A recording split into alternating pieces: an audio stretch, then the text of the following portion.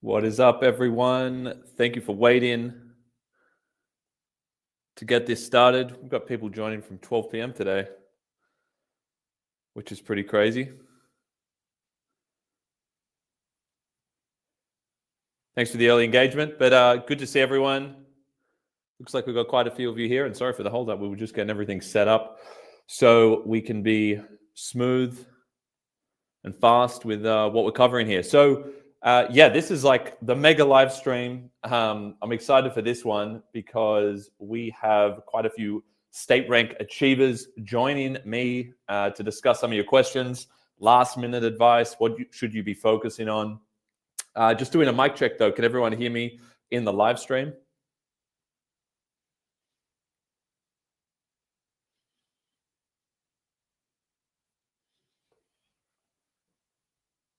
Just going to make sure this is all working. Perfect. Hey, Mackenzie. What's up, Ahmad? Or Ahmad. Sorry if I'm not saying your name correctly. All right. Good to see a few of you guys. Some familiar names. All right. How can I help? Let's get into it. I mean, maybe we should just start by giving some context on what is most important for all of you right now. So if you're doing the HSC in a few days, you know, it is crunch time. Hopefully you are on to learning your materials, doing a lot of practice in terms of adaptation, but what specifically should you be working on? So I'm going to go straight into that. I'm going to tell you exactly what you need to be doing for the next 3 nights or 2 full days, basically, before paper 1. Let me just pull this up for you.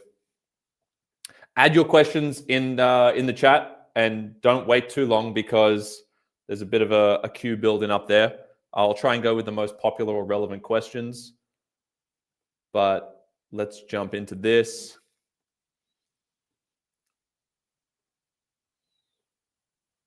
Make sure this is all clear for you. All right, welcome to the live stream. Welcome everyone. Thanks for joining. I'm sure you've had a big day studying, or maybe you haven't, and this is your study for the day. I wouldn't recommend necessarily staying on for the whole live stream. This thing could go for 4 or 5 hours. We got guests coming on all throughout, but I really don't want it to be counterproductive for you in the sense that you're actually deferring study. So let me start by going over what should you be doing right now. Priority for the next 3 days. As I said, it's more 2 full days. You've got tonight as well. After you've kind of got some value from the live stream here, you should be ticking off the main items. In terms of priorities, let's just go through that.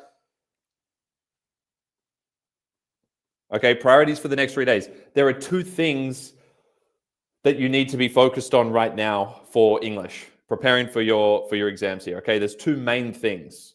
Okay, and it all comes down to how the exam is structured. There's 5 sections in the final exam, split over 2 days. There's 3 essays. That's 60% of your final mark that is essay based.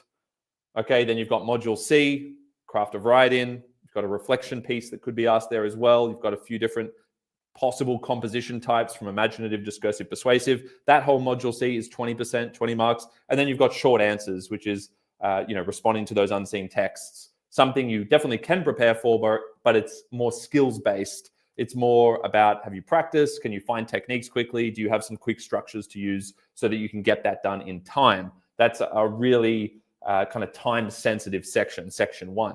But in terms of prioritizing your time over the next 2 days, two things I would focus on: learning your essays, learning your drafts, I should say, because it's not just your essays, learning the drafts as well as you can, or to the extent you're comfortable with.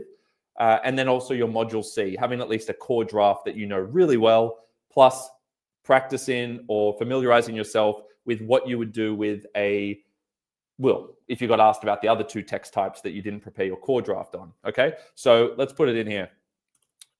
The first thing is learning your drafts. I'm putting learning your drafts because all of you have to learn your drafts to some extent. You have to at least know your quotes. You should at least know your core kind of essay structure, your main ideas that you want to explore. You should know what you're going to talk about in each body paragraph that you could then introduce in your introduction, if nothing else, right? I would prepare a lot more. I would move towards preparing, the whole thing, so I had a really solid base that I could then adapt on the day.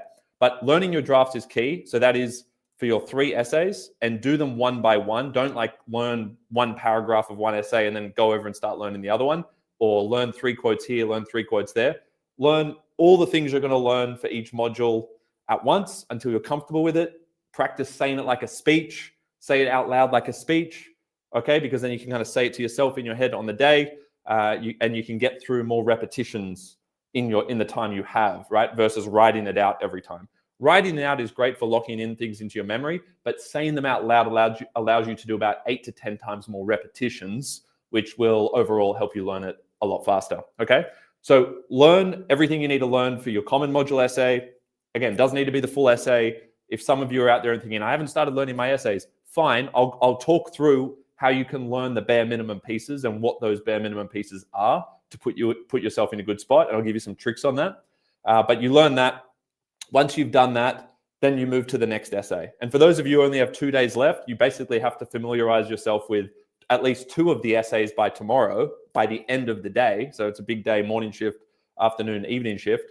Make sure you go to bed having gone over at least 2, split them up, only move on to the second one once you've gone over the first. A lot of you are probably ahead of that. I hope so. I hope most of you have learned more than just, have started learning at least one full essay, but you should be ideally at the point where you're comfortable with all of your essay drafts and your Module C draft. That's where I would want to be. Don't freak out if you're not there. There's still always something you can do to get a best possible result. But yeah, you need to move fast tomorrow at learning the 2 essay drafts. I would do Module A and Module B tomorrow if you haven't learned any of the 3 well. So Module A, Module B, the reason you do that is because that's the second paper. So that then on Wednesday you do the common mod, and that's going to be fresher in your head for the next day, okay? And you can do some short answer practice on Wednesday night as well. But the main thing you really want to do is learn that common mod essay. Make sure it's in your head, ready to go for Thursday, okay? So again, if you haven't learned any of your essays, you do Module A and B tomorrow as best you can. Don't just try and learn all of Module A if it's going to take you the whole day and night, and then you still have Module B and common mod to go the next day. That's not a good balance of time. You have to do what's best in the time remaining. So Module A up to, let's say you spend 4 or 5 hours on that. It's going to be pretty mentally exhausting. Have a break and then push yourself to learn the essentials of the next one. Maybe it's 3 to 4 hours in each one. It really depends on you and your limits, but you definitely need to push the limit for the next 2 days. It's better to finish going through the essay at night before you go to bed than relying on waking up the next morning and finishing it off. I would rather stay up an extra hour, at least tomorrow night, not necessarily the night before the exam.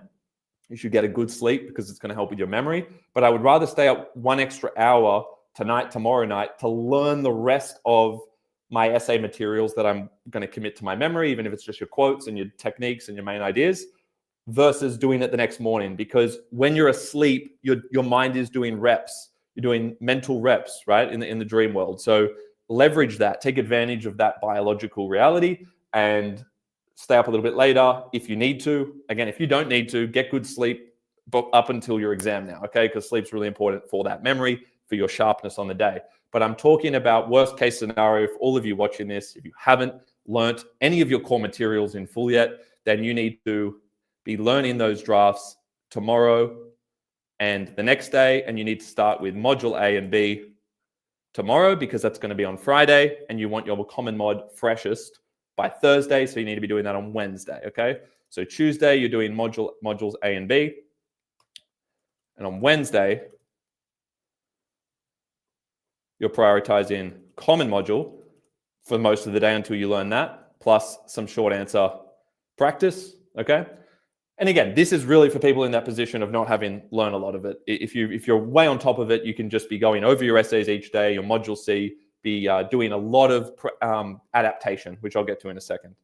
But the first thing is learning those drafts. You have to at least know your quotes and the ideas of each body paragraph that you could also introduce in your introduction, all right? So that's how I would kind of structure that. Where does Module C come in? Again, worst case scenario, you're going to have to do that after paper 1. And again, this is worst case. After paper 1, you have to kind of revise over modules A, B, and C. But because C is the most versatile, it's more of a skills-based approach. If I was in the position of not having learned any of the drafts, I would still prioritize my modules A and B essays. Then I would do common mod and short answer practice the day before and read over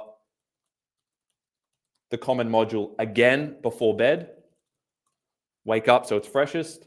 And then modules A, B, and C after the exam to get you ready for Friday. Okay, so that's for all of you who are last minute here. Oh, I can see Luke's in the chat. Hang on, give me a second. We've got Luke joining. Luke, what's up? Can you hear us? Hello. Yes, I can. Good Hey, morning. all the way from Good Dublin. afternoon. Good evening. Sorry. Evening to morning. Here we go. Let me just take this off for a second. Sorry, hope you weren't in the waiting room too long. No, just a minute. All good. Thanks for joining. So look at that. We've got about 50 students here joining the live stream. Guys, this is Luke, who is an HSC whiz. He's over in Dublin. Tell us what you're doing, Luke. Give us the context at the scene. Well, I'm on exchange right now at Trinity College Dublin. So that's why I said good morning, because it is bright and early. It's 8:20 a.m. right now. What a way to start but the day. Just here for half a year. So for the second semester of this academic year, which is really fun. That's solid, man. Solid. Well, something for everyone to look forward to. But right now they're freaking out about the exams on Thursday and Friday. So let's jump into it. I was just going through some of the things here. Luke, let me just get a better kind of view up if I can. There we go. Maybe that's a bit better. Can you see the screen, Luke? Yes, I can. Yeah, perfect. So I was just saying, like, if and I'm keen to get your thoughts on this. Next 2 days, they have 2 more full days before their exams, Thursday, Friday. I was like, if you hadn't really learned anything now and you're freaking out, worst case scenario, I'd be wanting to really go over modules A and B tomorrow, common mod on Wednesday, so it's fresher in the head for Thursday, squeeze in some short answer revision, and module C, I was saying, is a little bit more versatile, maybe more forgiving. It might only be 10 marks, 12 marks. So if I was prioritizing what I was going to commit my memory to, I would focus on the essays over mod C. But what are your thoughts on that in terms of the next 2 days? That sounds like a really good plan. I think I definitely agree about module C being more versatile. I personally didn't even go in with like a pre-written essay or response or anything like that. I had ideas, certainly, and I think that's a good way of doing preparation for module C, is have ideas or So that's just module particular C. It's not like you didn't have topics. anything for essays there, Luke? Of course, I had things for essays. So Okay, so this is for just module C. I didn't want people to Yeah. think, oh, he didn't even No. do anything for the essays. I did. I definitely had things for essays, We'll but get to module that. C was more about sort of, I suppose, topics and ideas I liked to talk about, and I knew I could riff on. Obviously not stretching it extraordinarily to try and fit something it didn't fit, a prompt it didn't fit, but certain topics, certain ideas, and even maybe if you want to do a one of the imaginative ones, whether it's certain motifs or structural techniques, you can incorporate.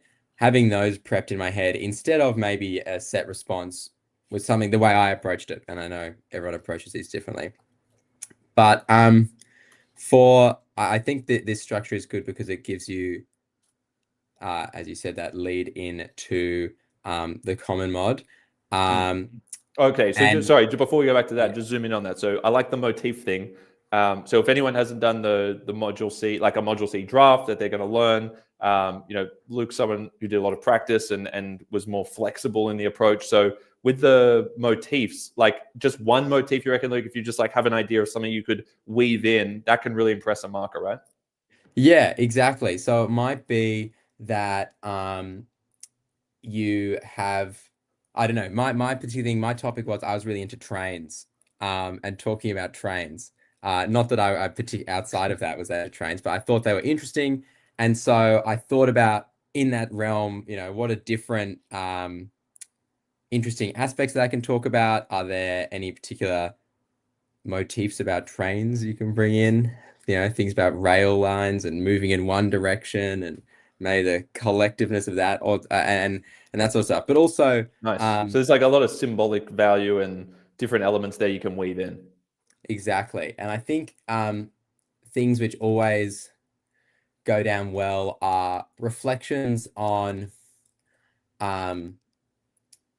maybe the significance of topics like memory and place. I found those just really easy to be like, not easy to talk about necessarily, but easy to get into a creative space about, because they are very evocative for us as humans, and all of this is writing about the human condition, so and so on. So I found it easy, especially with something like place, because it gives you a framework for maybe building out some nice sort of imagery and nice language around where someone is situated, and giving that symbolic value, of being very, so a lot of very imagery important. with symbolic value. Yeah. So yeah, for everyone watching, again, if you're kind of not hopefully having to wing it, but you've got 2 days left, you're thinking, what's the most efficient use of my time to prep for Module C? If you just kind of lean in on the things that give you that extra value or disproportionate value, that would include having things like motifs that have symbolic value, and having more imagery, you could say, or descriptive language than action. Like a lot of students that you find, Luke, have like too many things happen, but it could be like a 500 word or 400 word piece about one moment in time. So I always like to say, focus on one moment in time and go for depth versus breadth. You have so many things happening, multiple characters. Any thoughts on that? I agree completely. I found in my stories, they were very interior. So they were maybe about one person, and there wouldn't be buckets of dialogue, because that's really hard to write. Natural dialogue 100%. is Such a big really one. hard. Guys, minimize dialogue yeah, unless you've like nailed it and really worked on that.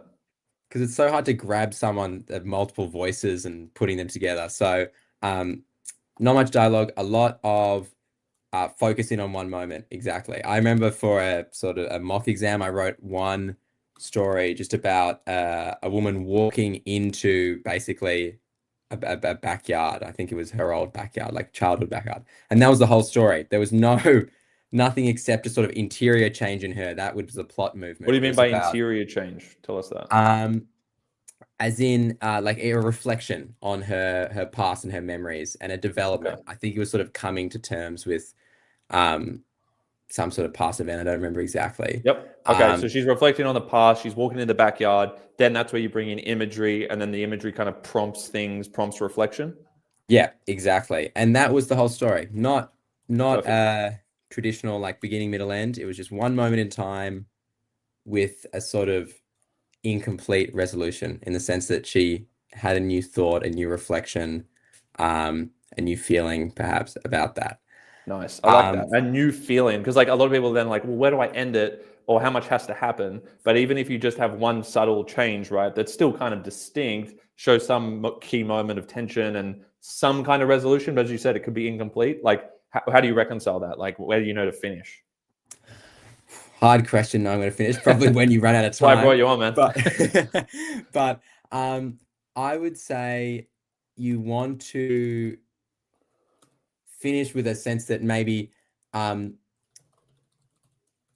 while whatever the broader sort of conflict, which maybe you've hinted at in this person's life or in this story, is still ongoing, you want to finish where there's a point where you think that after that, beyond the limits of where your story is, something could continue to change, or there could be some development in their life. So it's not that you want to give it to, it's like, and then they kill the baddie and, the end, le fin, done. Yeah.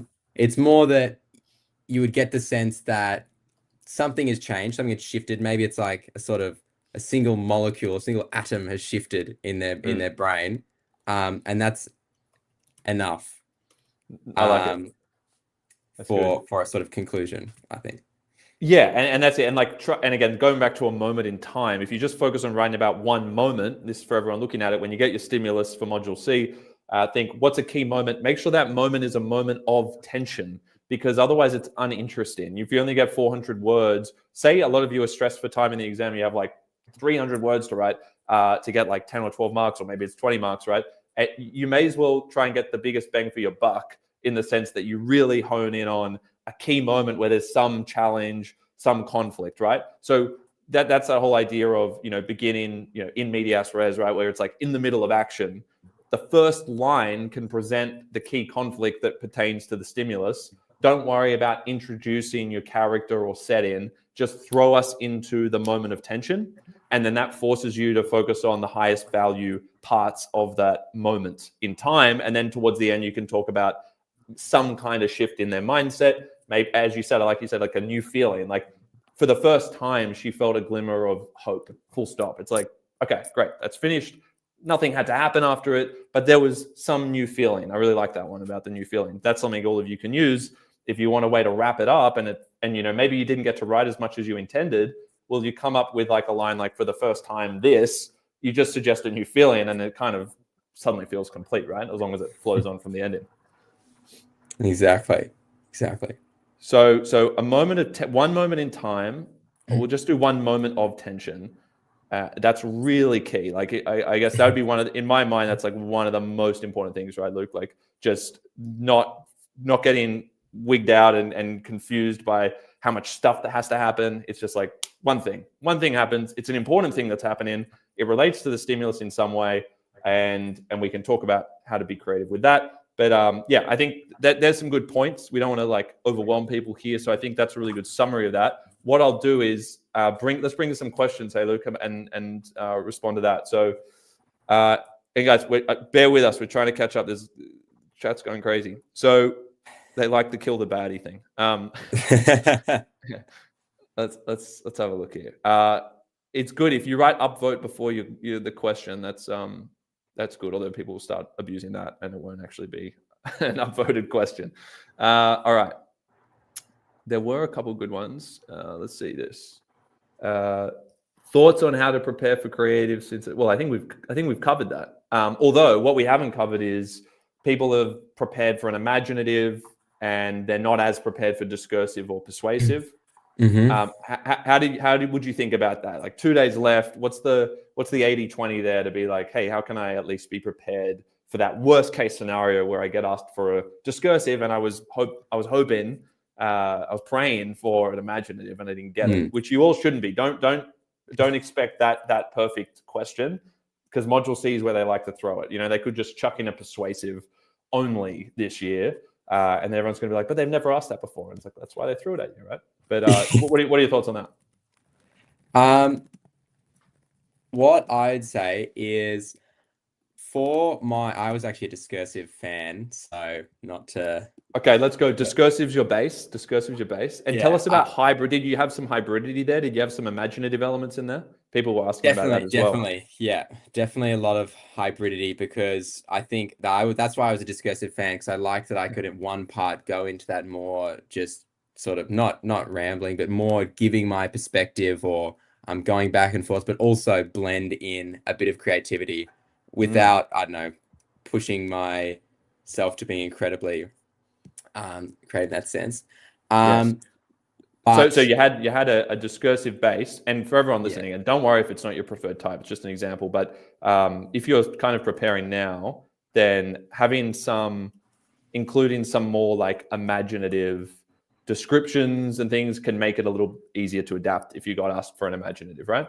Exactly. You can evoke moments in time. You can just bring the reader along with you, and that's completely fine. That's almost expected. I would say for those other types of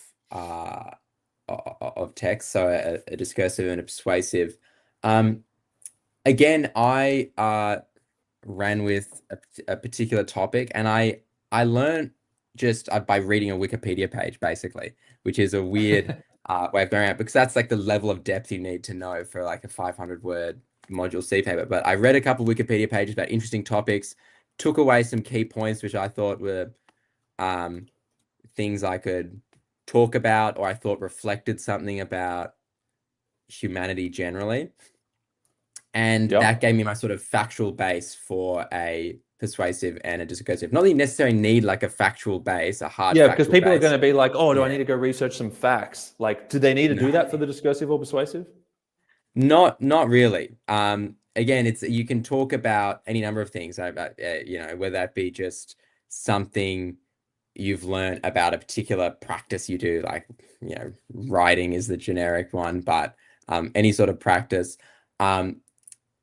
but it is, I don't know, I'm a history student, so I like talking about history. So Ooh, this is that's dangerous. just where I took it. So Good, you lent into your preferences, and that's what others can do as well. yeah. Like if you're interested in a particular subject matter, then lean into that. Yeah, exactly. And again, yeah, be very flexible with, if you think you really want to write a creative and you get obliged to do a persuasive or a discursive, just be flexible with that hybridity, because it can make it relax a lot in terms of bring in, if you thought, oh, I really wanted to, talk about this moment, or I had this really good thing which kind of works for this, but it's for an imaginative. You can blend it in. So don't throw out the baby with the bathwater is the main thing for doing a form which you're not as comfortable with. Yeah, cool. And I would add, like, guys, if you prepare somewhat for a discursive, the persuasive is very close to it. So for those of you who have the discursive, you can make a discursive more persuasive versus discursive by thinking about, instead of like having multiple perspectives that you're kind of contemplating, I always think about it going from a contemplative kind of thought process to you're arguing in favor of one particular perspective, but you can still consider the other perspective that was in the discursive. But what really changes is just the tone and the modality, right? And you can have a couple of rhetorical devices that you've thought about in advance that you can weave in, especially at the start. I always find at the beginning, if you can just get the marker comfortable with the fact that, okay, this is a persuasive, clearly there's some, rhetorical questions. I'll just put it, it's like, it's not that different from the discursive, but the tone, I don't like this. There we go. The tone becomes obviously more definitive. So it's like there's a lot more high modality, for instance, like practical change. It's like must, should versus might, perhaps, right? And so that's like a tonal thing that you can create. But you can also incorporate some very obvious, if you like, some obvious persuasive or rhetorical devices. And again, you don't all need to freak out about this and spend a lot of time on it. These are just quick things like rhetorical questions at the beginning. What else could you have? Some repetition.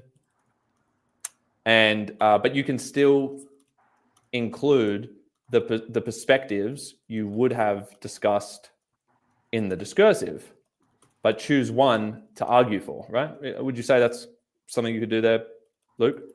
Yeah, exactly. You can just lean more heavily in and perhaps change your weighting on how you talk about those different perspectives. So give more weight to the one which you've selected as your preferred side of the argument, and change perhaps how you portray the opposite side of that argument. Maybe give it not as much both airtime, so space in your essay, but also not as much of that high modality definitive language. But the line is very blurry, I found. I remember the text we studied, which was our persuasive exemplar, was, I thought, almost indistinguishable from the discursive exemplar.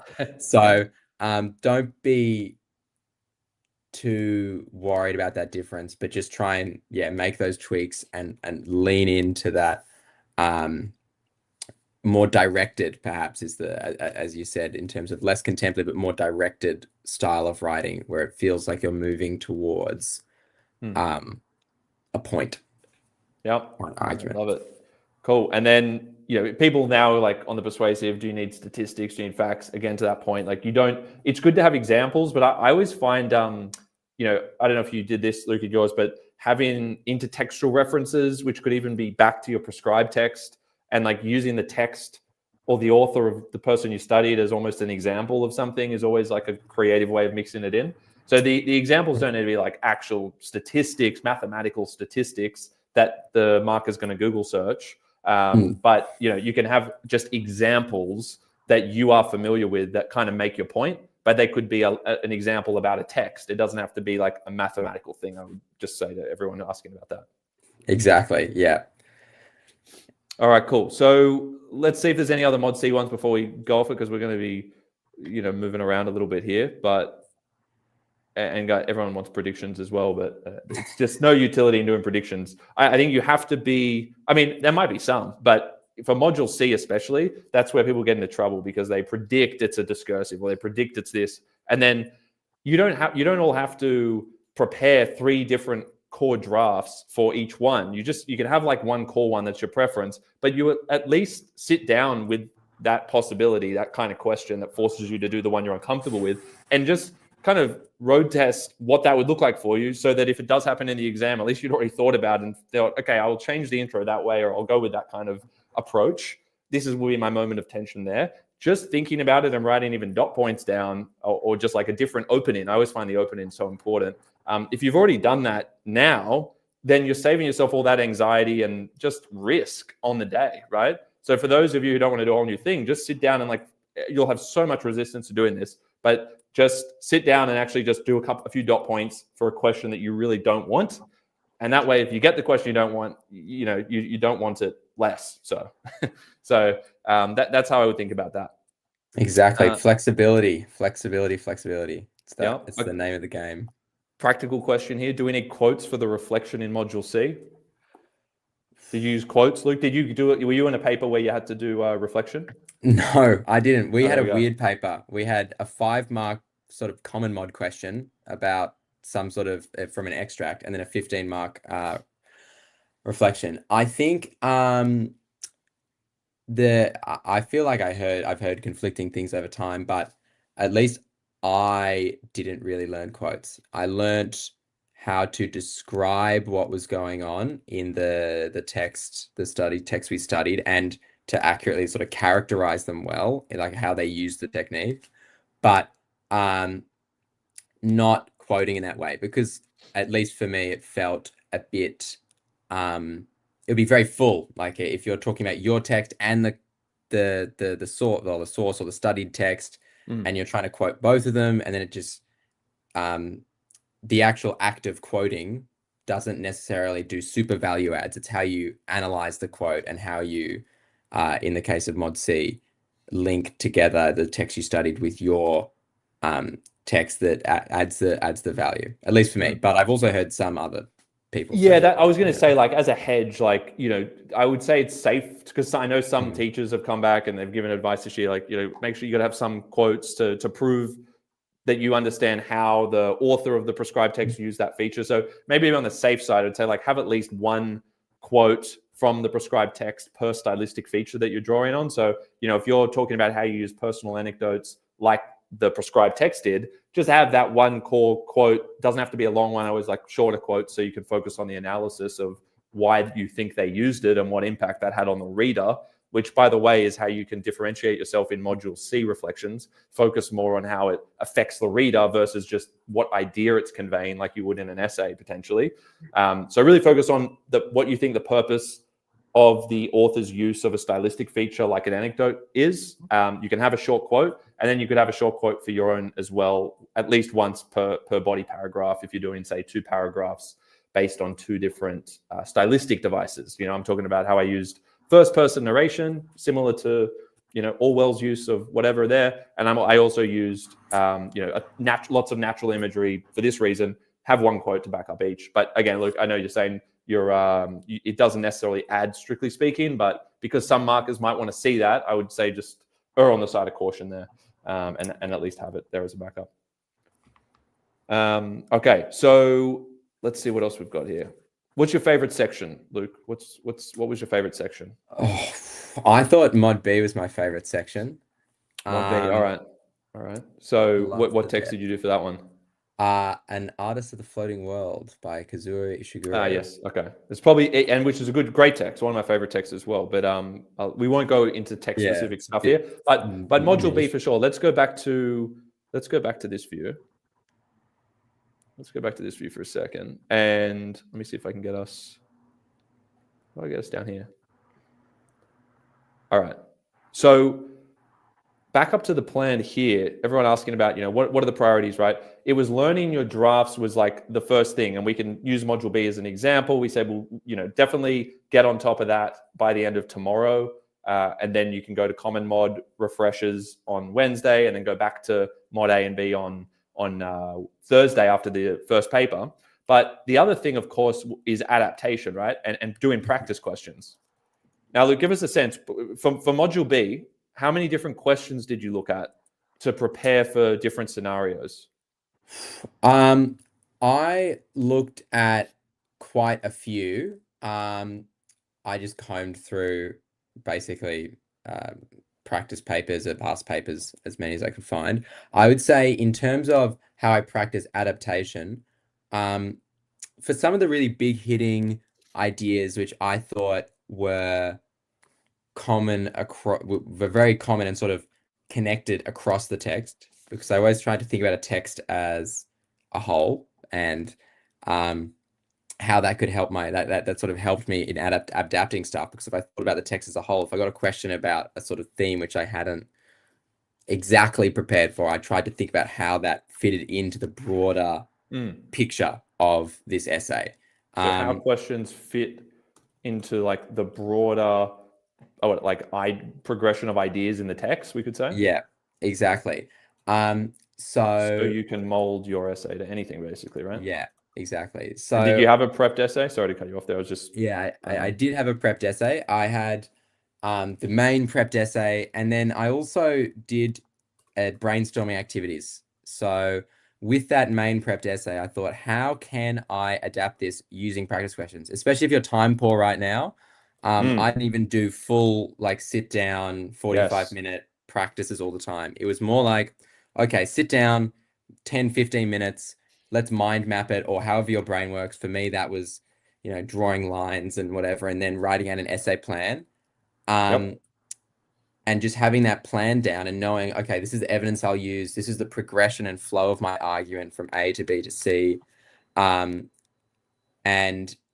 just being very honest with myself about, is this a stretch? Is this not a stretch? Because sometimes with that adaptation exercise, you can be tempted to be like, just throw in some waffle and pretend this is connected, but it's not, right? So being very honest with myself, but after practicing that, I found it made me a lot better across all the modules. So when I went into my exam, my mod B was actually the question I had sort of prepared quite well for it. I had an essay was quite good for it.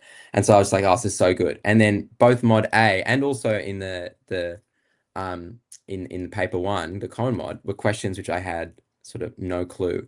And actually in the end, after the HSC, I ended up doing better in the common mod and mod A sections of my paper than in the mod B section, which was crazy to me because I'd felt completely thrown up. But I think it was because I did approach it and was extra flexible about like actually thinking about how I was going to argue that. So I'd say going into the exam, be flexible, be willing to approach it with not fresh eyes because you're very well prepared, but with a sense of fresh eyes. And a good way to get that muscle working is to do those quick mind mapping essay plans, and drawing those connections out in a legitimate way. Yeah, love it. One other thing I was going to add to that. So I've always found, from an efficiency standpoint, if you are, and I do encourage a lot of you to do this, when you do the mind mapping exercise, which is a great idea because it's just like with the module C thing where I said, just make a few points or try a different opening so you're like familiar with what you do in that uncomfortable scenario. Grab a couple of questions before, even if you're learning your essay still now, before you move on to the next one, go and have a look at a couple of new questions that you wouldn't like, maybe from past HSC exams. And then I would really focus on the introduction personally. After I've done the brainstorming, then have a crack at introduction and topic sentences, because they're going to really represent your understanding of the ideas more than any other sentence, right? Introduction, you're introducing the concepts. That's your thesis. What's the crux of the text and the question? And then each of your topic sentences is introducing your core idea. And you'll find that with almost any question, if you think about the question the right way, you can make your general structure work for almost anything. If you're talking about key ideas that are central to the text, you can generally make anything work, but they're the ones you really want to practice adapting. So I always say, if you're time poor, which everyone is now, 2 days, you just do introductions and topic sentences in terms of what to practice, right? So what to practice, and then I'll give you guys a practical tip. I've just been working on this this little mnemonic, I guess you could call it, Luke. But when in terms of how to actually adapt like a sentence at the micro level, say we zoom in on a sentence, I've been liking this land and expand kind of way of remembering it, because when you think about it, Luke, there were probably some sentences that you had in your draft that you found worked pretty well, but you needed to make a couple tweaks, right? And sometimes there are synonyms, sometimes you need to rephrase, right? But the thing that a lot of students struggle with sometimes is actually locating the best part of the sentence to change. And if you try and change the wrong thing, you end up saying something you didn't mean to say just because you thought that was the best part. So land is about landing on the right part of the sentence if it's one of those ones that fits already pretty well to the question. Again, sometimes you need to do more rephrasing than that, but just for most students, this is better than nothing, and it often does like most of the work for you. But you need to land on the right part of your existing sentence or what you were going to say. And the expand is adding something more, right? Adding something more to the key term that you're using, right? Expand on the key term. So if you land on the right part of your existing sentence to change, you could use synonyms. You might have a synonym rather, but then you can substitute the synonym for the actual word of the question. And did you find, Luke, that you were trying to use more of the actual key terms than synonyms, so it's like obvious to the marker, or were you like a big synonym user? I was more key termy, again, a legacy and nice. inheritance of my history training. Yep. Because I think makes it easier, right, to the marker. Yeah, don't dance around, because also sometimes synonyms aren't exactly the same. They might pop up next to each other in the dictionary, but they have different connotations and so on and so forth. So don't accidentally mislead yourself into arguing something that's not in the question because you used a synonym. And then one final hot tip, because I have to run, unfortunately. Yeah, no worries. You bounce when you need to. Thanks for jumping on, man. One final hot tip is, I think the thing that helped me the most in all of my essay parts of English was thinking about the text I was studied cohesively as a whole. It's very easy to pull them apart. So we study at different levels. We study themes, so we take out a theme, and then we also think about on a more micro level, we look at just particular quotes and how they prove or evidence this or that, right? Zoom out, or spend some time zooming out and seeing where these things fit together, because it is one text, and that will mean adaptation will become a lot easier, because once you see how themes interact, how even those at the micro level different techniques and so on interact, if you get asked something adjacent, something over there, it's not as scary, because you can see how it fits into sort of the jigsaw puzzle of this text. Because an author isn't writing, like Shakespeare isn't writing and saying, oh, I'm going to put in the theme of love here, right? He's writing a narrative, he's writing a story, lock into that story, and see it in its sort of completeness, because that's how it's meant to be understood, and that's how it's sort of best analyzed. Yeah, anyway. I love it. So that's great. Good parting wisdom there. And any other advice for the HSC students here, Luke, before you go? Man, that's a banger to leave him on. So happy to leave it at that if you like. Stay calm. Use your reading time, and it'll be over in a jiffy, and it'll be the best day of your life. It'll be the best day of your life when it's over. That's what I say. And whatever you choose to do afterwards will probably be easier. The HSC is quite hard, actually. Agreed. Well, thanks, Luke. I hope to see you in a jiffy as well, and enjoy the rest of the exchange. But hope to do something soon. Thanks for jumping on, man. Appreciate it. See you, man. All right. And then there was one. Don't worry, we got more coming. We got more state rank achievers. Luke did exceptionally well. He was like a multi-state rank achiever recently. So you just got some great advice from him in terms of how to approach Module C, adaptation. That's a great thing that he just said. Like, before you start zooming in on sentences to adapt specific words for your essays, first of all, think about how the question and the key terms fit within the general themes or ideas of your piece. So first of all, think about how that question is going to fit in with each of your body paragraphs. That's the first thing I would kind of brainstorm in the first minute, say, okay, how does this question work with my first body? How does it work with my second body? How does it work with my third body? Generally, when I'm thinking about the ideas and the main points I'm making, the main 3 or 4 points for my whole essay. once you've actually put in the work to think about the connections there between what you have, the ideas you want to explore, and the question you get given, then when you zoom in on sentences and you're making tweaks, it's all within that broader framework. So everything makes sense. Everything fits together. Whereas if you skip that first step of zooming out and thinking about how the question relates to your 3 or 4 key body paragraph ideas, you actually can be making good changes on the sentence level, but they don't all actually add up when we think about the general ideas. Like you haven't actually answered the question on that thematic or ideas level, okay? Zoom out, then zoom in. That's great advice from Luke. Mia, on the extract questions, video on YouTube, I posted it. It's on the JeddAI channel, how to adapt to extract questions. There's an example with Module A, Tempest and Hagseed, but you can apply the rules anywhere. There's phrases you can use. I go into how much you need to do it. Yeah, it's pretty specific. So I would advise anyone, if you need help with extract question adaptation, look at the video I posted on the JeddAI channel, how to adapt to extract questions.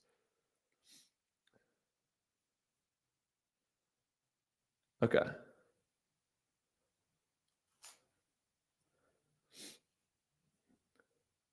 Just looking at some more questions from you guys.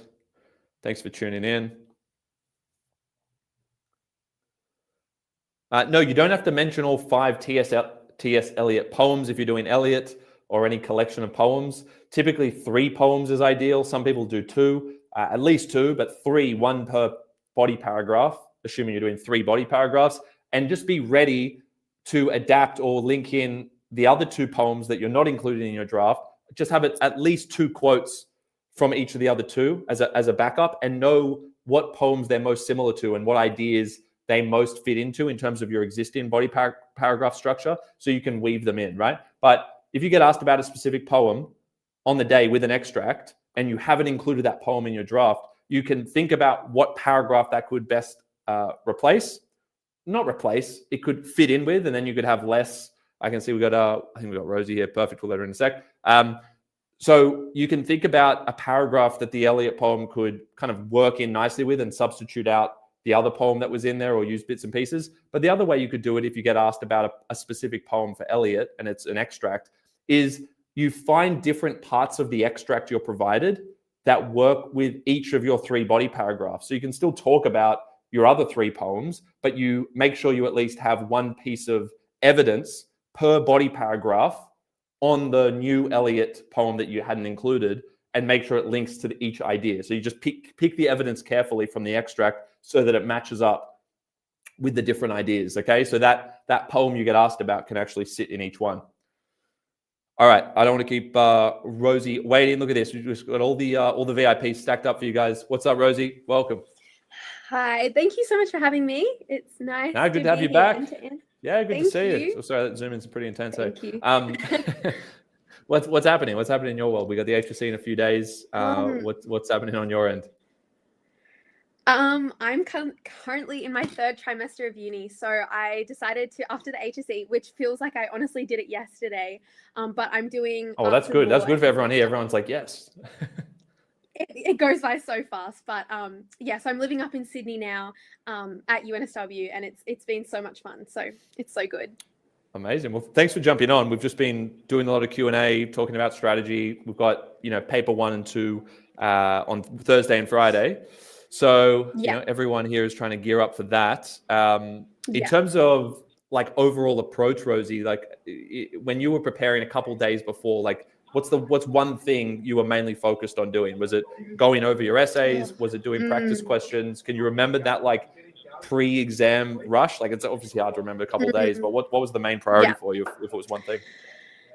Oh, wow. I think for English, I would say 2 things right in the lead up. The first thing was that, and I do kind of regret this, but I would very meticulously sort of plan my base essays. And so I only, I think I left memorizing them until the day before, or even the day of, kind of.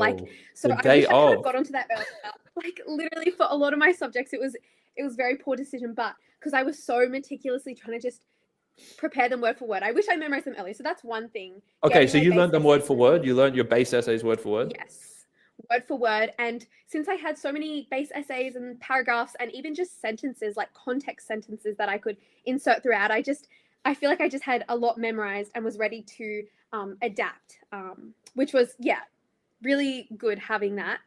The second thing that I would do is, if you're, a few days out from the HSC, just create a Google Doc and put like 20, like all the practice questions you can find for, say, like Module B, T.S. Eliot, and just spend 5 minutes on each writing your thesis and scaffolding what paragraphs you would do and what base essay you would use and evidence. Try to find the hardest questions possible. And I think that's a really comforting thing if you can do that and know, okay, I can answer any question that's thrown at me. So those are the kind of things that I would say. Yeah, nice. I mean, and that's consistent with what we've been talking about. So everyone listening, the two things that are important as let's go back to our revision sheet here. So on this Google Doc, which is where you can put those questions, as Rosie mentioned, we said priorities for the next few days. Really, it's 2 days. We won't include the day of the exam. I think that's maybe only Rosie can get away with that. We want to learn the drafts, right? Learn the drafts was number one, because as Rosie, I'm sure you'll attest to, like, that is going to give you the most confidence. It's going to give you the ability to move fast on the day because you've got that base material there ready to go. You're not going to regurgitate it, but you're going to have things ready to adapt and things to draw from straight away. So you're going to be super fast. You're going to be able to write more, and you're going to have more time to think about the question, provided that you've timed those drafts and made sure they're not too long. And then the second thing is doing the adaptation practice. So that's why, as you can see, we've got these two priorities. This is, like, I've been telling students as well, like, this is it now. It's just learn the drafts, practice, have a look at practice questions. Obviously there's short answers in the mix, and you can go do some practice on that. That's a skill set. Definitely familiarize yourself with how you would structure a response to each type of mark allocation, like 3 mark or 3 sentences, etc. Just, you can memorize that and have some go-to strategy there. But 80% of your marks are basically going to be given by how well you work off your core ideas, your drafts, how well you know it, how fast you can respond to the question, and how well you adapt to the question. So they're the two things, right? I mean, are we missing anything there, Rosie? Yeah, no, I think you've kind of covered it all. I'll say a couple things just because I'm seeing some of the comments. How do you memorize an essay? If you just sit down for like an hour, you can memorize an 1,000-word essay in an hour. It's difficult, but if you just sit down, just read the sentences, close your eyes, repeat it, like, you can do it. So that's the first thing I'll say. And second thing, don't be worried if you can't memorize your essays word for word, because with the amount of practice you've done, it's all there and you've got stuff there ready to go. So don't stress it. Yeah, and I was going to go over that as well, right? So I was just doing some work with a student, and he's not going to memorize everything word for word, and most students probably shouldn't do a word for word approach because it's overwhelming and it's really hard. If you don't have great memory and you haven't prepared early enough, and it's just like not your forte, then don't do it. Because, like, I did it as well. Yeah, a lot of the people who get top marks do it, but that if you're not someone who finds that natural, you've left it a bit late, that you can still do just as well learning a lot of your essays, right? But you don't have to do it word for word. You just need to memorize like the core parts. My advice for the memorizing, right? And you tell me what you think, Rosie, but like, actually, I'll ask you, open question. I don't want to do these leading questions. If you were to memorize just one paragraph and then you kind of familiarize with the other ones, what paragraph would you have felt like the most confident about learning in terms of like, that's going to be the most important one for me to know a base paragraph for, out of any of the paragraphs? A base, in terms of like intro, bodies, conclusion. If you were only allowed to memorize one of those paragraphs because you just didn't have enough mental space for word for everything else, and you were just going to learn your quotes and techniques and whatnot for the other things. Which paragraph would it be? Definitely just body paragraph 1. I think that can create a really strong impression. Make sure you've got some context in there. You've talked about a lot of techniques. And then for the second 2 paragraphs, if it's a 3-body paragraph essay, just memorizing the point sentences and the link sentences kind of vaguely, and then like kind of dot pointed what evidence you're going to talk about. In terms of an introduction, I would always make sure to write my theses, which would be about 2 sentences, and then like, I guess, expanding on it a bit more in the introduction. I would do it on the spot. But I think when you're doing practice answering questions, make sure to practice not just writing your thesis, but writing the introduction. It's like very important because it's the first impression that the marker gets. And you'll definitely pick up like common patterns that you write in the same introduction. So even just the way you introduce the text and the context. Yeah. So Okay. I don't know if that was, I think that was a little Yeah, bit no, I mean that there's no confusing. right or wrong. There you go. That Like helps. for me, what I think though as well is like you're comfortable leaving that intro to the day because you've practiced doing a lot of thesis statements and whatnot. But for anyone who doesn't have that natural sophistication, vocabulary wise, you know, and it's fine to have two perspectives. You know, I would go for the intro. I think body one's super important because it's at the start, but I even elevate it, right? So you got those two options. They're both early. The point is make a good early impression. That's what we're both saying.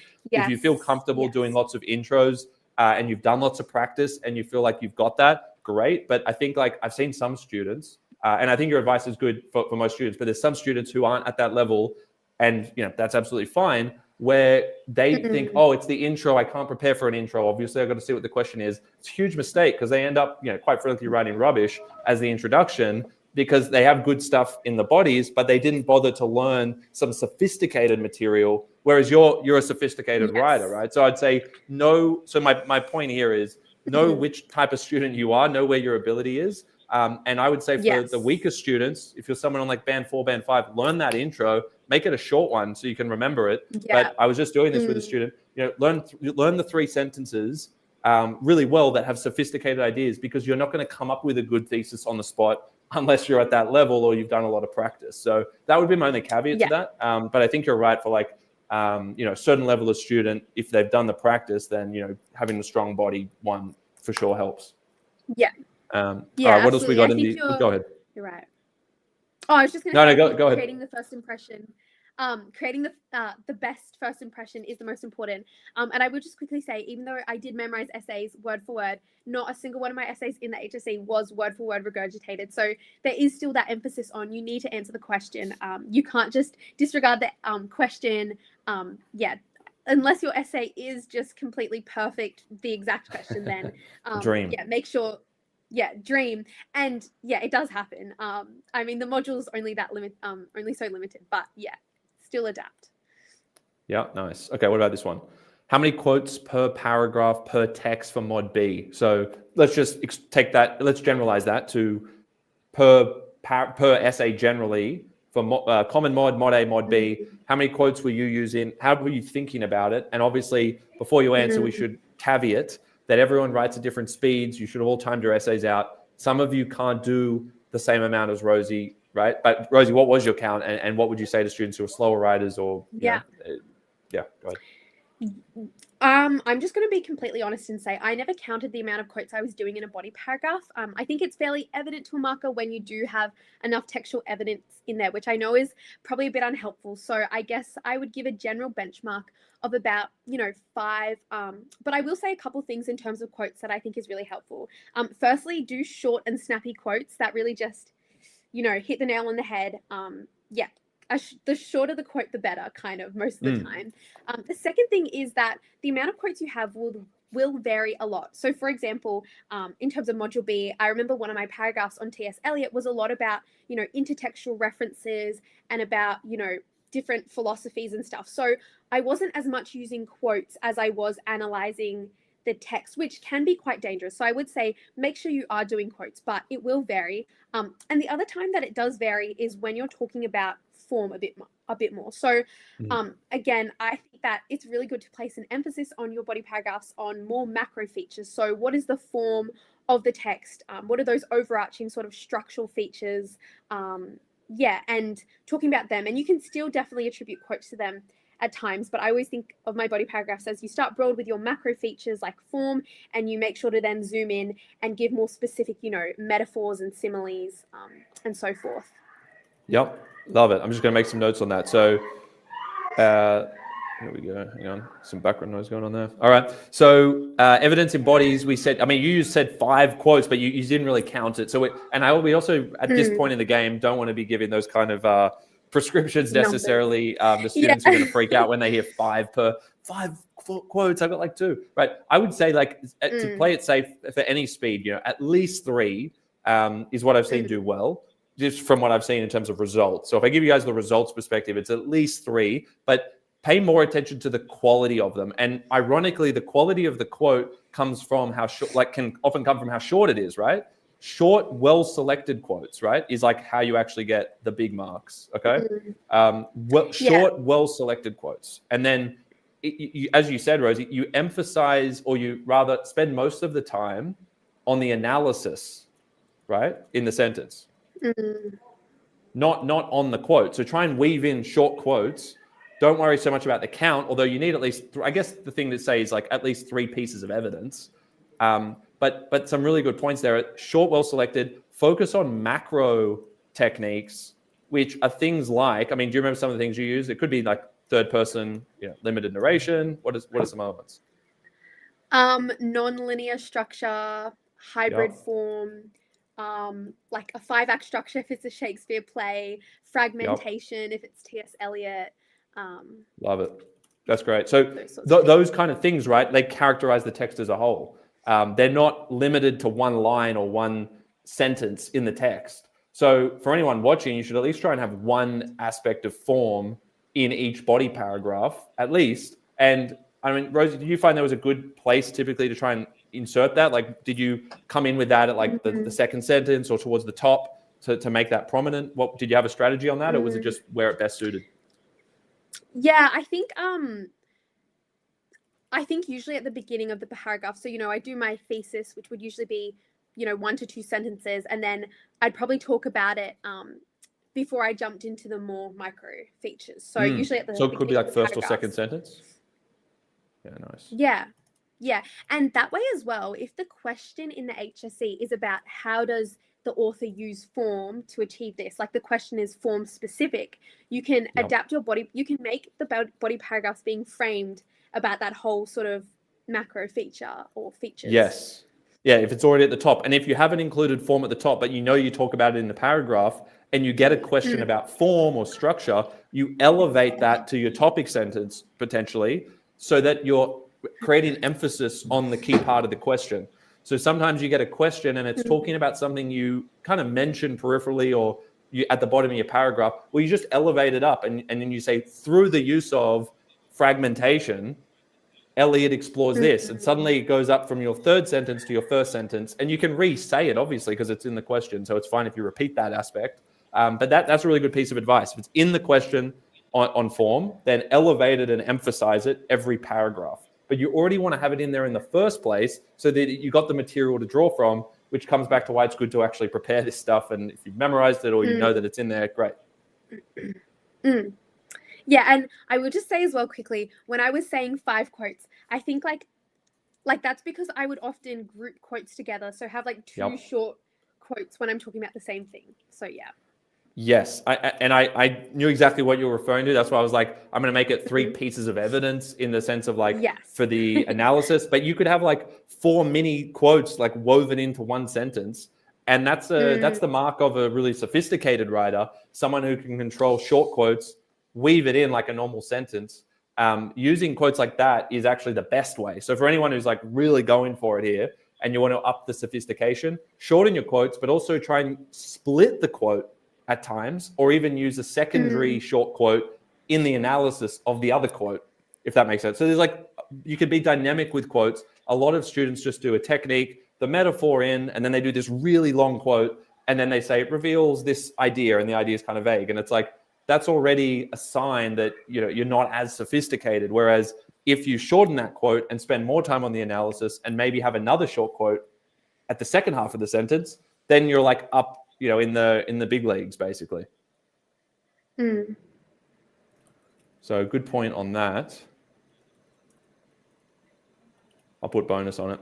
All right. No, that's really helpful, Rosie. So what else is on your mind right now? Anything there, or should we take another question? I think take another question. Yeah, let's see what we got. All right, that's great. So I want the really practical questions here. Oh, so you mentioned it. Like if you refer to form or stylistic features like fragmentation, do we have to use quotes in association with it, or do you isolate it, or what's your kind of thought on that? Do you remember any examples?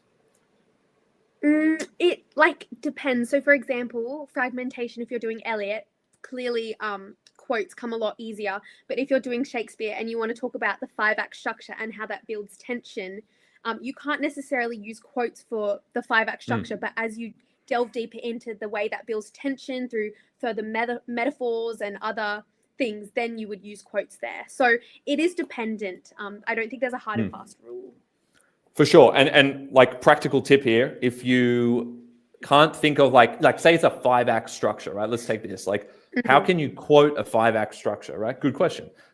So if you got 5-act structure, something you can all do is when you're, I call it like Biggie Smalls, right? Like the rapper, because it's like Biggie, Smalls, macro, micro. You pair them together in the same sentence, so you don't have to quote the 5-act structure, but you pair it with a more micro technique in the same sentence, and you try and make sure they kind of relate to each other in some way. It can be kind of loose, but like I would say, like framed within the 5-act structure, right? The characterization or metaphor or whatever, right? So you can have something like that.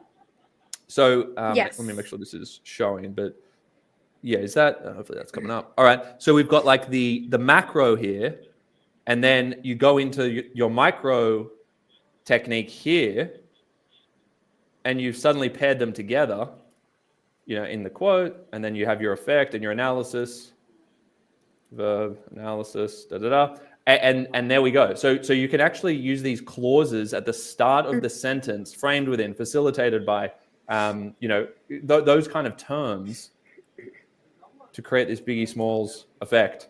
Okay, so that is how I would think about it. All right, let's see what else we got.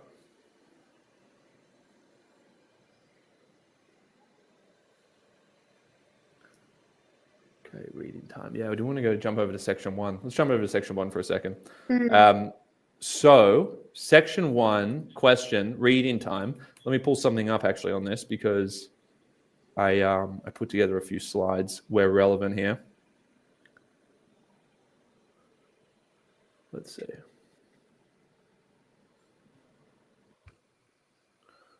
Maybe that one doesn't want to come up. In the meantime, Rosie, give us your thoughts on that reading time strategy for both papers. Let's start with paper 1. Obviously, that's very unique because you've got section 1. What order did you do the paper in? Did you do section 1? Did you do the paper in order? Yeah, so I think there's a pretty like good, like there's one kind of way to do this that's best. I agree. I was so hoping you were going to say that. I was like, oh no, she says she did the essay first. I'm gonna have to contradict her. I think I was doing the essay first in trials right until I think I was watching a JeddAI video, and then it clicked in my head of why you do the short answer questions first. So you have your 10 minutes reading time and then 45 minutes for each section. As you're doing your reading time, you read the question first alongside, then you read the text. You may not be able to thoroughly go through every text, but if you can, try to get a general idea of the main idea of the text with the question in mind, and be technique spotting as you're reading the text. And then as soon as the 10 minutes of reading time is up, you want to jump straight into the short answers and get them all done before moving on to the essay. In your reading time, maybe take 1 to 2 minutes to look at the essay question, plan it out if you need to, or think about how you're going to adapt. The reason being is if you do the 10 minutes reading time and then jump into the essay, once you're finished the essay, you're going to need another 10 minutes to reread all the text because you're going to have forgotten them all, and then do the short answer question. So yeah, I probably didn't explain that in the most clearest way. No, you did. You said it. Yes. Said it great. That's exactly what I would have said it. I think I just was regurgitating the JeddAI video there. It sounded familiar. It's good. Yeah. Yes, I'm biased, but I think that's the best way to do it for sure. Let me share this out. I think we got this working. Let me just make sure. Coming up for us. Cool. So let's see. All right. Yeah. Paper 1. Now, I really would advise everyone, like Rosie said, to do the paper 1 in order. You will, a lot of you, I would guess, what do we got? 74, 80 people here. So maybe 40, 50%, maybe half of you will be tempted to do the essay first because you feel more confident with the essay, or you think you're going to forget the words that you've just been learning that morning or the night before. I get it. I get the mindset. But you're not going to forget words necessarily with a 40-minute gap. Some of you will be cramming words in the hall before you walk into the exam thing. I remember that. I get it as well. But you're not going to, you might forget a few words here and there, but you're not going to forget the whole essay, hopefully, just because you deferred that by 40 minutes. So for most of you, you need to be confident that section 1 is the better way to do it for the reasons Rosie just stated. You do the reading time, you answer the questions straight away when writing time starts, and that way you're not going to take another 10 minutes later to remember what those texts were and to be able to answer the question. So do the paper in order.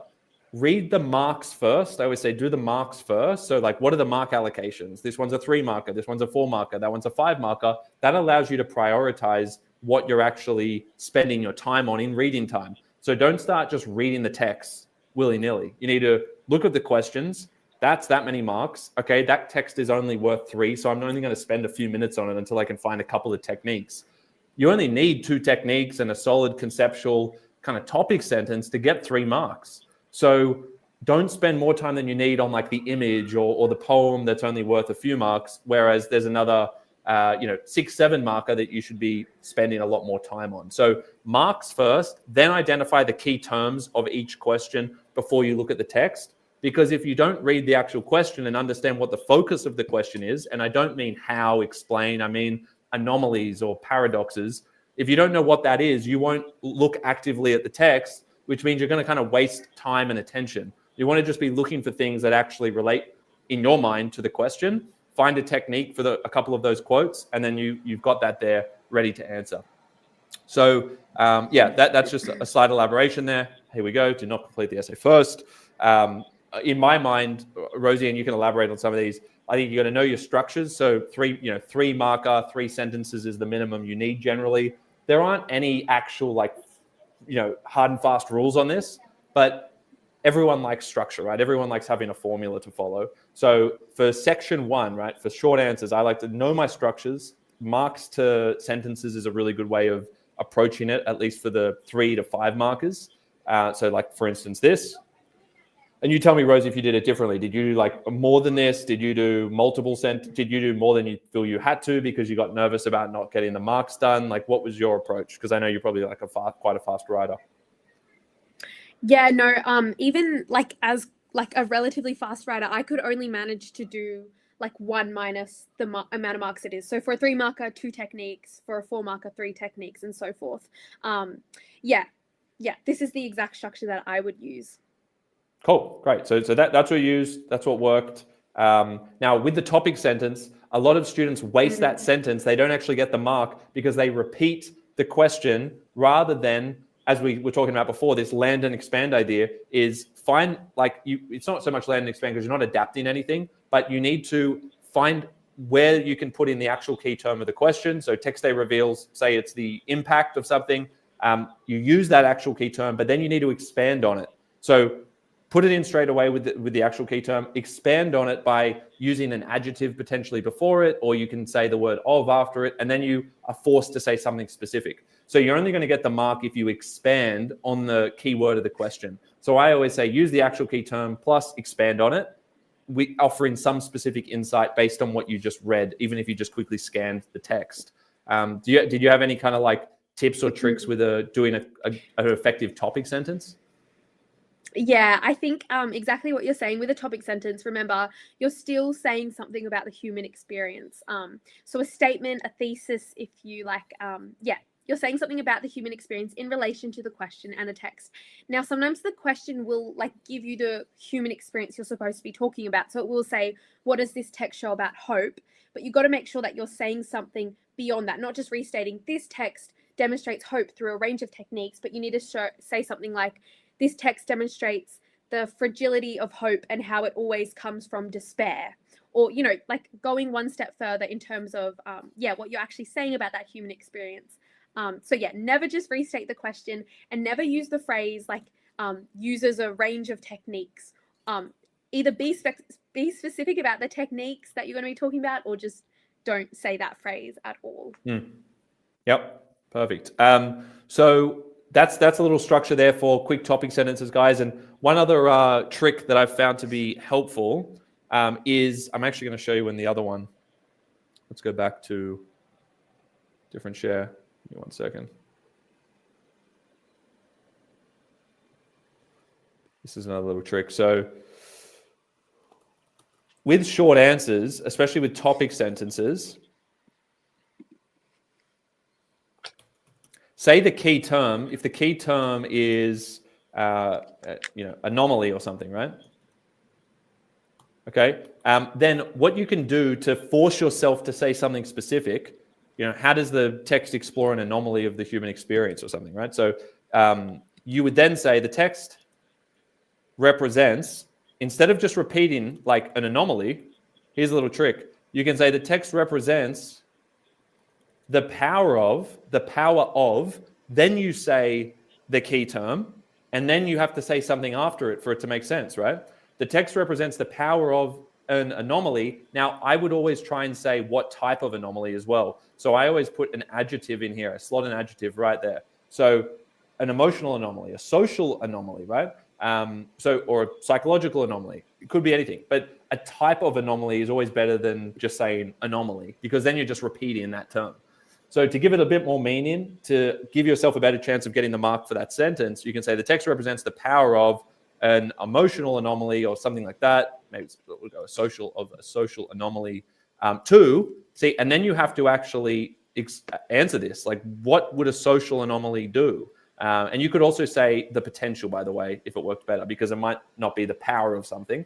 But the text represents the potential for or of a social anomaly to, alienate one's human experience. Just giving you a very general example here. But the point is to give you guys help with a structure. So if you say the power of, you then fill in with the key word of the question and expand if you can. And then you say to, and then you have to fill it in with something.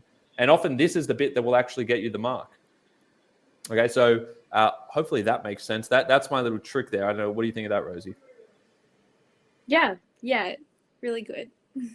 So, I mean, not that I need Rosie's validation, guys, but more like, is that something that, you found you could, maybe you did subconsciously? Like, how did you go from repeating the question to saying something specific? Because so many students struggle with that. They're like, oh, I just don't know how to not repeat all these key terms in the question. And as I said, one thing was, don't think that everything's a key term. There's often only one word, maybe two. Otherwise you end up repeating everything because you try to say everything. But yeah, how did you avoid that? How did you not repeat the question? I think it just comes down to saying something more specific. It's hard to word, but I don't know, just even link it to something. So for example, if it's an anomaly, how do you not just say, oh, this text shows an anomaly? Exactly what you're saying, adding a conjuncting phrase to the sentence, that just expands upon it and says something deeper. Try to think about what is the overall message or meaning of the text in relation to the key term, and just say something. Sometimes, and I know that people ask questions about what happens if you get a text where you don't understand what the meaning is. And that's a good one. That's not even unlikely. There's often a text in That'll there happen. that is not. Yeah, it will happen. But you just, it will probably happen. But using. So what did you do? What did you do if you didn't understand the text when you were doing it? I think, and it did happen in the HSC and trials and every reading task ever. But I think looking at what the question is asking. So for example, is it asking about anomalies? Is it asking about a theme about hope or love? So using that as the base and then trying to expand upon that. I think as well, you can still, even if you don't understand completely what the text's meaning is, you can still find techniques and analyze them in light of the key term of the question. So again, say it was anomaly. Link that technique to the idea of anomaly and the way you've expanded upon it. I think everyone's in the same boat, that there'll be texts where students don't really understand it, but you can sort of just, I don't want to say fake it till you make it, but just be continue doing what you would do with any text and just, I don't know, don't freak out. I'm sorry. Yeah, even more helpful. No, it's good. It's good. Yeah. It's good. I think we've covered it. So it's you have to offer something specific, but I would also add to that. Oh, sorry. Rather than add something specific, sorry, I have to add something specific to the topic sentence. If you don't understand the text, then I always say just zoom in on the parts you do understand, and make something out of that in relation to the question. Because the chances are, if you can understand that line and relate it to the key term of the question, that will be sufficient to get you a mark if you want to think about it like that. So a lot of students will read a whole poem and they'll understand like maybe the second line, and then like they understand this other kind of simile, and then they understand the last bit. So I would just zoom in on somewhere at the start, the middle, and the end, because there's typically different ideas from each of those sections, and then find a line you're comfortable with.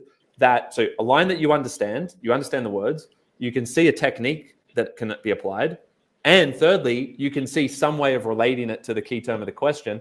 Then that is often sufficient to get you the marks. So zoom in, beginning, middle, end. If it was a 4-marker, I would just find 3 pieces of evidence from those 3 parts based on what I'm comfortable with or what I understand. If I can find a technique in there, and remember, you can use MEST and those kind of tricks to quickly find a technique, and then make sure you can link it to the question. Okay, that's kind of a criteria as well for how to deal with text that you don't understand. All right. Now, Rosie, any other general advice? Like, what's something else? Because I've got Victoria who's jumping in as well. See if I can get you both in. Actually, a second.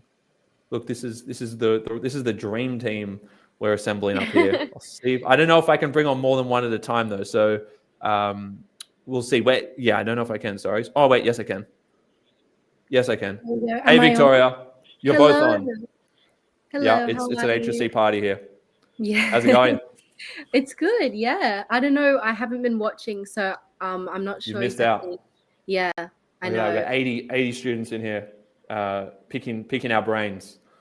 So we're on the stream, but thanks for joining. We'll get some Q&A going, but how have you been, Victoria? Quick debrief. What's happening? Yeah, I've been good. I've been at uni, which is a bit stressful at the moment. But no, it's good. Yeah, I'm enjoying it. So yeah, life is good after HSC. Good. Yeah. Does it feel like it was yesterday for you as well, or you feel like it's like way in the past? I don't know. I feel like it feels like yesterday because I see a lot of Instagram posts of year 12s graduating now, and I'm like, it's already been a year since I did that. It's a bit crazy. So time flies really quickly, but you know, you've got to savor it while you can, while you're in it, I reckon. That's it. 2 days out. Just enjoy it, guys. Exactly. So Victoria, we were just talking about short answers there, just getting kind of practical on what to do if you don't understand a text. How do you approach, the time management issue? Anything come to mind in terms of short answers? Like, did you find that to be a particularly tricky section? Do you remember like any what are the kind of couple go-to tips for that section that come to mind? I feel like for me, especially right now, is a perfect time to just really knuckle down on the short answers, because I feel like it's the one part of the exam where if you do practice it, you really can maximize the 20 marks. Yeah. But another thing I'd say is there's always going to be specific techniques that are prevalent in every single text that I always would have beside me just in case I couldn't think of anything at all. And for those ones, I would say tone is a massive one. There's always some sort of tone in a text. And then there's one that's a little bit nuanced that I think we did in E1, and it's called logos, pathos, and ethos. Oh, yeah, rhetorical triangle. Yes, exactly. So there's always going to be logos, pathos, and ethos in a text, either one or all three. So ethos basically refers to if someone is talking about reader ethics. Pathos is about emotions, if an emotion is being displayed, and logos is essentially just attaining to logic, and that's normally prevalent in non-fiction texts. So if they use, say, a statistic or something, you can just say this attains to the reader logos. So those two, tone and ethos, pathos, and logos, are really, really good ones that I always just had beside me. If I couldn't think of anything whatsoever, I just go with those, because they're always going to be there somewhere. Nice. Yeah, I find like that rhetorical triangle, because just for clarity for everyone, if you're not familiar with those, non-fiction, a lot of the questions come through about, what do I do with a non-fiction text? Because that can be pretty hard to find techniques for. People are looking for the metaphors and the similes, but because it's non-fiction, it might not be loaded up with descriptive language like that and imagery. So having those three would be really good for that. I think like in poems and stuff, it can be tricky to find it, but I think, if I was a student now and I struggle with nonfiction, that's great advice. Like I would look for those three, and again, at the start, like ethos, I sometimes think about credibility as well. Building the credibility of the speaker, and then also the logos, as you said, is like scientific facts. If someone is bringing in actual evidence, if you notice there's like a research paper that you're given, because sometimes they give you these research articles documenting some discovery or something, then that's a great thing to have there as well. But pathos, I find from students that I've dealt with, they often find that really easily across lots of different texts because it's that appeal to emotion. So anything that would make the reader feel something, which is like every text will try and do that. And as you say, every text kind of does all three. But I find, for those listening who just want like one extra, I think pathos is such a good one. You just say it creates pathos because the language was making you feel, a certain way. Just be specific about that, of course. But that's great. And you said tone as well. So, I would say tone's a great one because everything has tone. We have tone right now. Hopefully not too much attitude, but tone, and you put a specific type before tone by putting an adjective there, right? So would you say like the hostile tone or something like that? How would you be specific about that? What I would do is probably just think about what emotion they're trying to portray. Is it a happy tone? Obviously find a better word for that. Or are they being informative? Are they being argumentative? Are they trying to, I don't know, something like that, where when you read it, what do you think the writer, what emotions are they trying to give across? Sorry, to the reader. And therefore the tone that you have backs that up. So, sad tone, worry tone. Yes. No, great advice. So I also like to, tell students use MEST. MEST is best, which is like just an acronym, a way of remembering things. So if I show you that, let me just pull that up. I think I got it on my slides. I prepped a few slides, Victoria, to get things ready for this. Big deal. Let's see. So see if we can all have a look at this. Technique spotting. Here we go. To your point, tone, definitely in there, right? I think these 4 techniques are really good. MEST is best is how you can all remember this. So for any of you freaking out in the section 1 part of the exam, you can just think MEST is best. MEST is modality. Modality is like how definitive the language is. Like I must do this, you should do this, versus low modality, which is like perhaps or might. And then you've got emotive language, which you can just think of as like emotional language, to your point about pathos. Syntax is the sentence structure, sentence length, and then tone, just say what the tone is at a different point. And those 4, I find like students have come out and got 20 out of 20 just by like rotating through some MEST and a few other things. Because as you said, it's one of those sections where any student can really get close to 20 out of 20 if they actually have just put in the work to do a bit of practice and they know how to find the techniques and they're really efficient with their answers. So I think that's a great point, especially for students who struggle getting like the top marks in essays and the module C. You can redeem a lot of those marks in section 1. It's often where like the best students come unstuck because they overthink it and take too much time. I remember, I used to take way too long in section 1. It's really only since finishing the HSC that I started to like figure out ways of being more efficient. But I spent like 55 minutes to an hour on it in the HSC, I remember. And luckily I had a really efficient essay that I could still get them both done, but I was struggling for time. That's something I would caution people about, right? It's why you need to be efficient with your answers for this. Anyway, I'm rambling and people don't want to hear me right now. We've got Victoria and Rosie here. So Victoria, any other points on section 1, short answers? I think maybe one last one that I thought of as you were speaking was also whether the person is using first person narration, second person narration, third person narration. Always there, always something you can use to back up your point, especially for a question about when they use the word how. So how does the author? I like to use that one as kind of my macro technique in the first sentence, just to tick that mark on how they're doing it as like an overall broader picture. So then in your analysis, when you're doing the 1, 2, and 3, or the 4 quotes or whatever, you can go into those specific techniques. So my little tip overall would therefore be, when the question asks how, you go for a macro. So that would be either your first person, second, or third person. And that's kind of what I went to if I couldn't think of anything else. Nice. So even like in the topic sentence, you can come in with a macro thing. And for those listening, if you don't see it, that's fine. Just go more specific, use MEST and things like that. But that's a good point. Like you can lead with that macro feature in the topic sentence, right? Is that kind of what you're suggesting there?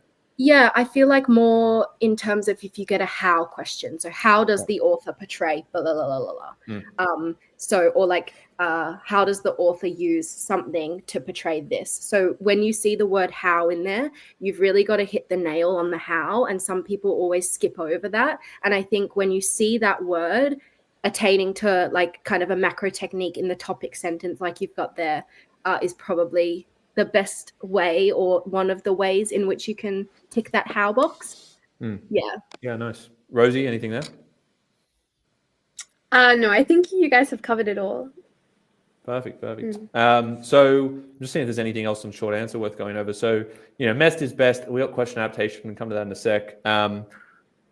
And Rosie, I know you've been on for a while, so if you're tight for time, just drop off whenever, but stick around as well by the same token. I'm not going to force you to leave when you're providing this value for everyone here. So let's see what else we've got. Maybe let's get a couple more questions in with the three of us. So someone said something about repeating themselves. You find like some people don't know how to say a new point in their body paragraphs generally, or in the short answers. They're like saying the same thing again and again. Here we are.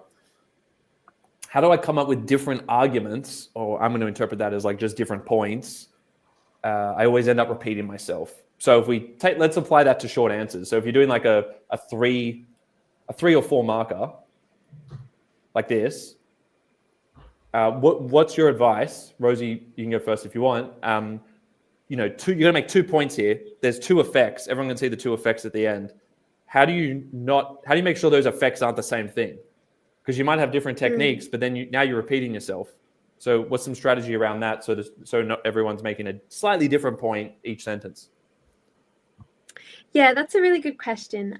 I think as you're talking about like what it reveals and analyzing the techniques and quotes, you can kind of think of it as kind of unpacking different parts of your topic sentence, and try to do that probably in a more chronological or sort of logical manner. So for example, if your topic sentence, the main idea is like despair leads to hope, maybe your first technique can lean more into the idea of despair, but then the second technique, you can unpack an idea and analyze it in light of hope. And that will often also be like evident in the way your text is like laid out itself. So moving chronologically through it, that can sometimes be helpful. So yeah, thinking about each technique as unpacking in light of a different dimension of the topic sentence.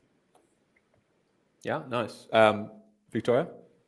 No, I completely agree. I think if you move through the text that you've got in a chronological way, so thinking about maybe say it's 3 different paragraphs, what does the first paragraph talk about? What does the second one build on? What does the third one kind of conclude with? It's almost like every single piece of evidence that you're bringing in is building upon one argument. And I like to think of it, you can even quickly brainstorm in the exam, like what's my umbrella idea? And then say it's a 3 marker, you want to bring in 3 quotes or 2 quotes. What are the 2 kind of stems that I'm going to use to build upon my overall umbrella? If that analogy only, like if that makes sense at all, kind of just, I feel like building upon is really important, making sure that read over what you've said previous, and then maybe thinking, how can I add on to this in a way that logically makes sense? Yeah, nice. No, I think that's really important. The umbrella. So like think what's like the slightly high level idea, if you can see one, and then breaking that up into like 3 parts. If you need to, or in this case, just 2 parts. I find the chronological thing is awesome, because that's exactly what I would do in the terms of find an idea at the start, middle, end. There's often just a slightly different focus coming out. Whereas if you try and grab all your evidence from one part, then you're going to end up with evidence that's all saying the same thing. It's different techniques, different quotes, but they're all proving a very similar point because they're at the same part in the text. Whereas the text that you get given in the HSC, they have a progression, or there's like a critical moment there, and there's going to be like a problem and then maybe a bit of a resolution or a transformation going on. So just start beginning and end, or beginning, middle, end if it's a 4 marker. But for a 3 marker, you can just find something at the start and the end, right? And they're probably talking about different things. So yeah, it kind of just echoing what you both said there. I think that's really good advice. So look at different parts of the text that you're looking at. I was just bringing up something as well as an example. Let me see here. See if this comes through. Yeah, okay. So this is like a section 1 paper, 2022 HSC. See, this is like a big blob of text, pretty intimidating under time pressured exam. No one likes to see this. Prose fiction, non-fiction often is the most hated one, right? Sometimes poetry for people though, because poetry can be difficult to interpret under time constraint. I think it's like blocked out in this one, unfortunately. But if we're looking at prose fiction, what we're saying here is if you can kind of like find something in the first couple of sentences that relate to the question, and then really look at the quote and the keywords of the quote that you're trying to use there, then the idea of that is probably going to be different, up here to what is down here. And is that something you both consciously did in the exam? Like you look at the different parts when you were taking out evidence? Yeah, I'd say so. Rosie, were you similar, or was like you kind of just subconsciously did that anyway? For me, I don't think it was conscious, more subconscious. Yeah, moving through the text a bit more. Yeah. Yeah, no, I mean, yeah, it's not to say just go here and then just go here and ignore everything else. Yeah. But because then it's hard to do the umbrella idea anyway. You kind of need to scan the text. I always thought like read the text once, scan it, get like the high level idea, and then zoom in on a couple of parts from different sections that you're comfortable with. And the odds are they're going to be exploring a slightly different idea, hopefully one that's progressing from the previous one. If you're still stuck, if someone's listening to this and they're thinking, oh, I'm still stuck on that, just ask yourself slightly different questions to answer with your evidence, if that makes sense. So, if you're breaking down an anomaly or something or a paradox, you can say, okay, well, what is the paradox? Why is the paradox important? You ask yourself these like different kind of mini questions, like why should we care about this paradox? Like what's the impact of it? And you create a kind of like what causes the paradox? What's the effect of the paradox? And, and then you can ask like other questions like who does the paradox affect? If you ask those kind of mini questions and answer them, then you're kind of saying different things by default, right? Because you're responding to slightly different mini questions that you ask yourself about the key term. So that's like another way of thinking about it as well. Yeah. I've actually got to pop off now, but thank you so much for having Rosie, me. It's been thanks so great. much. Great to have you here. Thanks for jumping on. Appreciate it. Yeah. And best of luck to all the year 12s. You guys have put in the hard work and it will pay off. So best of luck. Yeah. Thanks so much, Rosie. That's nice of you. And hope to chat soon. We'll get you back on when we can. Yeah. Okay. See ya. See you soon. All right, Vic. Me and you for now. I think we got someone else coming in at maybe just after 8, but we'll see how we go. Okay. So let's have a look at some questions. Are you seeing the Q&A on your side as well? Yeah, I can see it. Yeah. All right. Let me know if anything like really pops out at you. I mean, we've got some questions on those kind of 3 key terms. What about this one? I'll grab this. You can grab the next one. So, how would you approach a common mod question about paradoxes, inconsistencies, and anomalies in the thesis without merely dumping it in? I mean, do you want to respond to that? What do you think about that? I want to clarify. What do you think this person means by dumping it in? Like just throwing in the terms without actually, responding to them. So I also think the question might be a little bit misguided, Chris, because you're assuming a question is going to give you all 3 of those. And it might give you 2. I mean, to give you all 3 from that thing, I've really never seen that before. That's coming straight from a sentence in the rubric. But typically they'll pluck out one of those and pair it with another part of the rubric. So it just, first of all, it's like very unlikely you'd get all 3 of those listed like that. They're very similar meaning terms and related. I would say you're more likely to get asked about a paradox in human behavior or motivations, right? It's like they'll pair it up. So first thing is I wouldn't worry too much about this, but I think, Victoria, maybe it'd be good to hear from you on like the principle of getting multiple key terms like this and not just like repeating or dumping them all together, but making them meaningful. Like what are your thoughts on that? I think what I think about with paradoxes, inconsistencies, and anomalies, I mean, let's go for paradoxes and inconsistencies. There's normally 2 I like to think of it as two different things. So, for example, if you have a paradox, if you think about like a contrast, you've got black and you've got white, or dog and cat. There's two different categories. So, what I'd like to think about is when you're reading a text, what are the two different kind of things that you can see coming out of this text that are somewhat similar, but maybe it's two different emotions that are paradoxical to one another, or I don't know, two different experiences that this person is having that are very different to one another. And by finding those two separate kind of themes, you can then kind of think about, what do I want to make the paradox then, using those two ideas, if that makes any sense. That's just how my brain kind of thinks about paradoxes, is looking for two different ideas that juxtapose or that contrast. Yeah, for sure. That definitely makes sense. I would add to that and say, if I got two words like that in a question, then I would immediately try and like define them to myself in a different way, so that in my head I have a clear understanding of how those terms are different. So it's always good to like find a synonym or find a little definition that's your go-to that kind of unpacks it to yourself, so that you're not just using them without any actual like meaning or elaboration. So, if I had paradoxes, inconsistencies, in my head, I'm thinking paradox is like something like, it's like a contradiction, is something inescapable potentially, but it's true. There's like a truth there, like two conflicting, contradictory things. So if you can like kind of explain it to yourself, and obviously for anyone who doesn't understand these terms or any of the other terms from the rubric, you should be going over those now and doing a little breakdown and I just have one go-to definition for each one. So for me, it's like paradoxes is like contradictory but true, whereas inconsistency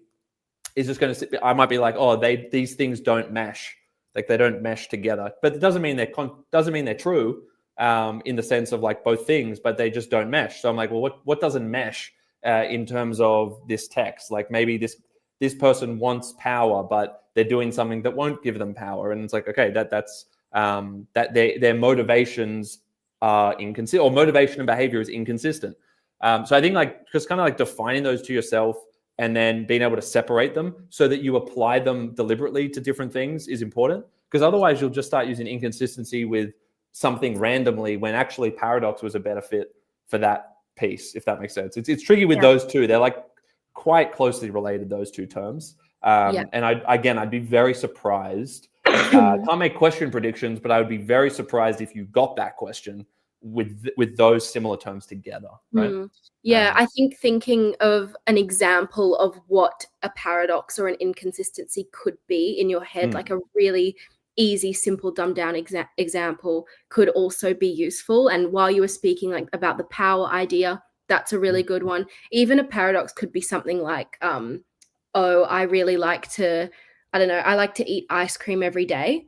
I'm enjoying eating ice cream every day, but at the same time, it's unhealthy for me. So that's kind of almost this paradox where something I'm engaging in is true, but also at the same time has a negative or adverse effect. So trying to think in your head of examples that might easily link to what a paradox could be, what an inconsistency could be, or what an anomaly could be, can help you in the exam think through how you're going to define it for yourself as well. Yeah, nice. So yeah, that's a good point. So like have a go-to definition, but then an actual easy example from your text, ideally, or it could just be if it's not from your text and it's not easy to understand one, find the easiest example of that. You can use ChatGPT and other things for that kind of purpose, and just say, give me like one good visual or example, go-to example of all these terms. Think of those, and then that will help you distinguish between them. Cool. But yeah, for anyone else watching who's just joining in, that question on screen is like not very likely.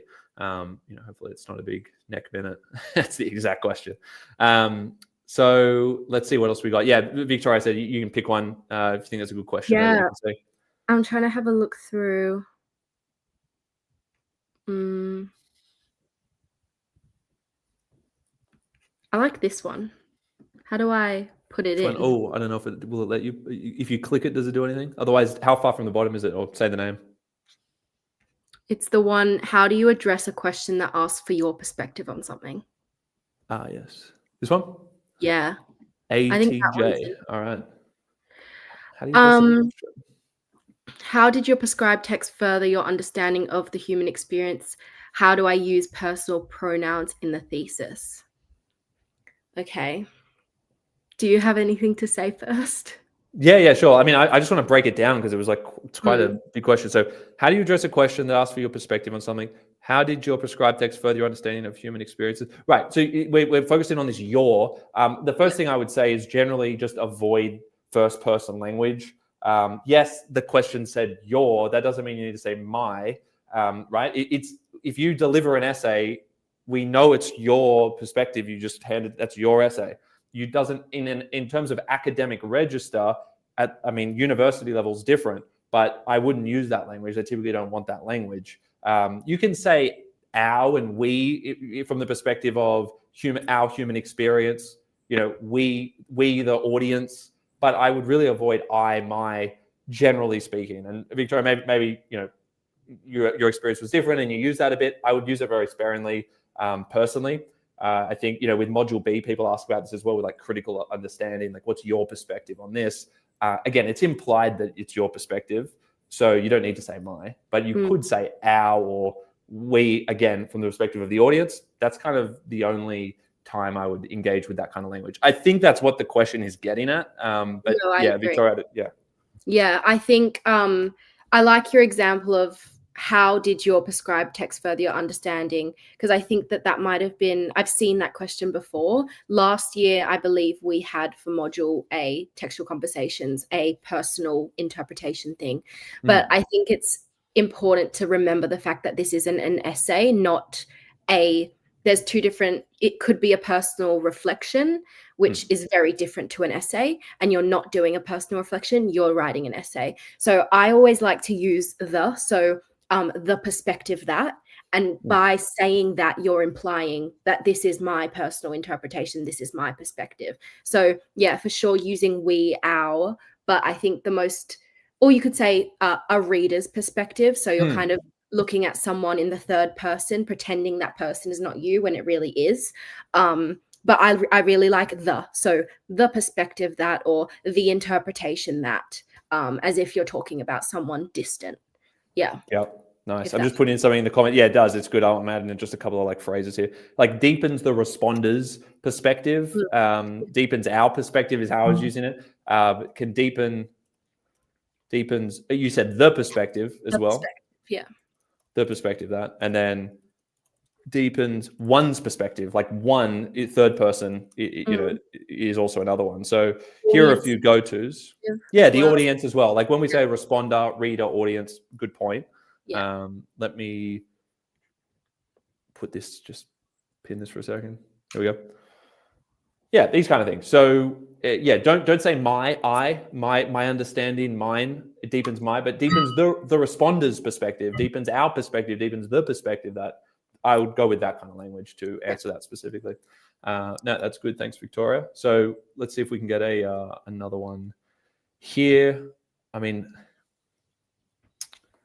yeah, let me know if anything else jumps out at you. I'm just going to scroll back up myself as well.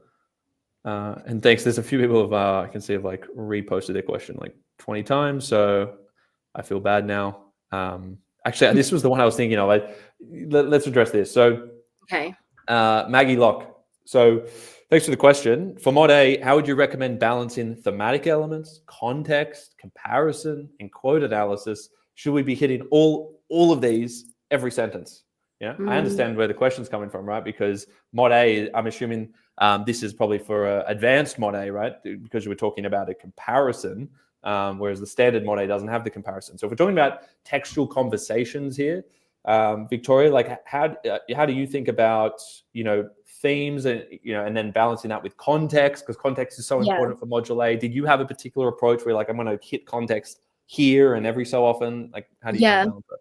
This is giving deja vu because I remember talking about Mod A at the start of the year with you in the video. Oh yeah, there we go. Yeah, but everyone needs to watch the interview we did as well. Although you might not have time, watch it later for fun.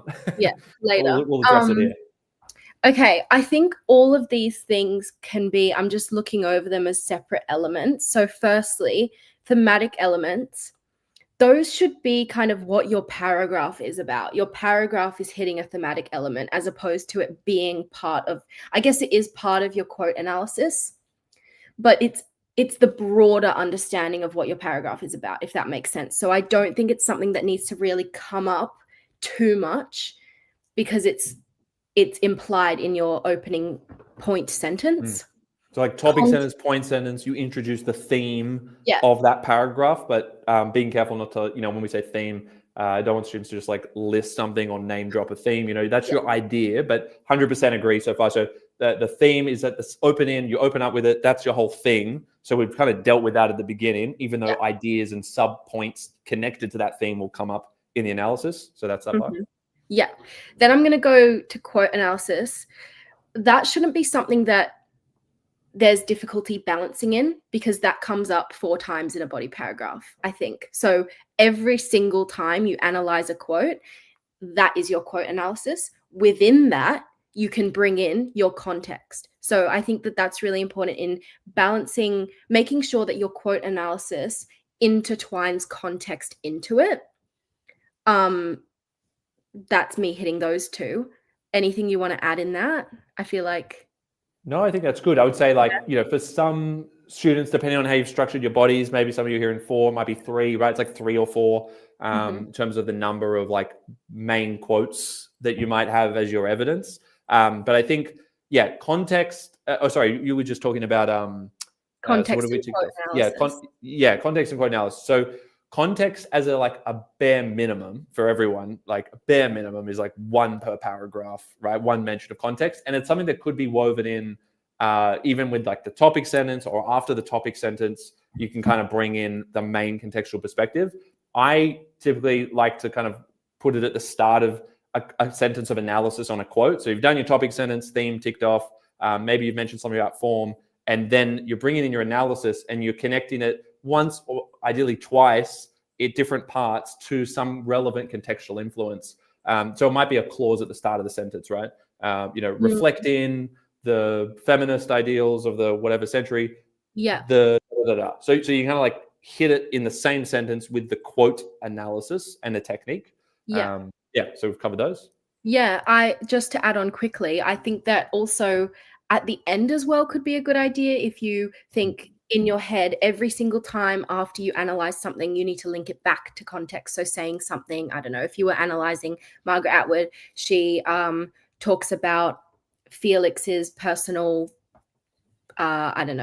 emotional wreck, I guess you could say. And then you go at the end of that, you say, so reflecting Felix's internal emotions, therefore exemplifying a postmodern secular blah blah blah blah blah. So you're kind of linking that to the end could also be a way to do it. Start or end, but you're talking about the same sentence, so like of the analysis could pop it at the start, end, or middle, but like in the sentence, right? Yeah. And then for comparison, I think that this comes down to, it depends how you structured your essay, but how I did it was separating the earlier text and the later text. So if different you've done paragraphs. So first text in my first paragraph, second text in my second paragraph, and then my third paragraph was the resolution of both of those. But it really depends on how you've structured your essay. But if you did it in my way, I would bring in your comparison when you're analyzing the later text. Because obviously the first one is the establishing text that sets up the themes, the discourses, the context, and then it's the second text which responds to that. And therefore that's when you're going to bring in your comparison. So how does this later text respond or compare to what the earlier text established? If you did that in a way where you're blending both texts within one paragraph, still bring it in when you're talking about your later text as opposed to the earlier one. And that can come after every quote if you want, every analysis, or that can come in with every second analysis. It really depends on your essay structure. But my key thing is it's with the later text. Yeah, nice. So am I representing accurately what you're saying here? So like body 1, Tempest, no comparison because you're introducing the original text. So why would you be making comparisons, because that would be premature, because you haven't really introduced hag seed analysis properly. However, when you have hag seed, you can now refer back to the Tempest, which you've now introduced. And then in your last one, I think you did a merged paragraph. I was just trying to pick up on what you were saying there. Like you merged the two. Yeah. And it was merged. And 4 bodies, very hard to do time-wise. So I really like the merged approach a lot more these days than the 4. But it's fine for anyone listening who's doing it. You've got to be careful with all this advice. People are just going to suddenly change their approach. So body 1, body 2, body 3. 3, you can merge it, especially if you're struggling for time. And then here, you're kind of comparing. I mean, would you do it like Tempest, hag seed, or would it depend? Because you could do like Tempest, hag seed, or merge them within the within each sentence. That gets a bit tricky, but I'll just do this as an example. Like that already is the comparison, right? And then and you could start off with like, however, or like, reimagining this portrayal, hag seed does this, right? Yeah. So I think it's pretty clear now. Body 2, 3, but body 1 where you bring in the original. Don't start using comparative language there. You can then weave it in here. It doesn't have to be too crazy, or even every single sentence. It doesn't have to be. But yeah, certainly by the 3rd one, if you're doing a merge, you can split up your analysis evenly that way. Yeah, there are definitely questions though that come up, and I remember having this question last week asked to me where the question's something along the lines of, how does the earlier text establish what the second text is going to portray? So it's almost a reversal of what I just said. That's a great point. Yeah. So in that case, what I would do is almost foreshadow it in you're still using your comparisons when you're talking about your later text. That's still coming up, just as I said with in my last point. But I think what you should do is maybe foreshadow when you're analyzing your first text, the earlier text. This is getting confusing, but when you're analyzing the earlier text, foreshadow the fact that you're going to mention the later text. So it could be, therefore, the Tempest establishes, you analyze a quote about one of the characters, and then you say, therefore, the Tempest establishes a colonist ideology, which is going to be later talked about in hag seed. And you're almost foreshadowing it without analyzing hag seed. You're just kind of telling the marker, this is what I'm about to say. So those questions can definitely come up. It didn't come up for us. It wasn't structured like that last year. So not making any assumptions, but it could be what they do this year. And in that case, just making sure that you're kind of telling the marker what you're going to say, foreshadowing it kind of in a sense after every analysis. Yeah, for sure. And even, I think that's a really good point. A lot of questions for Mod A are framed that way. So from the perspective of the later text, how they draw upon the original, you could definitely get a quote or something that talks about what adaptation or appropriation is and what that means. So now you have to talk about how the earlier text has actually laid the foundations, right? So you could actually say laying, literally you could start a topic sentence like this. You could have your original prepared thing, and then just be laying the foundations for, intertextual, or let's do Atwood. Atwood is not even the focus of this paragraph, but you could say laying the foundations for Atwood's intertextual, or laying foundations for the intertextual adaptation. And then Shakespeare, explores this. Is that kind of what you mean? You kind of, we're foregrounding it. Even though we're not going to talk about Atwood, we're saying, oh, this is laying the foundations. Yeah. The second body will start talking about it. For sure. Yeah. And another phrase I like is instigating the textual conversation with Atwood. Shakespeare, presents whatever perspective on blah, blah, blah. And then it makes sense to then say, in this one, responding to, or offering a postmodern response to Shakespeare's Jacobean provocation, and then you just go like that, right? So that's weaving them in. And I would actually suggest doing that anyway, to be honest. When I go through it, either way, but it's like keeping them connected, but you really don't have to, in your first body paragraph, as you said, make any evidence here, have comparisons. Although, as you said, you might do a little bit more foreshadowing if the question was really framed towards Atwood. It was all about Atwood. And it's like, okay, we have to keep doing that. But it's more important, I would say, holistically, just to like frame it from the topic, sentence, and link. And then overall, you're already responding to that more generally. So I think, students don't have to like freak out about doing every single sentence, because a lot of the Mod A comparison is done structurally with the way your bodies are divided. You don't have to do it internally in every sentence.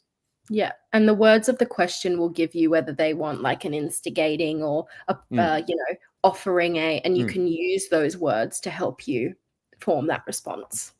Yeah, 100% agreed. Okay, cool. So see, like this is that word. I mean, the word count thing just continues to, it doesn't baffle me. I understand it, but like the word, you can't go off word count. So when people are writing like, oh, my friend does 1,400 words, right? There must be really fast writers. And like, I can't do 1,400 words, and you don't need to do 1,400 words. And other people are saying they are doing 1,100 words, but it was unreadable.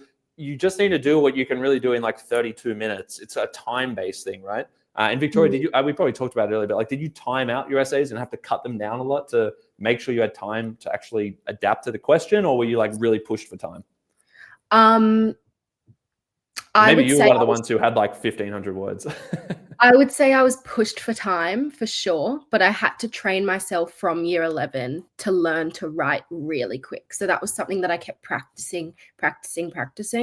But also, then again, it is quality over quantity. If you've got an amazing essay that's 1,000 words, but you're going so into depth into every single quote versus an essay that's 1,000,000 words, but they're just touching on every quote, in five words, it's not going to be as effective. So it's your own race, I think, is really important. Something that my parents reminded me of when you're like, oh, this person's this rank, this person writes this many words, it's your own race. It's based on what you can do at the end of the day. So not to worry too much about what other people are doing or, that sort of thing, and trying to adapt your writing and your essay in terms of what you can do is really important.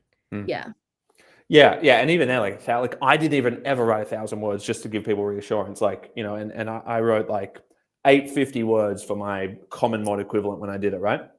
860 or something, I can still remember. But like I was pretty fast, but I just allowed like 8 to 10 minutes to deal with the question and respond to that. And I also knew that I sometimes on short answers would go a few minutes over. So this is about like knowing yourself and like kind of the situation that you typically find yourself in. You also have to be real with yourself. Like I didn't want to get rid of a lot of my, my amazing quotes and analysis. I'm like, I don't want to get rid of that. And it wasn't amazing. I'm not saying that, but I thought it was. And like, I don't want to get rid of that thing. It's it took me a long time to write that, but I actually had to drop off a lot of my stuff because when I tested myself, I wouldn't have got it down in time. I didn't get it down in time. So then it's like, well, what good is that like A grade material if you can't even get it done? Especially if you can't get it done in response to the new question, because you have to factor in time. That's going to cost you a lot more time throughout to make adaptations and rewrites and things like that. So all of that factors into the process. You all need to sit down with a draft, make sure you can do that with plenty of time to spare. That's why I always just say 32 minutes as a general guide. And from there, you can then, cut things down and have room to move. So in terms of cutting things down, conclusion, I always find, least important paragraph by far. I used to do like a 1 to 2 sentence conclusion personally. What was your experience, Victoria? Did you used to get a bit more done? My conclusion, it was terrible. I bought my tests back, especially my extension 1. Oh, here we go. Yeah, I could probably even read it to you guys. It was if you got it, that'd be good, actually. That'd be good. Yeah, material. I will read you my... Okay, you got it on hand? Good. And this is, Victoria, you got a state rank in both of the Englishes, didn't you? Yeah. There we go. So state rank in both, and you're not happy with the conclusion, but it'll hopefully prove the point. I don't know, maybe it's going to be amazing. We'll see. They're going to be like, oh my God, that's so bad. No, you're going to laugh. My extension 1 conclusion was, in conclusion, we value literary worlds that immerse us deeply into worlds of upheaval, showing the innate fear of change. That was just one sentence, and it basically was what the question was asking. And that was it. You didn't write anything else? No. Oh, there you go. Good. So one sentence conclusion, and you got like 50 out of 50 or something, right? Or 49. Or I don't know what you got. Did you get full marks on that? Yeah. There you go. So proof is in the pudding. So what about, I mean, just out of interest, and you don't have to read out anything you don't want to. What's one other thing you think would be a good example? Have you got some other line there that maybe would help students here? Like give them an example of like something, it could be simple or sophisticated, but like a thesis or a topic sentence, or just give them a sense of what you were writing to get like that kind of mark. Okay, I'll read another conclusion from my English Advanced. Perfect. To maybe make it's good. People feel a bit better, and then I'll also read one of my short answer openings, because those are when I'm fresh, right in first exam, you know. There we go, perfect. Only way you're comfortable sharing, but thank you. That's no, of course. So let's have a look. I'm just scrolling through. There's a lot of pages. Okay. I'm just at text and human. Actually, I'll do mod A because that's the one people seem to be stressed about more. Okay.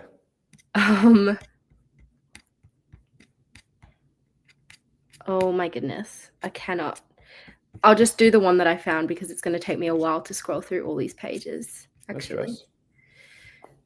All right. Real example for those joining. Real example from a state rank response.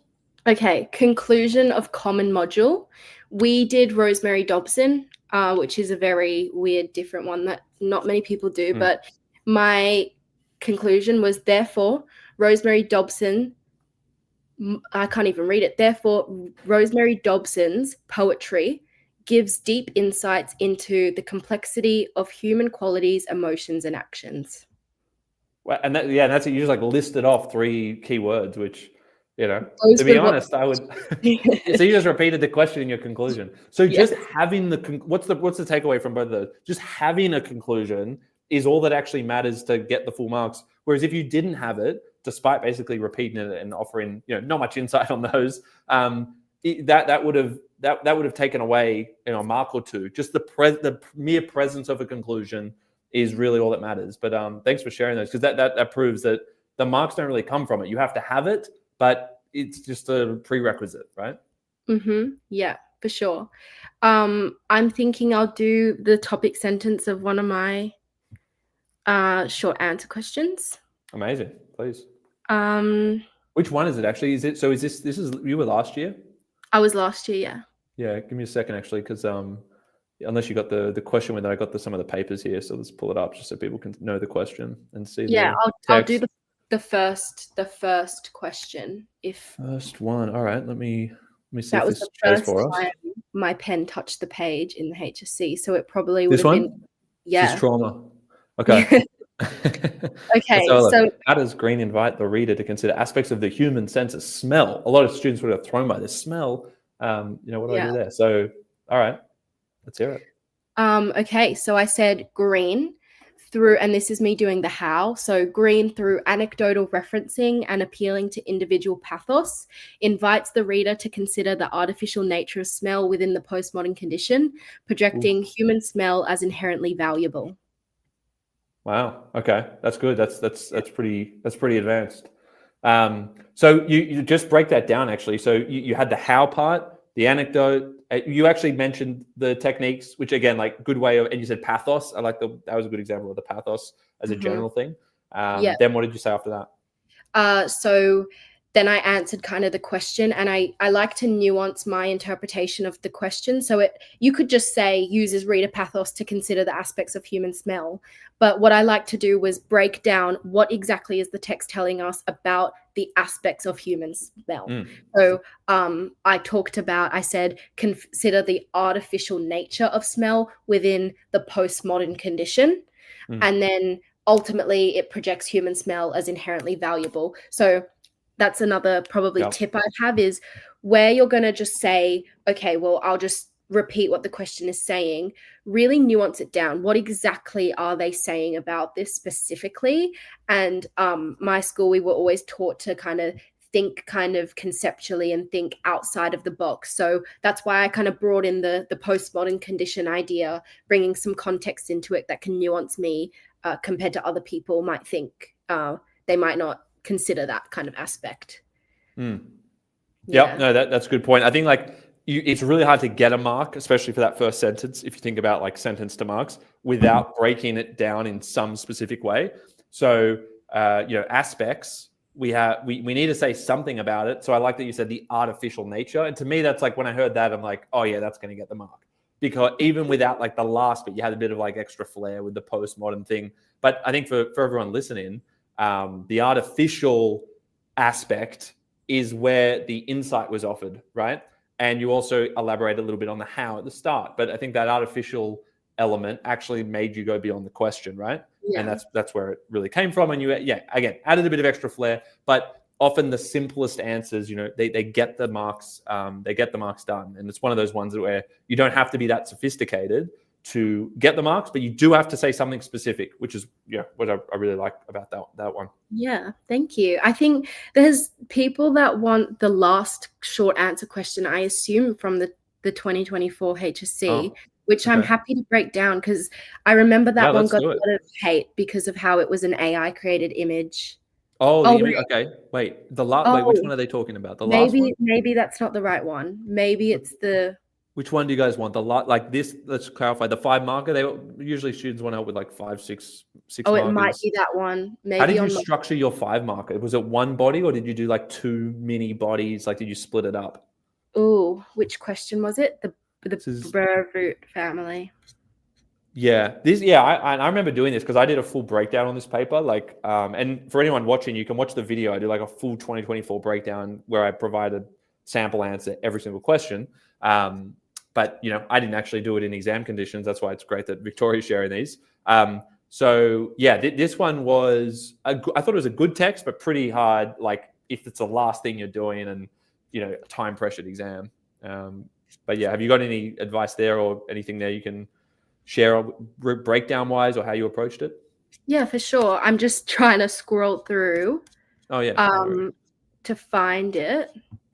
Oh, okay, I've got it. So that was question 5, right? Yeah. Yeah, I think let me just double check this is the last one. Yeah. Yeah. It looks like I just went about it just writing as much as I could possibly do. I don't in think one blob or was it paragraphed? No, it was just one blob, but I went over the page because I wrote continued in booklet. Okay, so you went one paragraph, but it did give you additional space here. Did you use up all of that and you went into a different booklet? Yeah, I then did another page for that one. Huge. Okay, so you did the 2-page provided space plus you did another one. Oh.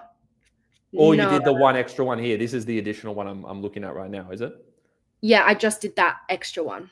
Oh, thank goodness. I thought it was... no way everyone's going to be like, oh, no, I have to do 3 pages. But, was your writing pretty big there, like, as you're looking at it? Or was it pretty, like, small writing?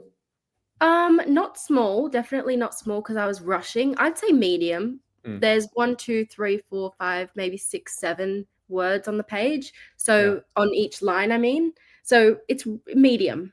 Yeah.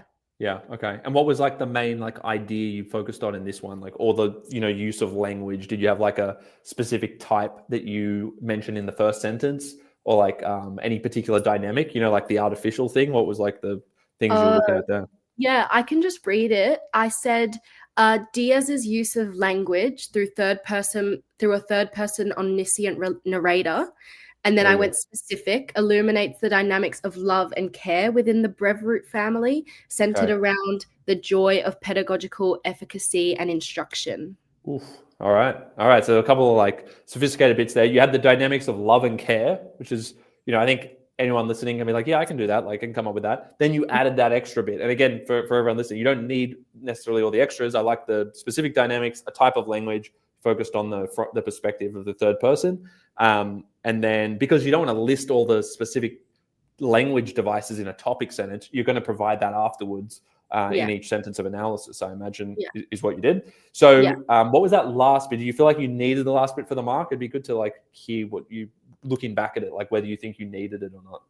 Because you got this like pedagogical element, like it was nice for sure. You could have just said learning, and I'm sure that I probably was just trying to be a little bit of a like twat, I guess, trying to show off. No, you were showing sophistication, which is a good way of getting a mark for sure. But assuring everyone you don't need to have that. No, you don't. And you can say it, anything that you say can be said in a simplistic way, how it comes out of your brain. Just as simplified as it possibly can is totally fine. As long as you're like getting your idea across, I think is more important than putting it in a fancy way, is what I'd say. And if you can put it in a fancy way, amazing, do that.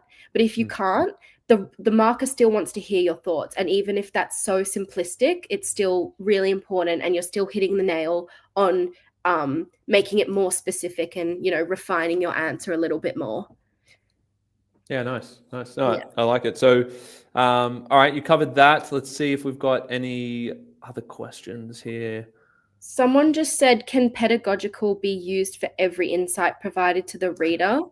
And I just want to clarify, I think that I said pedagogical efficacy, meaning I believe that this text was all about learning. And that's basically what pedagogical means. It means a learning, schooling environment. And that's what the Brevoort family was centered around. Yeah, so that's a text-specific insight. Pedagogy is to do with learning, so don't use that for any essay. It's good for Hagseed, though, just based on thinking back to some other ones. There's like pedagogical element to that because Felix teaches the inmates about the play. So there's like a pedagogical style in that respect. But yeah, only use that term if it actually relates to some process of learning. Yeah. Cool.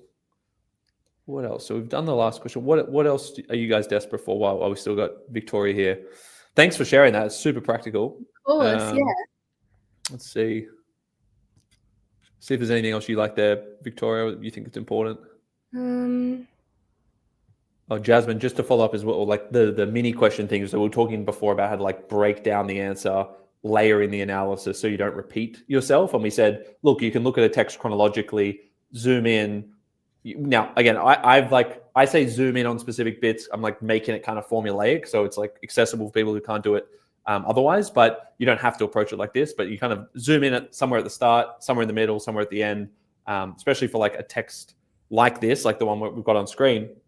I'd go and find a couple of pieces from different paragraphs that I was comfortable with, and then in terms of layering the analysis, so that I don't repeat myself, I might say, okay, here's the dynamic, but then I might ask myself, anything like what type, how, why, so what, and you can make those more specific, but it's literally what type, how, why, so what. So you might say, okay, this is the dynamic, and then you'd say like, okay, so what? Well, the dynamic's important for this reason, and then you talk about an effect. So it's always good to have like a cause and effect thing going on in the response as well, right? Because then you're saying like this causes that, this is the effect of that, and then another kicker on the end is however. And I think in this one from memory, there's a bit of a however kicker because there's like two different perspectives. There's like the wife and the husband. I'm trying to remember from when I was going through it, but however, presenting a counter perspective is always really useful as well. That will force you or help you have a slightly different point. So you'll layer in the complexity of the analysis. So, talk about what it is or what causes it. Like, why does that dynamic exist? Why does that dynamic exist? So what is like, what's the effect of that? What's the consequence? However, what's the other side of things? And then you might have like a finally, overall, ultimately, and something about like the relationship between those perspectives. So you can kind of like play with it that way, cause, effect, however, and then maybe there's something else to add on there. But I don't know, do you have anything to add on that, Victoria, in terms of like layering? I reckon you hit the mark on that one. Yeah. Yeah. Okay, cool. Yeah. All right, let's see. You up for one more question, Victoria? Yeah, I'll do a few more. I'm kind of I love it. You're enjoying it? It's good. Yeah. It's fun. This is fun. This is our mega live stream. It's going to be the longest one we've ever done. There's a few repeated ones that I'm seeing. Okay. This is good. I'm gonna get you on more often, Victoria. This is okay. You're a natural at this. So and you tutor, right? That's the thing. So we can plug the details. We put them in the description if people are keen to get tutored by one of the best here. So we'll do that after. But yeah, if you're seeing some repeated questions, let me know what you think is important. We'll deal with that. This one's come up a lot, but it's not I wish they were a little bit more clear. They're saying, how do you incorporate the stimulus? Is it once per paragraph, or do you just use concepts from the stimulus? Are they talking about mod C? Okay, let me find that one. Is that like quite a way up, or oh no, here we go. I think is it ACE? Yeah, but it was repeated for a few different people. But yeah, Okay. I think this is about mod C.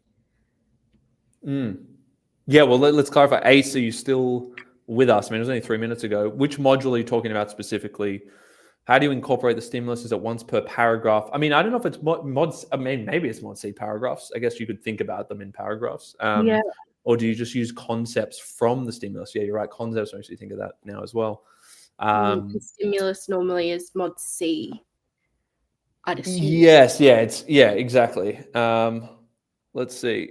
ATJ, this thing's going all night, by the way. It's going all night, but it's actually going to be counterproductive for a lot of you because you're just going to watch this instead of study. And so I might have to like do a forced shutdown at some point. But hey, it's fun. Hopefully it's useful. So here we go. It was for both. There we go. For both mod C and mod A, mod B. Well, maybe we do mod C first because like the stimulus concept is most relevant there. And before you answer, Victoria, let's pull up like a visual here to kind of back it up. And did you get when you did it, was your stimulus a written passage or an image? A written passage. It was about time-saving devices. Okay. It's a really interesting one to talk about, actually. I really like that one. Awesome. Here we go. Got hit. Well, let's we'll do the stimulus breakdown, but shall we also just consider, I'm not sharing yet, am I? Here we go. Should we also just consider for a second the fact that it only gave 2 options for this one? Did that throw you at all, or you were good to go for that? I think good to go. Yeah. I mean, good. Everyone, I think you guys should definitely have a 20-mark creative and discursive prepared just in case. You never know. It's always a good idea. So, 100%. But I think go ahead. Sorry, I was going to say, I think we were all a little bit shocked though. Everyone in the exam hall. Yeah, 100%. Look, I'm going to bring while we break it down, I'm going to bring Jono in. This guy's one of the goats, guys. Here he is. Welcome, Jono. Let me just let me give you. It's nice to be here. Proper thing. Thanks for joining. So Victoria, stay on. We'll go through the question in a second. Joining midstream here, Jono, but it's been fun so far. So Jono's done a lot of work with JeddAI in the past. Came first in the state when he did the HSC back in the day, and you're just a full-time GOAT English tutor now, aren't you, Jono? Very flattering. Thank you, Johnny. So thanks for jumping on with us. And let's you happy to just pick up from where we are here? Whatever's happening. Perfect. All right. Let's go. So mod C, we're looking at this mod C question from last year, Jono. So maybe you've been looking at that recently as well. Let me just get rid of some of this so we can free it up. Victoria was going to give us initial insights, and then we'll get your thoughts. Cool. But this is last year's 20 marker. We said, it was discursive or persuasive. People don't like not seeing that imaginative because a lot of students find comfort in the imaginative. That's why we say you got to prepare for all types. But yeah, Victoria, what's the breakdown? What are your reflections on that one? Yeah, I think this one's really interesting because a lot of people went for, I'll just read it quickly. It goes, for all the benefits gained by time-saving inventions, there's much to be said for going back to basics. So could there be benefits to leading a life less convenient? And I think a lot of people straight away thought of, and when I bring this up still, people think about, a vacuum cleaner. I'm going to talk about a microwave. I'm going to talk about a toaster, something like that. But I think thinking about when you get the stimulus, what is the main message that's being portrayed here? And I think for me, when I read this one in the quick 2 minutes that I had to read it, it was, could there be benefits to leading a life less convenient? Which worked for me in the way that my creative was kind of about someone who had a life that was inconvenient. If that's not prevalent in your text, you can always make something up. Is there something that could you talk about something that isn't convenient in your protagonist's or in your narrator's life that you could expand on from your prepared piece? So that's kind of where I found the nuance and the ability to expand a little bit more. I don't think that the time-saving inventions, I don't think I touched on that whatsoever, really. maybe I threw in a toaster, can't remember. But Toaster metaphor. exactly. But that was where I took all my inspo from. And yeah, that's my interpretation of Okay, it. so cool. So we'll stay high level here with just like interpreting the stimulus. Jono, what are your thoughts? My thoughts with this is there are essentially three broad camps that your work can fall under here. You can write a discursive piece where you consider both the benefits of leading a life less convenient and the detriments of leading a life less convenient, or the benefits gained by time-saving inventions. A persuasive that's more about the benefits gained by time-saving inventions, or a persuasive that's more about the benefits of leading a life less convenient. So in a very broad sense, there are three main obvious kind of permutations to how to work with this prompt. I think that often, if in doubt, I'm actually coming more around on writing a persuasive for a composition like this, if there's nothing that's particularly compatible within a portfolio of work that you have. The reason for that is I think it forces you to get off the fence and actually try and say something and try and have an opinion. And if you're writing something that's pretty fresh on the day for this kind of question, which a lot of people would have, and a lot probably would have had to, it's good to at least try and say something that's got a bit of bite to it. So my first thought when reading this stimulus after the exam was kind of negating the premise of the stimulus here and talking about how there is this kind of romantic obsession with going back to basics, of returning to tradition, all the way from Wordsworth advocating for a retreat from the urban into the rural, through to like Clarkson's farm, and this kind of obsession that modern urbanites have with the life less convenient and the romance associated with that, and how much it actually just sucks. And if you watch Clarkson's farm, it's this sort of arrogant, pompous old guy who is just absolutely terrible at running a farm, and all of his kind of pretentious sort of hubris gets him nowhere when it comes to actually living the basic life. And my kind of thought was that actually maybe industrialization is kind of underrated, and we've underestimated the benefits of industrialization.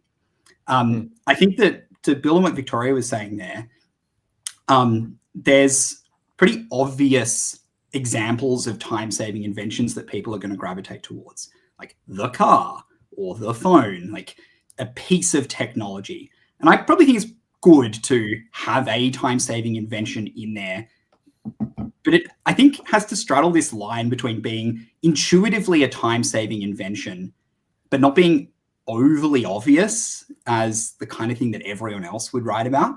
So like some people may have tried to really crowbar the idea of a time-saving invention into a discursive piece that was about something that really didn't click with it at all, and it's going to feel really clunky. But if you think a little critically, you might find that in your piece, there actually is a slightly more out-of-the-box time-saving invention that you haven't necessarily brought fully out from beneath the surface, but that could be incorporated within the work. That a translation app is a kind of time-saving invention.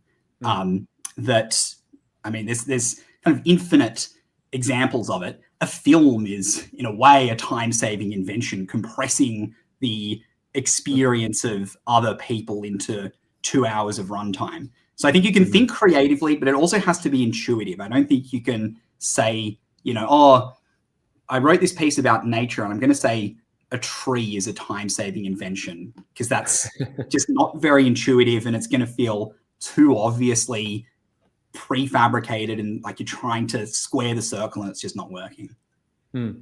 Yeah, guy, just that great points and like two really good perspectives on it. So I always like with these questions to analyze that like meta fictional element, like, because I find so many students have prepared core drafts built around the process of writing, the craft of writing itself, right? And they're often very adaptable. But what you just said there about like film itself, you know, being a time saver, you know, for those of you who have a piece that's built around the craft of writing, and maybe it's like you're a composer and you're trying to write a piece, or you're writing a short story or something. It's about the nature of writing. Just like that twist on it that you just said there, Jono, like that's such a great way to make it work, right? And it's authentic. It's actually very creative. But that's why I always say to students, before you like abandon ship with like your creative work that you've done beforehand, like your drafts, really consider how you could make it work. Because often the material you've prepared in the drafts is a lot more sophisticated than what you can write on the spot. So there's always this trade-off, this tension between prepared material having higher sophistication because you've refined that material versus having relevance to the stimulus or question. So I would urge people, like I agree with everything that's been said so far, but I would urge everyone to first consider, hey, what did I want to write about, or what have I been practicing a lot on? And it might be this like metafictional idea of like the process of writing. How can the process of writing relate to time-saving inventions, right? As you said, and it's like, well, you know, maybe if you share your story in a novel, people don't have to make the mistake and live out that life themselves. You know, like there's a take on it, right? It's like, hey, if you read my book, you will save yourself a lifetime of mistake and regret. And it's like that's what a lot of nonfiction books are. Like, hey, here's like the 5 biggest regrets of the dying or something, right? I can't remember that title of that particular one. It was like the 6 or something. You know that one, Jono? Like, yeah. So it's like you could be playful with that, right? It's like I'm writing about the biggest regrets. Okay, I'm saving you all that time of regret. So you like just getting playful with the nature of writing. I think if you could do it well, it always works. Yeah, if you make it persuasive enough that it is a time-saving invention, you can say any story is a kind of time-saving invention. And then also just like even more basically, for the writer, the typewriter is a time-saving invention. If you've got this kind of artistic focus for the photographer, digital cameras are literally a time-saving invention. But are they better than film photographs?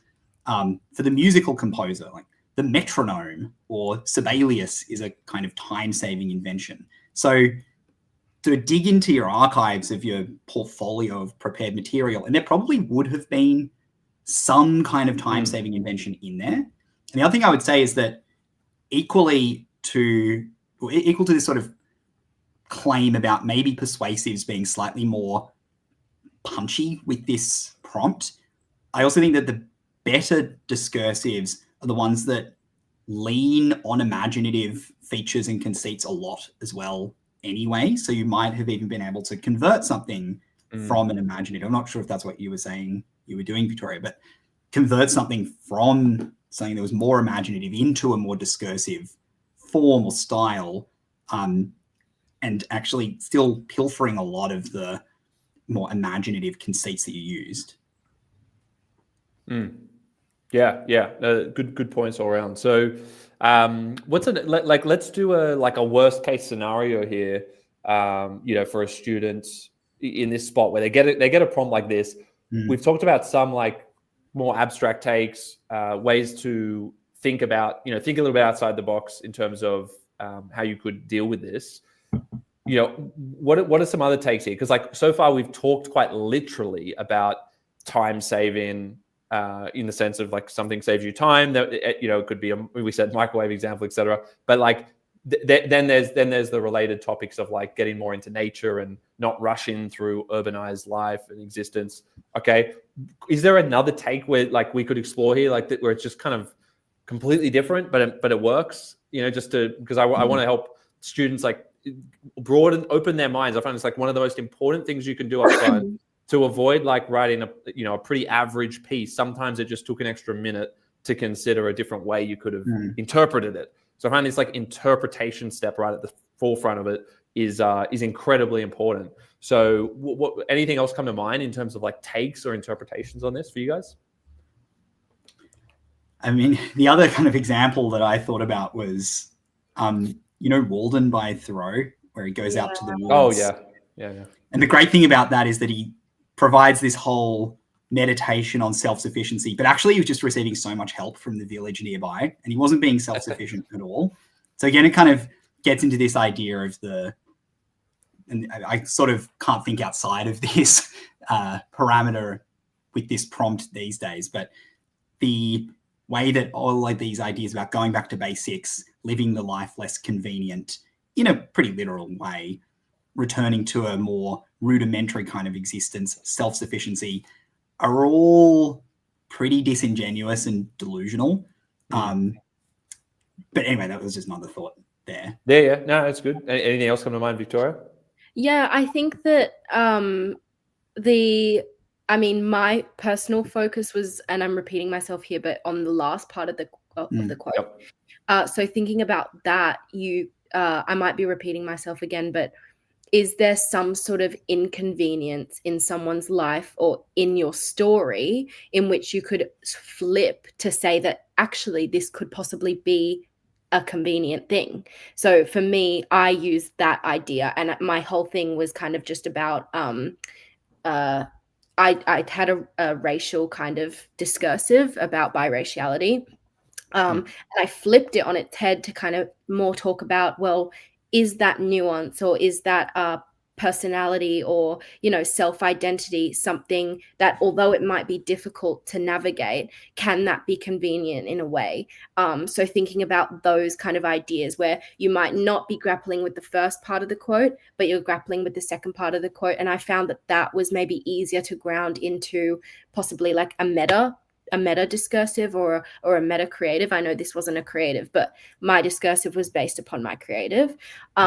So that could possibly be a way that you can go just to maybe broaden yourself, or be able to link your pre-prepared if you wanted to do that more to this stimulus. Yeah. And I'm going to just add another idea as well on that. So while I explain that, guys, if you have a specific idea that you like really want to write about for Mod C, put it in the chat, and we can see if we could make that work, right? And that's just like, again, trying to expand your mind. It's not to say you always should just like force something in, but I'm a big fan, as I said, of first considering it, because I find like the more you think about that, the more you kind of think a little bit more abstract about the stimulus, the more adaptable it is, and the more you can use some of the best stuff that you've prepared, which for most students ends up doing a lot better as long as they have like some actual links back to the stimulus. So put like your broad concepts in if you think you wouldn't be able to make this stimulus work, and I always like just like testing if we could. But yeah, we'll do that, and then we'll switch to something else. On this one, I was just thinking again, like I've had a lot of students doing like the more meta thing of like writing about writing, right? And it's like, how else could that work? What if someone's like struggling, someone's like talks about writer's block. I'm sure you've had like some of these things seem quite cliche now, but if someone was writing about the struggle to write, right? If you were doing that, like how could this thing about time-saving inventions have anything to do with it? Well, obviously, if someone was trying to save time to write, they could be taking shortcuts. So it's like, for me, shortcuts pops out as well, right? Like, but people use shortcuts in all kinds of contexts. So if you're a writer, okay, you're using Google or you're using ChatGPT or something, right? And you're trying to figure out ways to get a piece together. But again, they're all shortcuts, and the person might be grappling with that it doesn't feel authentic. It's like, how do I write with an authentic voice? And do I go back into the recesses of my memory, or do I just use this convenient like AI produced thing? And it's like, you can kind of be playful with that and still preserve the essence of what you were writing about, by really focusing on the concept of shortcuts and how ironically that can, not get you anywhere. So yeah, that's another like thought on the whole like meta fiction, people writing about writing, because I know there's quite a few people who do that. I don't know, if you guys want to elaborate on that, feel free. Otherwise, we can just take like one or two examples here. Yeah. Let's see. I have a piece about, here we go. Political violence. I have a piece about political violence. So let's have a think on that. I feel like that one would need to be more specific in regards to what is it, broad political violence or something specific? I feel like, even though sort of social media is probably one of the most obvious, maybe boring kind of time-saving inventions, you talk about negative polarization, hyperpolarization that emerges as a result of what is the time-saving invention of technology. and the way that that then increases the possibilities of political violence without exactly knowing what your take is, of course. Yeah, I see what you're saying. And like, yeah, this idea that like political violence, in modern or in modern days is more virtual, and it's more through like words, right? Then the nature of political violence is different and is aggravated by the fact that people are so polarized online. That's what you were kind of leaning into there. Yeah. Which is a good one. And you just link it back to, okay, I can get my political views across much more conveniently because I can just like post it out to the world. But it's often, counterproductive, or it leads to violent outcomes. You can talk about how voicing political opinions on an online environment actually creates a much more divisive world. So it's not time saving at all. It's actually pushing the world backwards. The stimulus is about nostalgia, ultimately. And I think, again, when we talk about the romance of the past and the nostalgic longing to return to a past age, again, there's probably a bit of like romance around the idea of, it used to be the case that political foes would still be able to be diplomatic. And again, there's this sort of contemporary trend of total polarization, and everyone seems to be in their own island and echo chamber, especially online. But is that even true? Like, is this an especially polarized time, or is there a kind of romance of going back to the age of decorum? Especially in American politics, there's always so much discourse in the kind of center around going back to norms, returning to norms, democratic principles, sort of bilateralism and cooperation. But again, is that a bit of an apocrypha? Is that also something that doesn't really exist? Is that a kind of delusion or fantasy of the good old times that we should go back to that doesn't really hold up? Yeah, I like it. Victoria, anything else you want to add on this one? No, I think everything's been said, really. I mean, I was thinking a little bit about if this person was talking about historical political violence or modern. I know you guys talked more about modern political violence. I don't know if there's any thoughts on how you could talk about it more historically to attain to the kind of nostalgia idea, maybe. I mean, the first thing I thought about was how industrialization and urbanization changed the sphere of warfare and of how politics could be distributed around the world. You could maybe talk about that a little bit. Well, yeah, like the assassination of Caesar, and then even more historical intertextuality. Yeah, go right back in history. So good. Like, to summarize, think broadly about this. There's probably a lot of options available to you. And even if you are not using something you've prepared, at least consider the options so that you can go with something that plays into your strengths, right? Like something you're comfortable writing about. Like, it might be the historical angle. It might be as you said, Joe, like the romance or the political angle.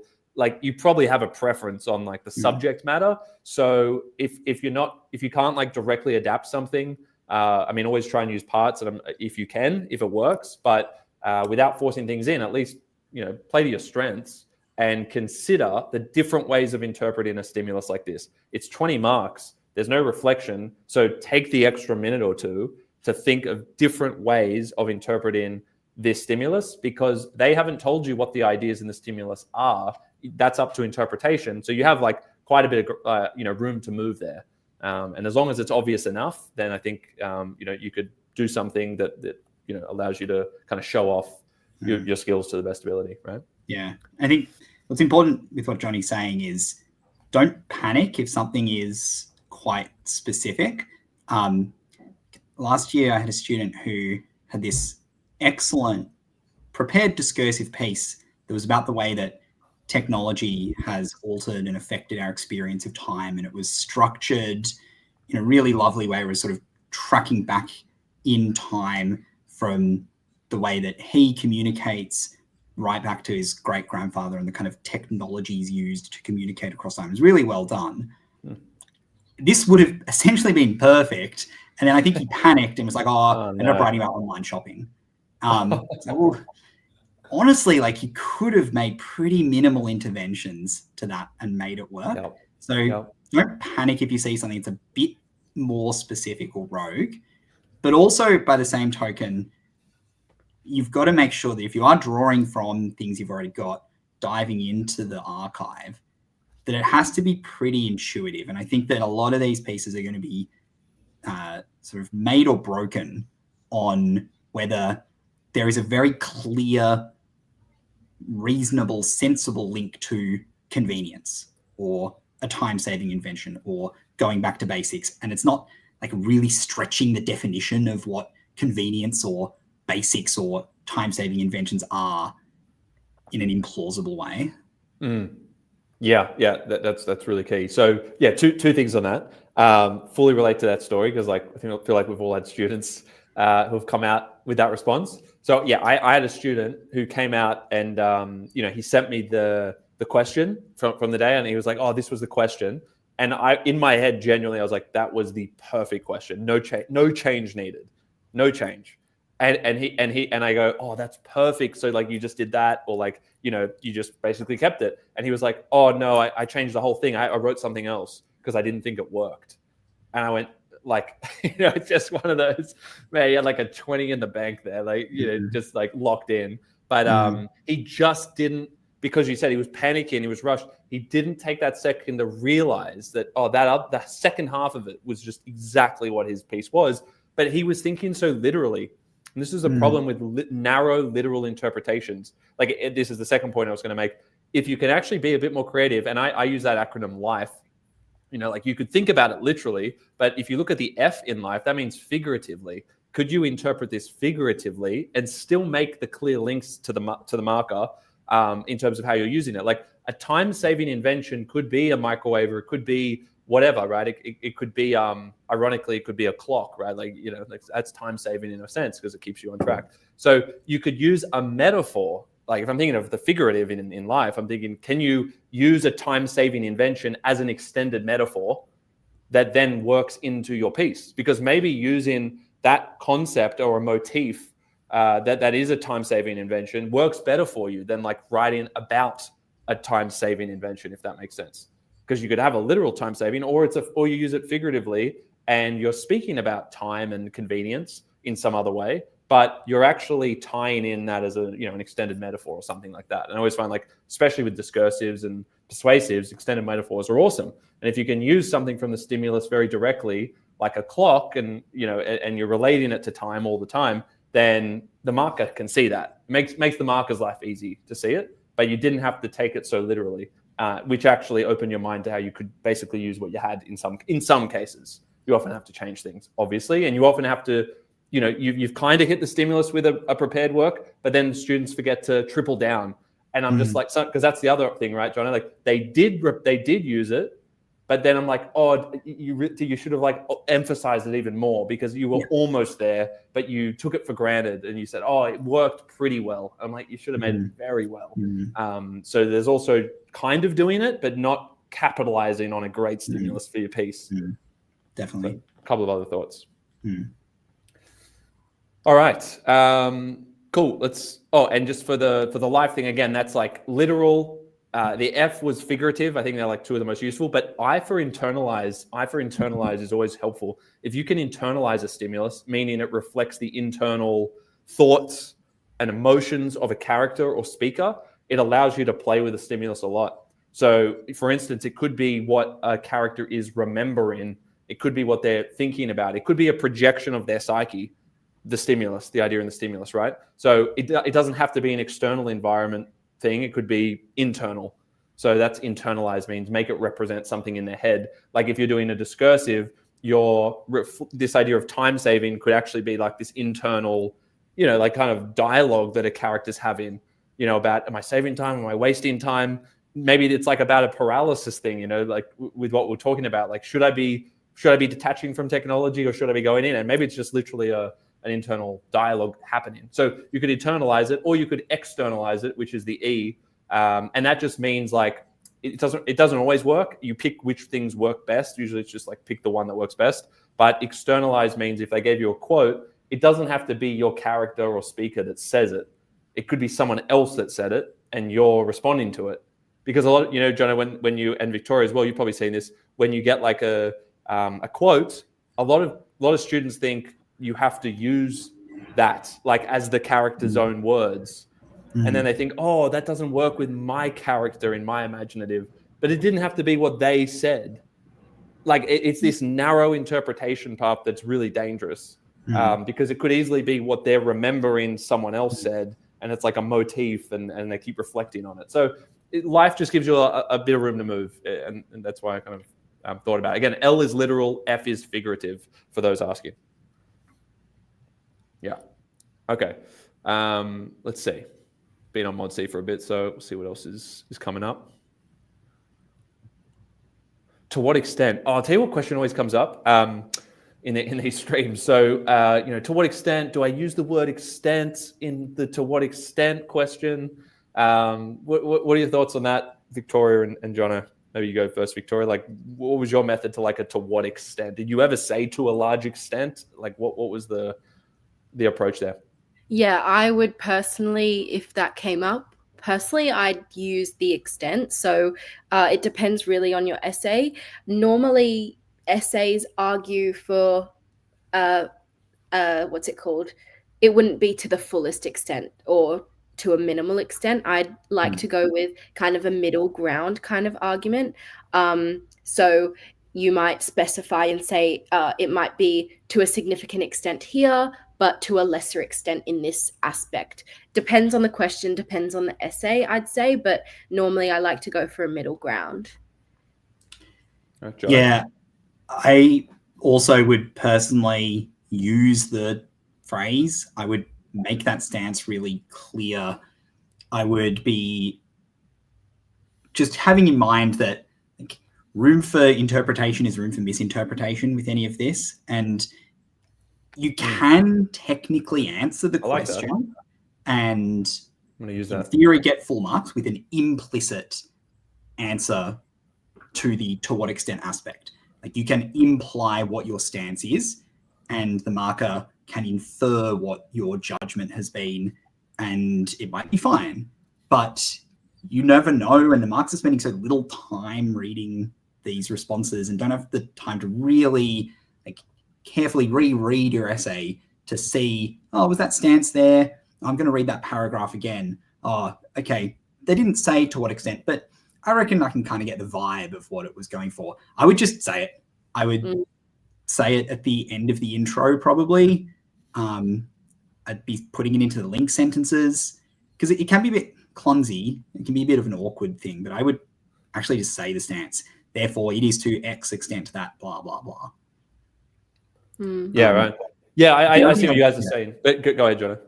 So the other thing I would say with this question especially is that this is quietly a bit tricky. And I think that as Victoria was getting at with this, I don't think that negating the question and saying that this is true to a minimal extent is actually really that viable as an option. So I think when people saw this question, the first thought is, because this is often how you're trained, that in the conversation, it's really the later text that has the effect on our understanding of the earlier text, that it's the later text that really does the determining work of the way we interpret and appreciate the later text.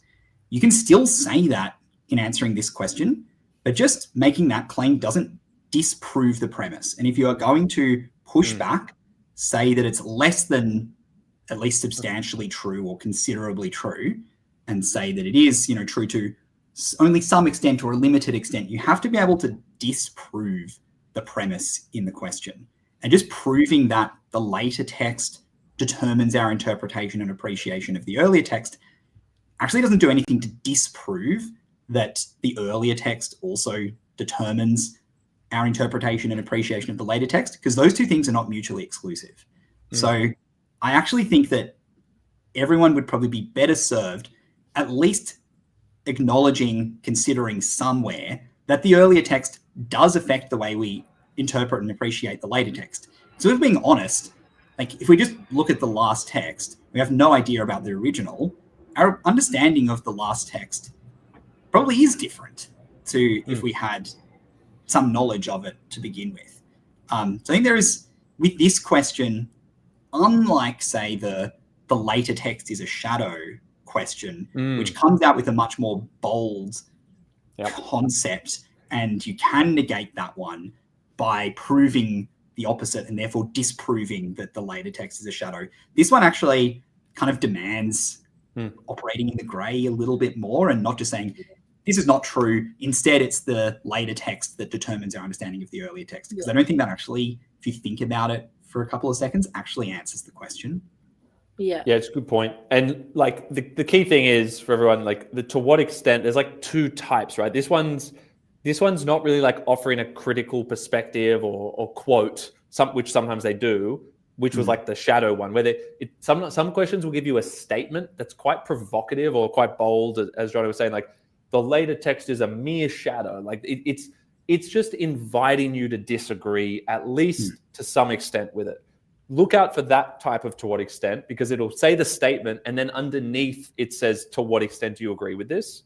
So this is a different type. So like there's some that has a provocative statement here, and then it says, to what extent do you agree?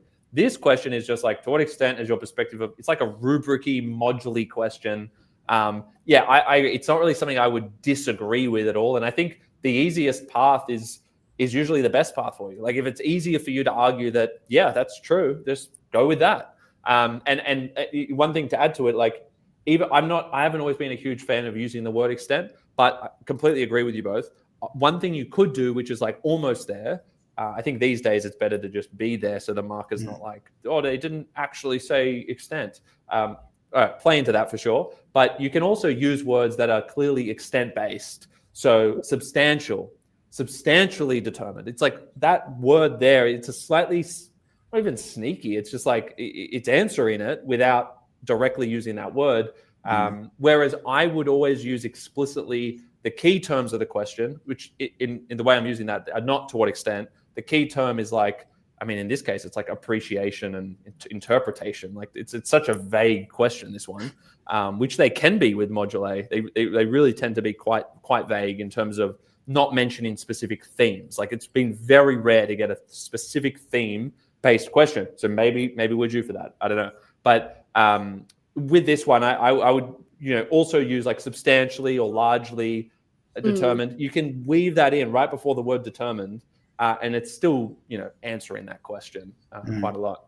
Yeah, I was just looking back at what I said for this one, and this is contradicting myself a little bit. I said what the truth comes out. We got the actual HSC paper that you got like full marks on. So let's see what's actually working.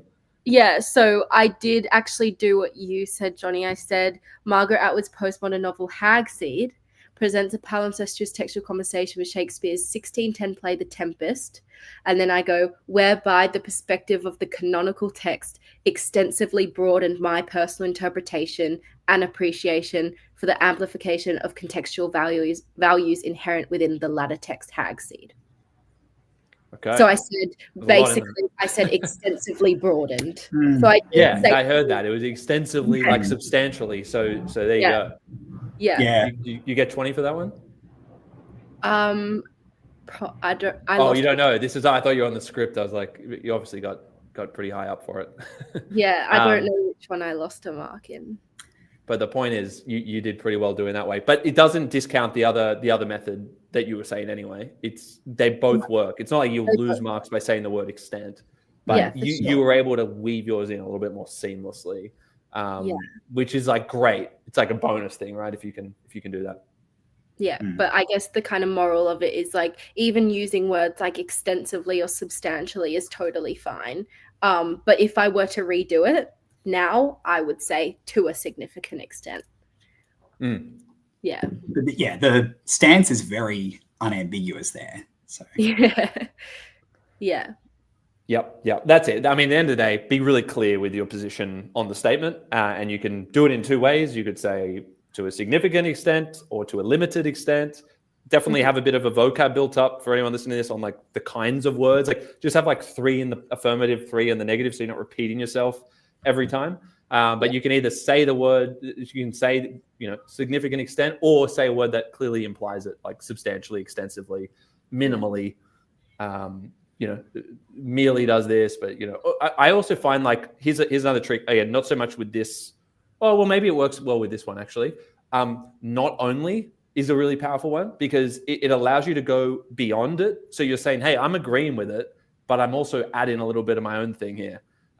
So you're kind of saying the statement doesn't capture the full picture. And if that's where you sit in relation to a question, you can actually say, not only does it substantially determine my interpretation, but it also does this. And then you can kind of offer that if it works.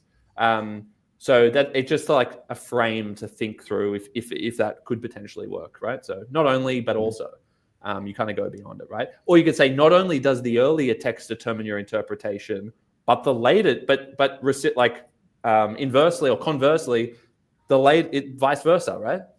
Mm-hmm. So you're kind of saying it works both ways, which goes a bit beyond it in a way, but you're still agreeing with it.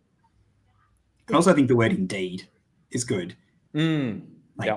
The perspective of the earlier text, this perspective of the earlier text indeed determines blah, blah, blah. It's clear that you're agreeing with the premise in the question. Yeah. Yeah, nice. Okay, we've got some people who want some quick answers here. I'm running out of time.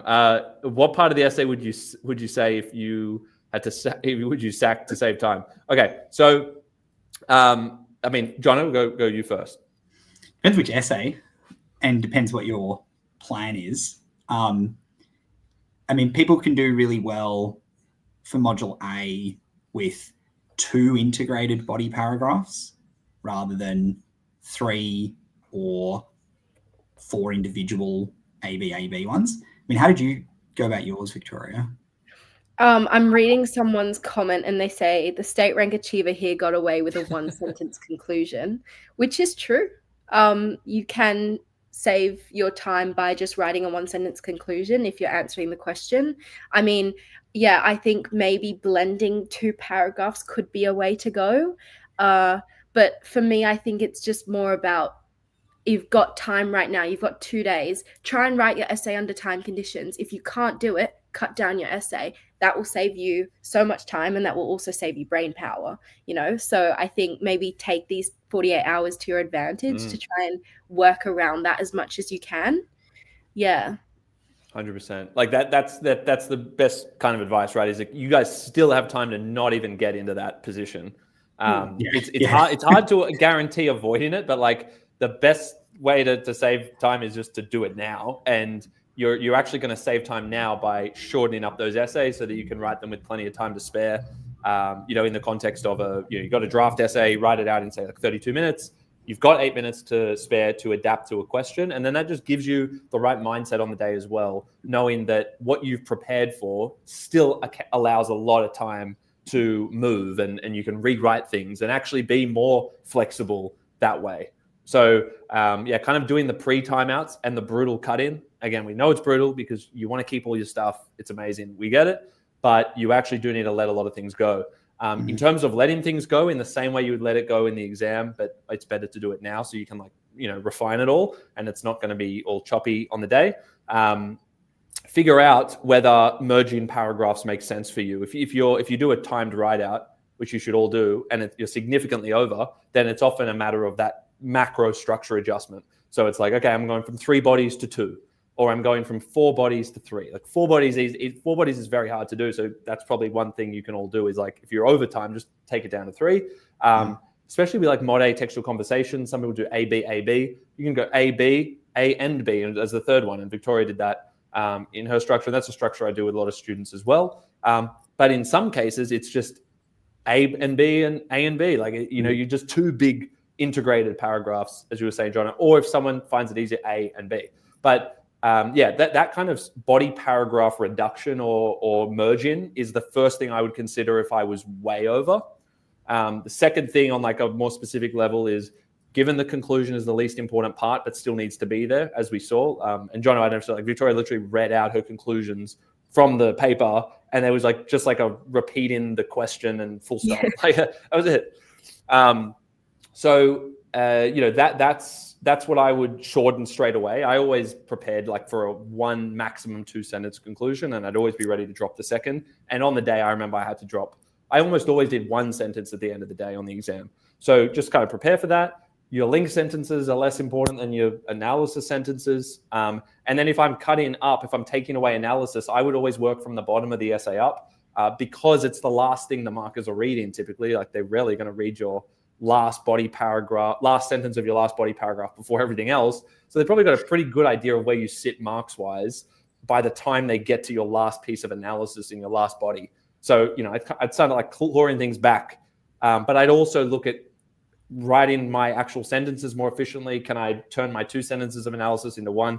There's lots of like little tricks like that. I don't know how specific we want to get into now, but I think the body paragraph adjustment after timing out your essays, figuring out where you're at, shortening conclusions, realizing the link sentences are the least important, and potentially cutting a couple of pieces of evidence from some of your later paragraphs. That would be my like few takeaways on that. Yeah. Make sure you still write a conclusion though. Like you do need a sentence. That's it. That's it. That's where we've landed. Well, I'm really know how good it is as long as there's a sentence. Yeah.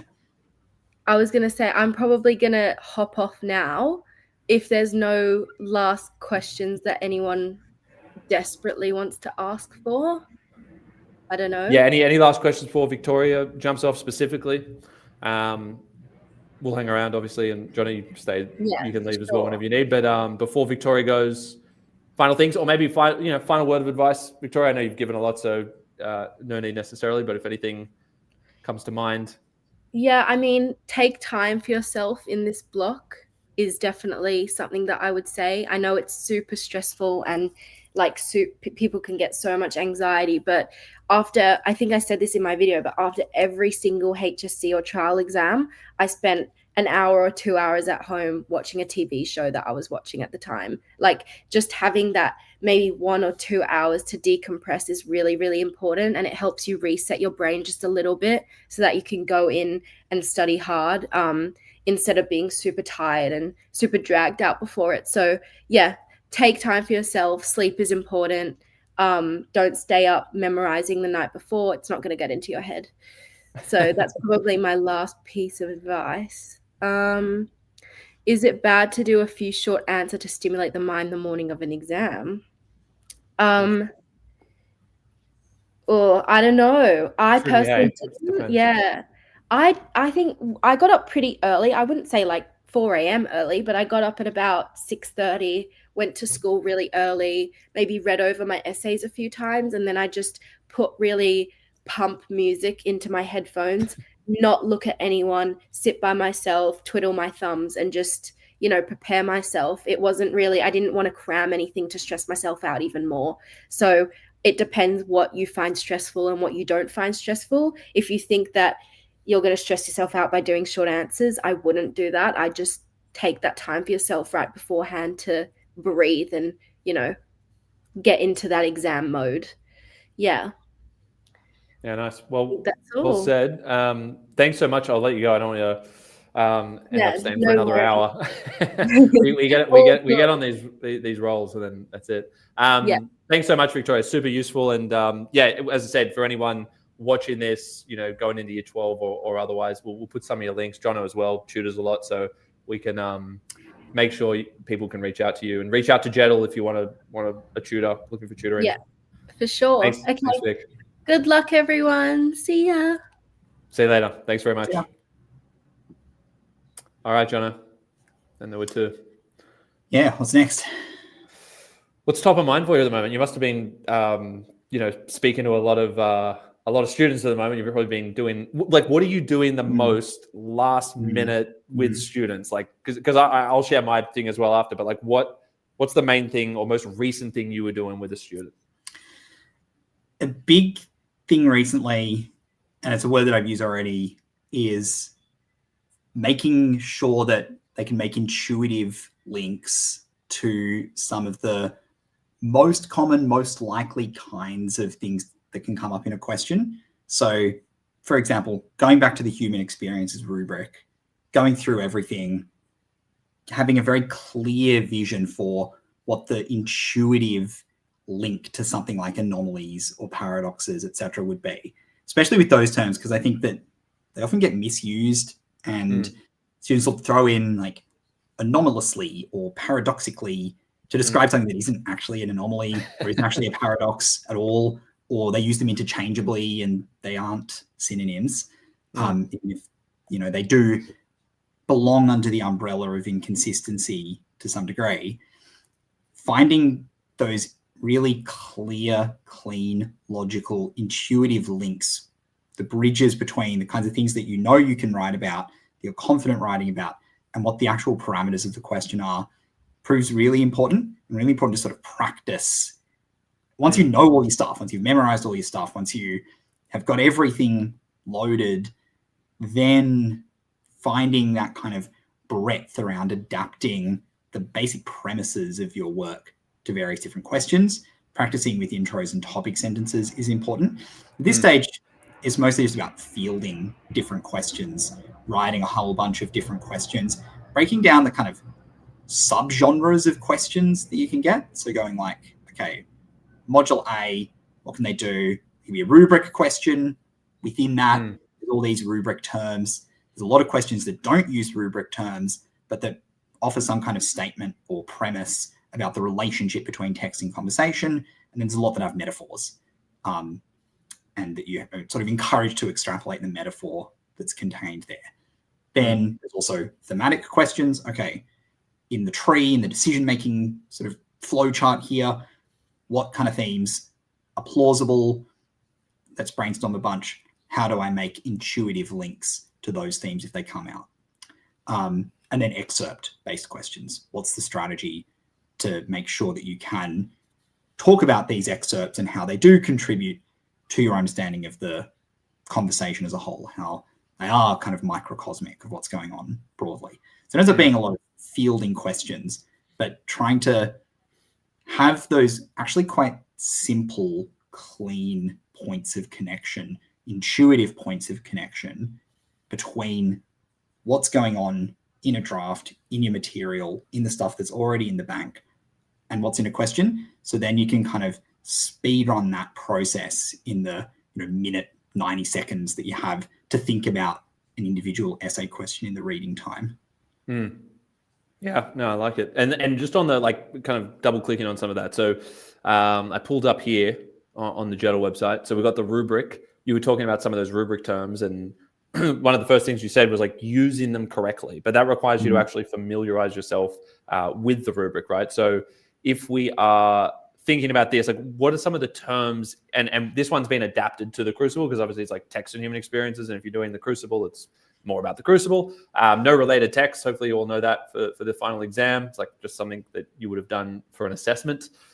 So your human experiences essay should just be on the one text. Replace the Crucible here with whatever you are doing for Common Mod. What are like some of the key terms? Maybe we just run through those, John, and like a quick working definition for people might be helpful, because I find that the Common Mod, if I'm trying to like guess questions, Common Module is one of those questions that typically has like a lot of the rubric-y terms in it. Like that's what I found. And what I mean by that is if we look at the rubric, there are some quite specific terms here, like even individual and collective human experiences in the top line, right? Human qualities and emotions.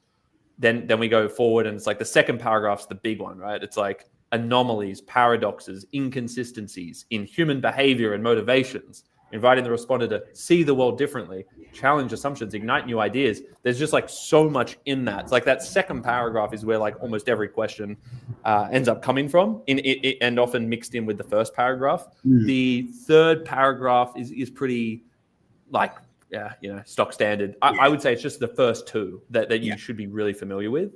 It feels like they will just like, I don't know, get a randomizer and then throw like three things from the rubric together. So it'll be like, how does your prescribed text tell stories to ignite new ideas about collective human experiences? Or like, to what extent does your prescribed text challenge assumptions about the paradoxes within human behaviors? It's kind of like, it's like a combination. Yeah, like when you're thinking about the rubric, think about the individual things in there and have a very clear understanding of literally what an anomaly is. what a paradox is and what they are in your text, so it doesn't feel like it's a clunky point of connection. But also bear in mind that questions often ask for a fusion, or ask about a fusion of 2, 3, sometimes 4 of these key terms. So last year it was like the relationship between qualities, motivations, and actions. They like doing this thing where they use synonyms as well. Yep, they do. Yeah. That's instead true. of behaviors, it's actions. Instead of collective, it's shared. Instead of individual, it's personal. So being able to recognize that very quickly, and also bearing in mind that I would say it's probably unlikely that the question would end up being as one-dimensional as like, how does the Crucible explore anomalies? Like, it's gonna have really multiple one layers to it. It's at least 2 parts combined, isn't it? And Yeah. sometimes it's 3. We can put together. I think some people are asking, they want like an example of it, and we can definitely show you a fusion. But let's quickly just identify the key ones in this one, because again, especially as opposed to Module B, critical study, close study, like there's a couple of things in that. A couple of things in that are like unique, other than like context, form, and everything has that. Textual integrity is a unique term in Module B, but there's not many others, right? It mentions critical, interpretations, etc. But personal understanding, none of that's that unique. Like in terms of these buzzwords, Module A has a few, like colliding, dissonances, resonances. It has a few. This one has the most. So this is like good. This is the most likely kind of module from what I've seen on the trends, and you would probably agree that where you get those like module rubric heavy questions, and also short answer questions come from this as well. And so many people overlook that. When you're preparing, just if you get really comfortable with all these key terms, every question, even in the short answers, they might give you specific themes and say like family, and they'll have other terms there, but they're still being sourced in some way, or they're supposed to be, from the rubric. So, 40% of the exam is going to be anchored to this 2 paragraphs. 40% of your exam is anchored to 2 paragraphs in this description, which again, this is from NESA. It's just a slightly adapted version for a text, but it's the same for 1984 and everything else. So, just let me know, John, maybe just shout out or give me like a go-to synonym or something that will help, students be prepared for it. But like if we think about individual versus collective human experiences. Yeah, so they used personal and shared already, the personal and shared nature of human experiences. They could say something like contradictions. Like I use a practice question for students that's like, humans are complex, even contradictory creatures.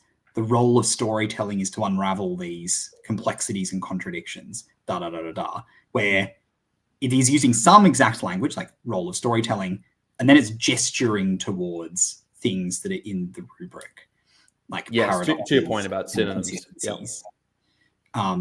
So yeah, be watchful of that. The other thing as well is they've done it with the challenges question that was, when was that? Maybe 4 was that 23 or something? Oh, okay. It was maybe 21. Okay. I think, where they are providing a one-size-fits-all question. It's not particularly thematically specific. That should be pretty easy to adapt to be fair. But it's not, that one. 21.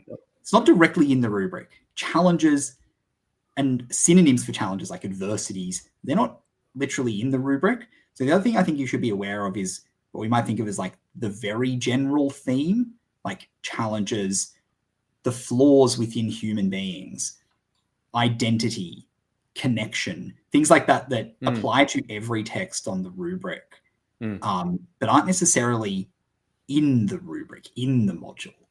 Yep. Yeah, and like, yes, the word challenges is in there, but not in that context. And that's also where people get confused often. They're like, oh, no, challenges in there. No, that's about challenging assumptions. This is actually a noun, challenges, noun versus, verb. So yeah, to your point, but it still says individuals. It has specified that. Yeah. So it's an individual response, not as opposed to collective. And sometimes it's good to actually explicitly differentiate that, and if you do talk about collective, you can say individual as opposed to collective, or sometimes you don't have to, but it's good to lean into it if it's a key term. in this case, individual response is certainly a key term, and challenges is the obvious key term. Yeah, they're the things you want to like go ham on. All right, so that was that one. Just switching back for a second. I'm sure that's helpful to people just like talking out some of these. So they examine how the text represent human qualities and emotions associated with these experiences. So anything on like qualities, emotions that you found trend in hasn't come up a lot? Not really. With those ones, you do just often see those words. They've used emotions in the HSC. They've used qualities last year. They might say the quality of blank. So there's like a Merchant of Venice question that floats around that's like the quality of mercy. How does Shakespeare examine the quality of mercy? So they can specify that quality of insert something here. And especially short answers, right? That's quite common. Well, yes, definitely. Yeah. Short answers, they like to specify that. They might not specify it like in an essay question, but like that explicitly, but they could as well. Yeah, quality of love, definitely. like similar to that. Like I think it was like a 2019 where it was that kind of vibe of like, love, loneliness, crucible deception. love through everyone. Yeah, that thing they could easily attach. That is the quality, I suppose. So that actually has come up a couple of times. Yeah. And it's very much worth thinking about the emotions that correspond with the different paragraphs and ideas within your discussion, because they're in the rubric. They have asked about emotions recently, but they're known to double up with some of the rubric terms. Like collective experiences and shared experiences arose within like only a few years of each other. And I think emotions is one that students don't tend to think about. Like they don't think too much about how characters feel, and it's more about actions, behaviors, thoughts. And so it's worth just mapping out the emotions that would be relevant to label in each paragraph. And I think emotions, even though it's a very basic word, it's tricky, actually. Yeah, there's an art to it. Like not everything is an emotion. You can't say everything is an emotion. Because like I was going to say, would some people would be tempted to like relate feelings, like can you feel alienated? Like talk to us about. I guess you have to be flexible for sure. Like with any key term in a question, you have to use it as broadly as possible as well, in the sense of give yourself every option, like we're talking about with Module C, to use things that could be relevant. And no one's telling you the one narrow take on what emotion means, but you can only stretch it so far, right? So what like where would you draw the line? Because I feel like people will be tempted to jam things in. There's some merit to that, but there's also a line there, right? Yeah. I mean, I want to say like a particular example of a paragraph or something to be really precise with it, but something like, I don't know, with 1984, is privacy an emotion? Probably not. Like there are emotions associated with privacy. You can feel the quality, certain things. Yeah, you feel certain things if you have privacy. Contentment or comfort or things like that might be the emotions that arise from having access to privacy. I don't know if privacy itself is something that you feel as an emotion. Like I don't think you say I'm feeling private. But you can feel intimidated from a lack of privacy or insecure. Right. Exactly. Yeah. It's like that. There are definitely emotions associated with it, but again, it's that sense of intuitive connectivity that not everything's an emotion. Not everything is a paradox because you assert that it's paradoxical. You actually have to think about what these words mean and what they mean in the context of the text. Yeah, for sure. All right, we'll get through a couple more here. I think a lot of people were asking about, the famous trio of paradoxes, anomalies, inconsistencies. So, because I think we've covered the main ones there. The last sentence is like pretty standard. But what about anomalies, paradoxes, inconsistencies? We talked a little bit earlier. I think Victoria was on when we were discussing it. You're unlikely to get a question with all three of those. They will typically like pluck one, maybe two, but maybe anomalies, paradoxes, inconsistencies, and paradoxes are just like so, intertwined. I think it'd be like that'd be a weird question. But in terms of separating those three, how are you thinking about that? The way I think about it is, inconsistencies is the umbrella term, and then anomalies and paradoxes are two subtypes of inconsistencies. I think with inconsistencies, firstly, you should think about inconsistencies that are internal and inconsistencies that are more external within the text. So by the more internal inconsistencies, not that I necessarily use that as a term, but just to differentiate it, this is more the inconsistencies within the ways individuals think or act. If there's a tension, a disjunct between their values and their actual behaviors, or if there's cognitive dissonance in the way they think, there's competing ideals that are tussling with each other. And then that's kind of quite in tune with paradoxes. Like we can see that with something like 1984, there's a paradoxical tension, a cognitive dissonance within Winston's longing for communal participation and his desire for individuation and sense of intellectual superiority above the sort of base proles and the sort of outer party members.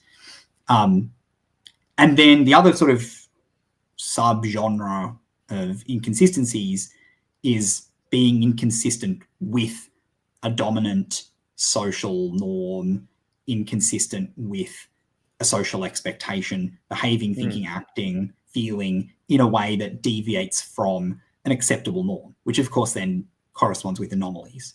So I think you can consider inconsistencies in those two ways, and then it sort of naturally trickles down into anomalies and paradoxes. Yeah. I like also that. think So that, like inconsistencies at the top of the umbrella, and then you got the two. Yeah. And Two stems. I think that it's also important to think about antonyms here, and they could come up in questions. Yeah, just put in the comments as well, like some of the things you're saying to help students understand it, right? It's like a paradox. Think about a contradiction. Something inescapable is often paradoxical. Like you can't get out, catch-22 situation. Incompatible was like a stretch, but it can work. Anomaly, outlier, abnormal, different. It's important to just have like a go-to definition. We talked about this earlier, just to make sense of the question. Because if you can think about it in different terms that you understand, you're going to answer the question a lot better, and you'll be able to adapt things a lot more effectively as well. Yeah, and thinking about specifically if there's logical inconsistencies or moral inconsistencies or behavioral inconsistencies. And then as I was saying, antonyms also are really important at opening up the world of the rubric and a question. To think of anomalies properly, you need to think about norms. To think about paradoxes, you need to think about what would be logical. To think about inconsistencies, you have to think about commonalities. And it wouldn't shock me to see a question that's like, how is it representing commonalities and inconsistencies in human lives? Something like that. Yeah, I like that. So think about the opposites. Yeah, and there's that combination that we see of exact rubric words and then synonyms or antonyms or vaguely connected rubric words that aren't literally in there. Yes, and then the like specific application of them as well, like in the example of like love or alienation, like they actually provide a text specific thing that relates to those terms, right? So they can use the term, the synonym, the antonym, but they can also then apply it or just keep it general. It's like there's also that aspect as well. No, that's a great point. Consider the opposite. Because also that just puts you again in that nice broad interpretive mindset where you're not inclined to just agree almost positively with the question by default, because sometimes your best bet, if we go back and look at the famous year 1 2019 question, right, especially for like the Crucible, like this, see if this is sharing. Yeah, this absolutely threw people. And again, what I'm doing here, anyone can do this. Just jump on to the Nesta site, or if you're on JeddAI, jump on, look at the practice questions, past questions, and just like look at the type of questions that are coming up. This one, year 1 of this syllabus, here we go. This is an example of where it gave you a specific quality of love, right? Love as or you could say, we'll call it a quality, right? To what extent does the exploration of human experience, so human experience, keyword, sure, but it's the module name, so you look for something else, invite you to reconsider your understanding of love. And a lot of people got thrown by this because they think immediately of a positive connotation with love. And if you were thinking in opposites, you would realize that you can easily just think about an absence of love or a love towards something that could be negative. So just because a word has a positive vibe, right, for lack of a better term, like connotation, but vibe, love, the crucible, that doesn't mean that the text isn't about that. And it doesn't also mean that your essay is not about that. It is about love, but it might be about love of self over love of community, or love of reputation over love of truth. Like, you can have bad loves, you can love vices. People love smoking, it's not good for you, right? It's like you can love the wrong thing, and not having to dig specifically at that vice, but everyone has a vice.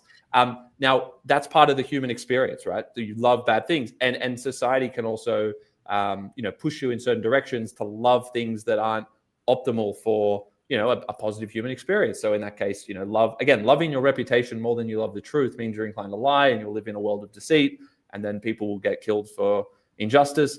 There's all of that, right? It all links in. And then also I just like the other take of like an absence of love, like a lack of love.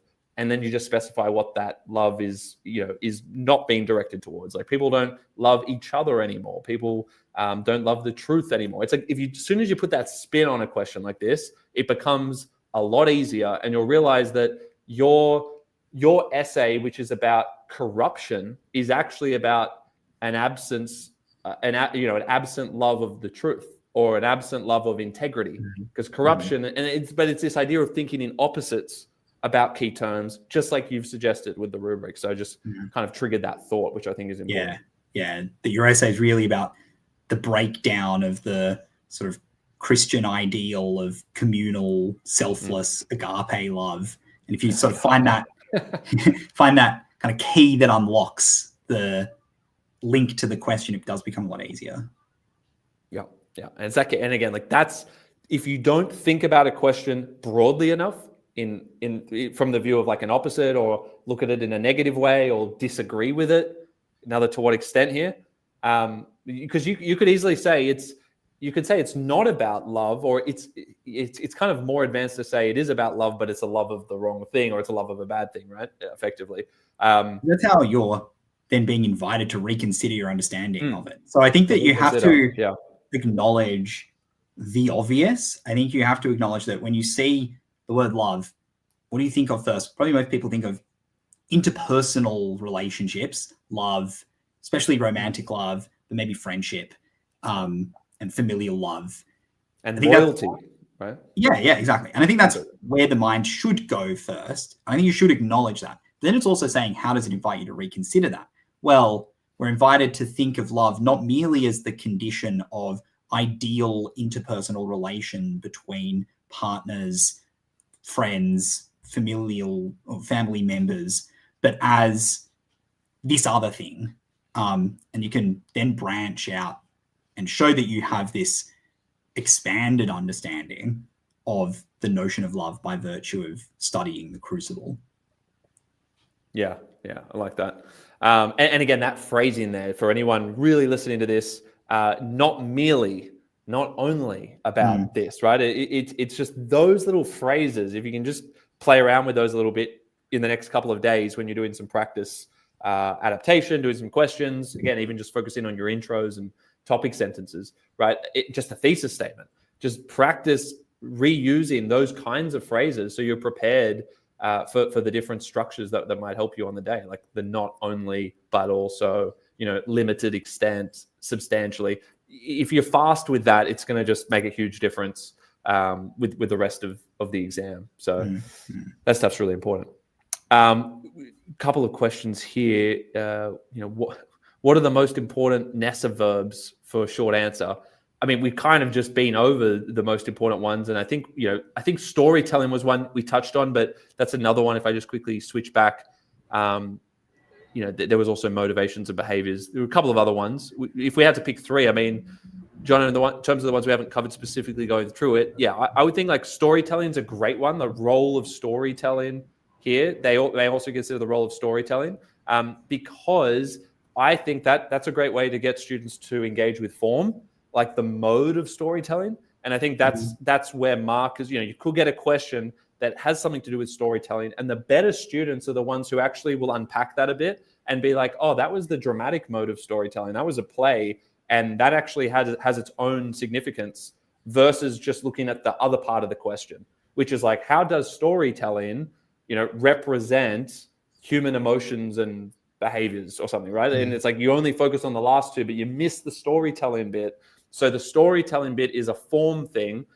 There's other things to say about it, but I think at the highest level, if you can capitalize on that in the intro by just saying, hey, this is this uses prose fiction as an evocative mode of storytelling, by giving some specificity on that, you're going to pretty easily differentiate yourself, in my opinion, from the kinds of responses I've seen for questions like that. But what do you think about that one on the storytelling front? And also, just in terms of the instructive verbs and words for short answer, most of them are how questions. So that also means form and technique. Yep. There's a lot of compare how questions when they are bringing in multiple texts. Compare how requires you to not only compare what they say, but compare how they communicate the ideas as well. So to compare forms to a bit of a degree too. And then sometimes there'll be a how effectively question. And even if it's only 3 marks, there was one on a poem that was how effectively is imagery used. With that, especially for 3 marks, it can be a little bit assertive. And you can say it is effective, it is successful. But with these evaluative questions, to what extent, how effectively, evaluate, blah, blah, blah, whether it's short answer, whether it's in an essay, what the syllabus says is that your requirement is to make a judgment based on a criteria. And so you need to have some kind of criterion, some metric, some yardstick that you have sensibly devised that helps you to measure the extent to which this is true, or measure the effectiveness of a text.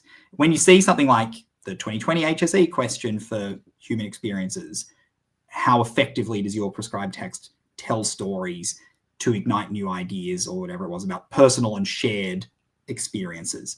Or that one that was in the short answer, how effectively does the text use imagery to capture a human experience?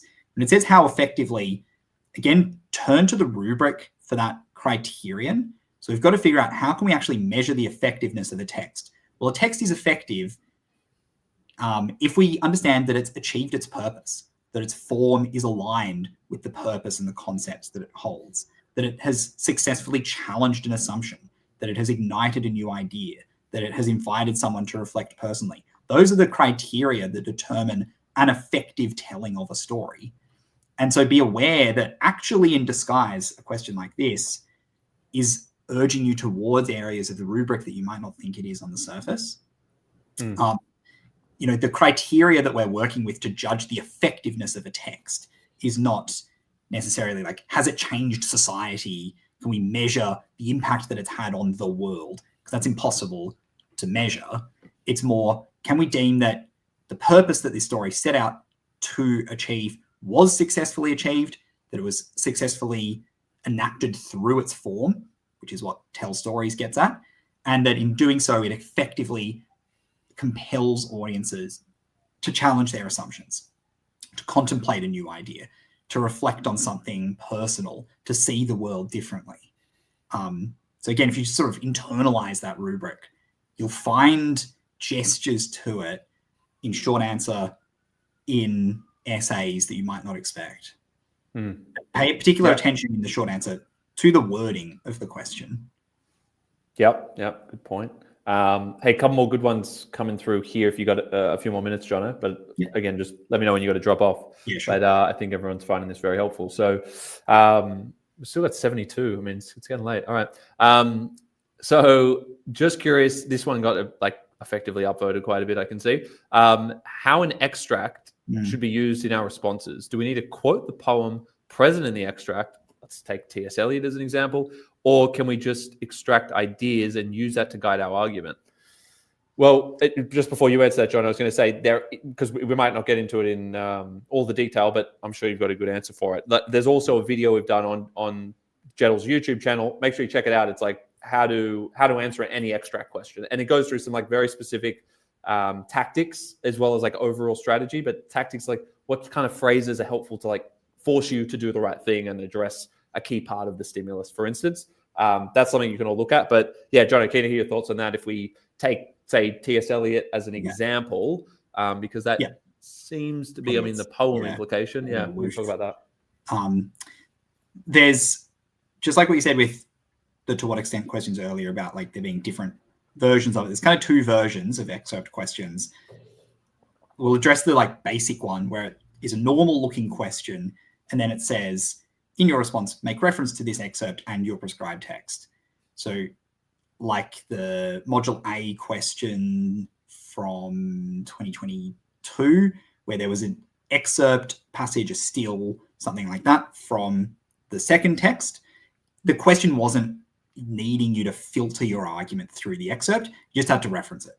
So if it's as simple as that, it's normal sort of seeming question.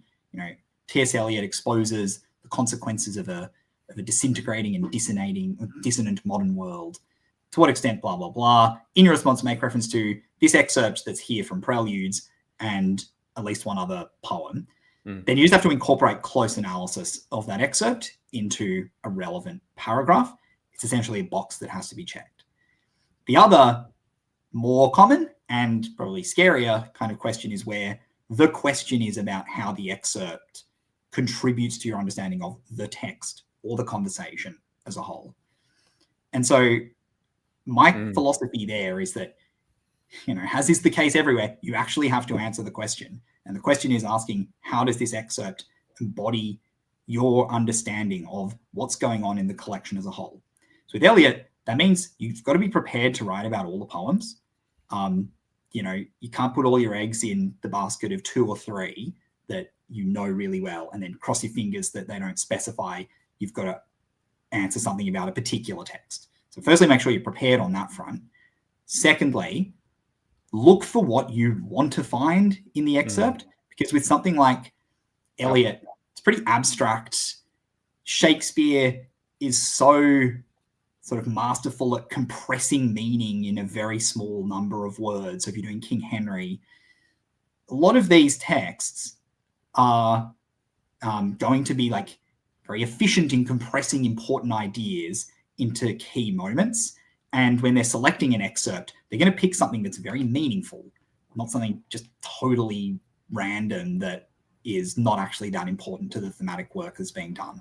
So chances are you'll be able to find that there's something salient, at least a couple of things salient within the excerpt that adhere or align with what you're already wanting to talk about. So look for those ideas.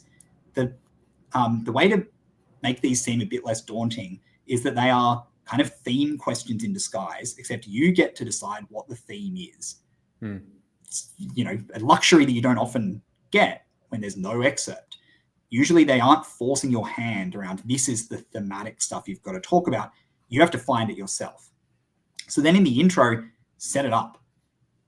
Say quite early in the intro, first couple of sentences, this passage from the Hollow Men, the final section of the Hollow Men, the first section of Preludes, the closing moments of Journey of the Magi, or the Hal's reuniting, Hal's re-entry into the court, which was in 2020 for King Henry, or whatever it is, contextualize that bit of evidence. This moment embodies the larger concerns of Eliot's poetry as a whole, and then extract those ideas that are going to help you build a bridge between what's going on in the excerpt and your prefab ideas and what you want to talk about. And then, as Johnny was saying, one of the best ways to do that is to latch on to some of the language that's in the passage already. See if there are thematically loaded terms that are being used in that passage, because chances are there probably will be. Then you can pepper some of those in. So actually, you need to say the excerpt is the starting point for our ideas, that we look at this as a miniature version of what's going on in the text as a whole, And then you start bringing in the other poems that you want to talk about. And then you should, if it's Eliot, I think, like, have a paragraph on that poem. And in that paragraph on the poem that's been included, do close analysis of that extract. But then also in the other paragraphs, you've got to make some kind of connection in the topic sentence. It could be even just peppering in some of the language from the excerpt into the topic sentence. Even better is if you can say, what's going on here in the Journey of the Magi extract seems on the surface to be a far cry from what's going on in Prufrock, which examines blah, blah, blah. And then find at least one, if not two, points of comparison with the other poems. So let's say it's a passage from Preludes. You do your Preludes paragraph first, nice and easy, do close analysis of the excerpt. There's no ambiguity that it's on point so far. Then you want to do a paragraph on Prufrock and you want to do one on Journey of the Magi. Then in the next two paragraphs, find a link that you can make in the topic sentence to something from the passage. Then find one or 2 points of comparison with specific quotes from the passage, and then other quotes that you've got within your analysis of Prufrock, and then do the same for Journey of the Magi. So I think it's kind of like, it's sort of Goldilocks conundrum with these excerpt questions, where it seems like most people either don't address it enough or address it too much. They'll like scrap everything and think you have to write your whole essay just literally on what they've given you, which you don't. Like, they're asking about how it relates to your understanding of the text as a whole, which means that still about 80% of the evidence that you're using should be taken from elsewhere in the collection, in the text. But also, you can't just sort of vaguely address it and then not really do any close reading of it at all, because that probably misses the mark. I don't know what you think. I agree. I think, like, to summarize the takeaways there, like, the extract or the excerpt you get symbolizes, represents the whole text in some way, right? And so that's the first thing, which means you don't just write an essay about the extract. That's the first point that was made clear there. Like, it represents everything else. So if you see it as a symbol, it's almost like a replacement for a key term in a typical essay question, right? It's like, it's a key term embodied through a passage that represents the whole text. And it's actually kind of better in a sense than a specific key term, because you can take a few more liberties with it and latch on to, as you said, what resonates with your understanding of the text. And typically they're quite generous with the extracts. Like, they're a key moment that kind of captures the essence of the whole thing. Especially with Eliot, they're giving you one poem. You're being examined, or you're studying the whole set together, textual integrity, the whole thing. So they're not going to give you something that only applies specifically to that text. So it's just back to that theme. It keeps coming up, right? Module C, interpret things broadly and everything becomes easier. And if you interpret things through the lens of what's convenient for you, like, hey, how does this fit in with my understanding? You're making your life a lot easier again. So if I pull up this, and I'll speak to some of the points again, because, like, this is one of the common, like, scaries that people worry about. This was the one time, 2020, so it's quite a while back, that it came up for Eliot. But anyone who's scared about any kind of excerpt question, just watch us here. Just apply very quickly the rules here of excerpt questions. So one, if we see this, Hollow Men, I'm freaking out. I don't have Hollow Men in my base essay, right? I chose Preludes, Prufrock, and Magi, okay? And I barely scratched the surface on Hollow Men in my final thing. Okay, I'm worried. But they've given you the extract here. It's not too long, right? We'll read through that. And then we see the question, in what ways does this excerpt reflect? It's even telling you, how does it reflect the broader concerns and aesthetic qualities of Eliot's poetry? And again, concerns is just like themes, and aesthetic qualities is like form and style. So you should already be talking about all of that. But the beauty of this is there's no, like, specific theme that they've kind of confined you to here, because they're saying, hey, choose the parts here, or, like, look at how this represents everything that you understand about Eliot's poetry, and you can tell us. So they're giving you a bit of discretion there, which I like. So let me just free up some more room here. Now, in terms of how to approach this, I actually did a different approach because it worked well with this student's practice essay. I was doing this the other day, and instead of kind of finding where Holloman worked in terms of a whole body paragraph, like replacing almost the other one where it best suited, we went through and we said, hey, having a look at this extract, firstly, what are some of like the broader ideas here that relate to your 3 body paragraphs? Number one, like think about your core ideas of Eliot's poetry, and then look at this extract and tell me where you see things that relate to each topic sentence, if you will. So we looked at that. And then what we said was, if you had to zoom in on a specific piece of evidence to actually include in your bodies, can you see something that relates to each body paragraph that you currently have, so that you could actually put in one piece of evidence from Holloman per body? It actually worked really well with this one. And what you said before as well is the other option. It's like option A, option B. I see option A is weave it in and put at least one specific sentence of analysis per body. And then you can include your other stuff as well. You don't have to get rid of everything else. And if you want to go a bit deeper and you see another thing, great. Or you can actually have prepared some material on Holloman, or you've already got some analysis, and you can kind of have a body paragraph that focuses on that one as a primary poem, and then you can focus on a different poem in the other ones. Ideally, maybe a mix of both. But I think just going through it the other day with someone, like we were like finding terms or quick things that could relate to each one. And that, just from memory, like, for thine is the kingdom, you've got this like kind of biblical or religious allusion at least. And okay, religious allusion, they had a thing on Magi, it talked about religion, like they made a connection there and it worked.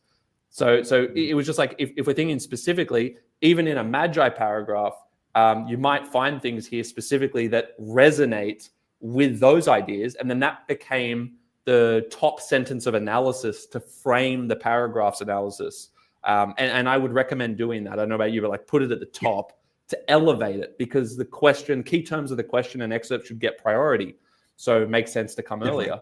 Yeah. Let me know if you agree or disagree with this. But I agree. That was useful. You can answer the question actually quite well, even without a paragraph on the Holloman. I was saying, if it was me, I probably would, just to shore it up. But if you just didn't have a fully formed sense of the Holloman ready to go, then you can have preludes, proofrock, Magi, and you've got therefore 3 opportunities to filter your discussion of each of those poems through the lens of this excerpt. And it can answer the question really well, because it answers the question of how the excerpt reflects what's going on in the poetry as a whole. You might latch on to life is very long and sort of interminable passage of time that's evoked there, and then link that to proofrock. In a minute there will be time, blah, blah, blah. Yes. You might look at the kind of liminality that's implicated by this anaphoric repetition of between the and the, between the and the, and find that corresponds well with preludes and this sense of the sort of mechanical, cyclical, repetitive limbo that the denizens of the modern world find themselves in.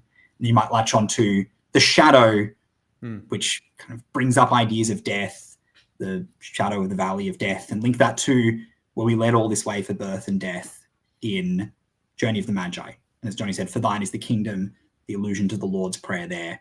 Relate that to Journey of the Magi, being no longer at ease in the old dispensation, in the old kingdoms. Different meanings of a word like kingdom start to open up as well.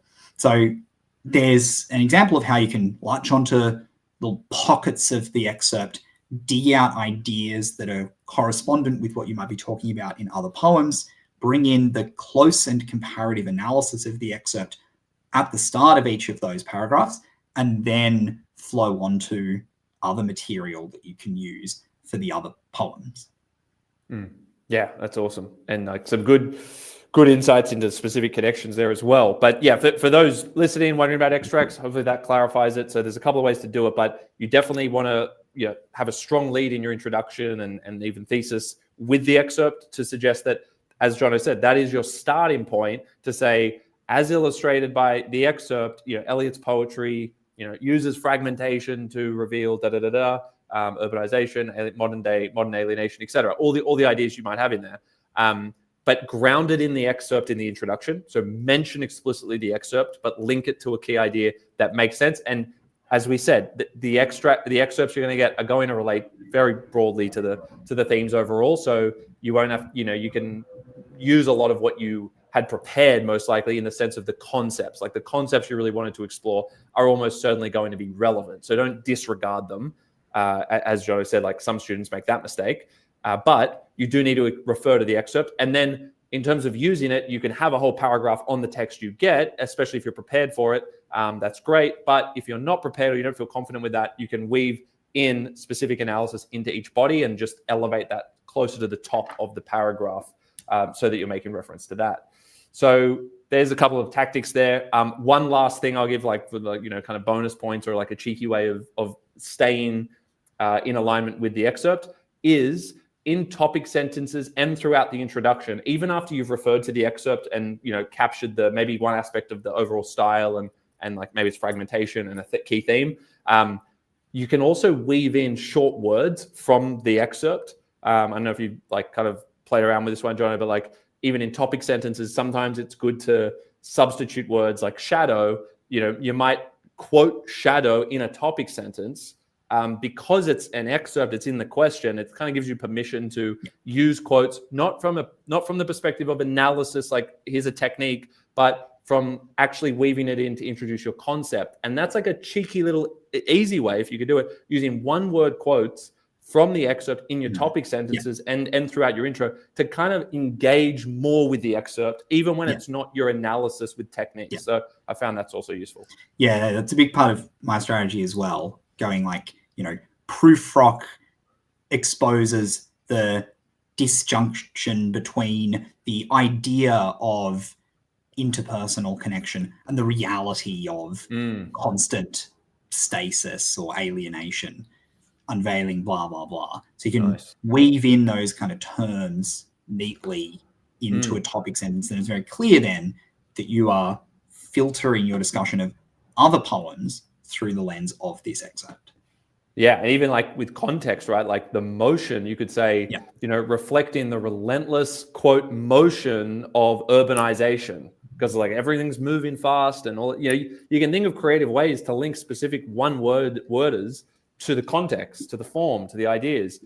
And the best responses tend to weave it in more than just saying, as represented by the excerpt, it does a little bit more. So if you're really pushing for like a top mark, you want to engage on that level as well. I might hop off soon. So the particular things you want to cover as well, Johnny? No, it's been great, man. Is there anything else like top of mind with like what you're finding students are struggling with right before the exam, or like what you've been focusing on? I mean, just leave students with something to maybe focus on in the next couple of days. Handwriting. Make sure they can read it. Like genuinely, that can be worth like 15 marks. Like make sure that they can actually read what you've written. If there's something illegible, cross it out, write it again. Nothing's so precious that it can't be cut to answer the question and to make sure that it's actually able to be read and understood and therefore can actually get marks. Don't sacrifice too much of the sort of legibility in all senses of the word, the cohesion of the discussion, the readability of the handwriting to write 10 pages. Make sure they can actually read what's going on. Yeah, I love it. I didn't disappear, by the way. I was giving you the spotlight. Are you still there, Johnny? I was just making a dramatic final insights and remarks. Complete like the handwritten things point. And do you know what I tie back to? The thing I harp on about all the time is time and cut down your essays in advance, so you don't have to write so frantically, and it will be more legible. Everyone has this obsession with writing more. Whereas, yes, you do need to have a certain amount to get like 20 out of 20, sure, but it's not as much as you'd think. And also you can kind of like hack it a little bit. If you want to write more pages, write a bit bigger. It's actually easier to read sometimes the bigger write, but like just write like a 5% slower if you're a messy writer, and cut your essay down now, like just chop out the least important parts, as we've talked about, 1 sentence conclusion versus a 3-sentence conclusion. Give yourself that extra time to write more legibly. And as you said, that can save you a whole bunch of marks, because they won't mark what they can't read. So you could miss out on a lot of important marks. Yeah. Johnny, thanks so much, man. That's it's been You're fun. welcome. Thanks for having me. Enjoyed. Good luck. Anytime. Thanks, Johnny. Always welcome. See ya. Thanks, man. See you soon. All right. How good? That was how many we just have? We just had like, I hope you guys have enjoyed this. I think we've had like 4 or 5, 4 state rankers in English join us tonight. They wanted to jump on. I told them, hey, this is a pretty impromptu thing for the Jeddlers out there, for the Jeddlers who are keen to jump on and do some Q&A. So thank you to everyone from our Jeddl team who's helped. And as I say, we'll put some stuff in the link for anyone watching this who wants to, touch base with the team for any reason. Might be tutoring, might be resources. Hey, if you are really stuck at this point, a couple of days out, and you need more analysis to write in, jeddl.com is there for you. I know a few of you already have access to that, but if you just want to grab some quick analysis, go to jeddl.com, sign up there, and that should prove helpful for you. But hopefully by now, you've kind of got your drafts in order and things like that. But that might help some of you. Now, what are we at here? What are we at? 4 hours. Okay, that's cool. All right. We'll see. I think we'll see how many questions are coming through. I've been, shout out to Share Tea. I've been sipping on this Share Tea. This is my favorite thing these days. And it's, a little bit of black. It's like milk black tea. I don't get the boba things, but this thing's gone. I have these like every day now. Gives you a bit of that tea buzz, that light caffeine. So look, any last minute questions? Last minute famous last words. We'll be on here for another 2 hours. ATJ, wow, great to see some of the names that were here at the start. I hope you guys are being productive though with this. This is very like it is last minute, but this is like high level stuff now for like how to think about questions. So I hope it has proved helpful, even if it's just something that sits in your mind, like you remember what some of the guests have said, what we've been talking about in terms of how to think about questions and module C, thinking broadly. That hopefully that's going to prove helpful for you. But remember, the core 2 things you can be doing in the next couple of days are familiarizing yourself with your base essays, your module C, and practicing new questions, adapting to questions, focusing on introductions and topic sentences, right? Familiarizing yourself with your base materials after timing them out and cutting them down to 32 minutes per essay. Practicing different types of questions, worst case scenario planning, so that you are prepared for that uncomfortable question that you don't want, and you've already thought about it and you know how to approach it, right? So they're the 2 main things I would focus on doing. And then, of course, some short answer practice on Wednesday afternoon after you've run through your common mod essay. I definitely would be spending Wednesday doing common mod revision because it's the next day. And tomorrow I would be focusing my time on mod A, B, C. But if you're kind of behind with things and trying to learn your essays, mod A and B tomorrow, do them one by one, then hit common module on Wednesday with some short answer practice, read back over your common mod before you go to bed. So it's in there, you sleep, it repeats, you go in and execute, and then you go back over mod A, B, and C that afternoon, evening before Friday. So that's the structure for your prep now, last couple of days. Predictions, everyone wants predictions. Let me say. So I'll tell you what might be, all right. That's the main thing. So let's see. Geez, there were some good questions. Sorry, I haven't got to all the questions. We'll see how we go for time. All right. Predictions. Let's have a look. What I'll do is actually pull up the last few years of questions for you in each module, just quickly. And I'll tell you how I'm thinking about it, because I can't obviously predict the exact key terms of a question, but I can give you a sense of the style or type of question that could come up, most likely. Doesn't mean it will, but let's do that, because that's probably going to be helpful in some way. Let's do that. I'm still seeing the questions in the chat. Keep putting them through, and I'll get to them when I can. But let's do this exercise together, shall we? Hey, let's have a quick vote. All right. What essay are you most worried about in terms of common mod, mod A, mod B? Put the votes in now. Common mod, mod A, mod B. We'll start with that one and have a look at the trends of questions in past HSCs and can give you a sense of the most common types of questions. So common module, module A, module B. Quick vote. I'll look at the first kind of 10. Here we go. Or maybe I won't. Okay, that was good. That was a big response. Mod A, B, B, A, B. Ooh, a lot of A's at the end. Some of you are spamming it with the things. All right. The repeat ones don't count, but I think A's got it. So we'll start with module A and we'll come to module B. So let's share this.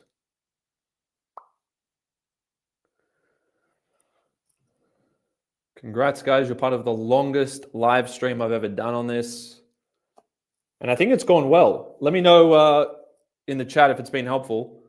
Do the old W if you found it helpful. Let me know what has been helpful. But let's go through this. I mean, we're only, I don't want to say we're only getting started, but there's more value to be delivered here. So let's start from last year, right? And we'll work backwards because obviously you would be thinking, oh, well, last year's question, it's very unlikely you're going to get the same question. You might get the same type of question, but let's have a look at the style of question here.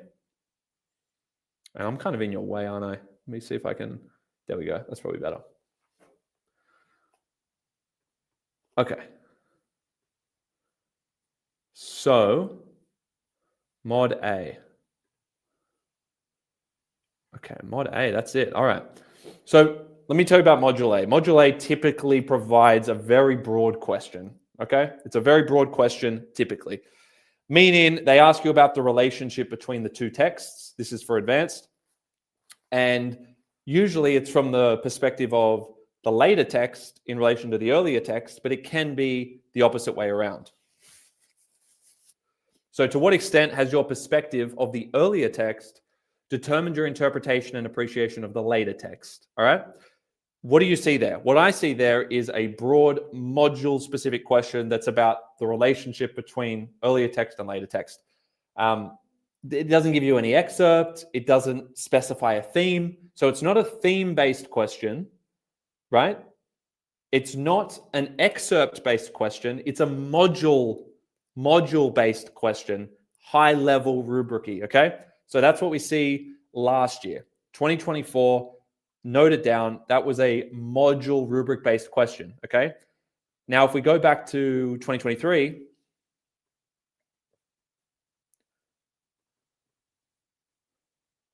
okay, now, again, no extract, no excerpt here, okay? Broad question, rubric-y question, but with a bit of a prompt. Notice how you get a bit of a prompt here. When we engage with a text, the question we must ask ourselves is, what is this text really about? Consider the pair of prescribed texts that you have studied. To what extent is your engagement with the later text? Now we're going later. It just went earlier in 2024. 2023 went later. Make you ask this question about the earlier text. So in other words, how does studying the later text, i.e. Hagseed, by the way, can we crack 100? Why is it just sitting at 99 like that? Okay, we lost it. So when you're looking at the later text like Hagseed, right? How does that transform, there we go, transform your interpretation of the earlier text, the Tempest, okay? So notice how this question again is about the relationship between the two texts. How does one text transform your understanding of the other text? Okay, so that's the trend of the last 2 years about how one text transforms your understanding of the other text. Very high level, no specific theme. No specific theme, no extract, all right? I'm pointing out what has come up from 2024 and then going back, we'll go back a few years to really give you a feel for it. Oh, okay, extract alert. No one likes these. Some people actually like them. I think you should like them because they actually allow you to have something to focus on. If you know how to deal with an excerpt question like we just went over, and I've got other YouTube videos on this, then, you know, that is going to actually be a good question for you, right? Because you'll know how to handle it, and a lot of students won't. The ones who aren't on the live stream, they won't know what to do, or maybe they will because they're actually off practicing this stuff. So to what extent do the perspectives explored in the text collide? Okay, that's one of those rubric terms. Again, questions come from the rubric, collide with those in King Richard. But notice again, the question is so vague. To what extent do the perspectives explored collide with those? So in other words, what are the differences, or, what I always think about context. Module A is a context heavy module, so collisions, right? How is one context colliding with the other one? How is the form different to the other one? Because one of these are a play and the other one is a film, a docudrama. So you need to think about the differences in form, the differences in context, and why the ideas are slightly different, but also why they're similar. Notice how this is a to what extent. You would say they don't simply collide. They actually also align on certain things. Why do they align? Because some ideas are universal. So you touch on both with this to what extent question. So 3 years ago, to what extent question with an extract. It says, make detailed reference to the extract below and your prescribed text. So you need to refer to the extract in terms of it symbolizing or representing the overall ideas of the texts. And what it did here is it gave you, I think this one was it an extract or a screen? It might have been a screenshot. Now I can't even remember. I had the unblocked one. Does anyone remember what this was, or anyone seen a copy without it? Again, I have it. I can't remember off the top of my head. I think it might have even been. No, I was going to say it could have been both. Sometimes they give you one from each, but let's have a look at the other ones. Oh, they're all blocked. Hang on, except for that one. Here we go. So this one gave it from the later text. So it was probably from looking for Richard before. But in this case, to what extent do the perspectives explored collide? They gave you an extract. What you do is you look at the extract, you say, hey, reading this extract, looking at it through the lens of how I understand the text, look for things that resonate with you, because that makes it way easier to deal with this, and realize that the extract represents the core themes of the whole text. So you have that freedom now to draw from that and say, as illustrated by the extract, the text represents this, but it also collides with Donne's poetry due to the contextual dissonances between, Edson's postmodern context, which is divorced from the religious or Jacobean concerns of Donne's time. Okay, so you talked about the collision due to contextual dissonances. All right, that's what you do with Module A. But the point of the question is, it's a rubric-based question with an extract. That was 3 years ago. All right, we'll look at one more.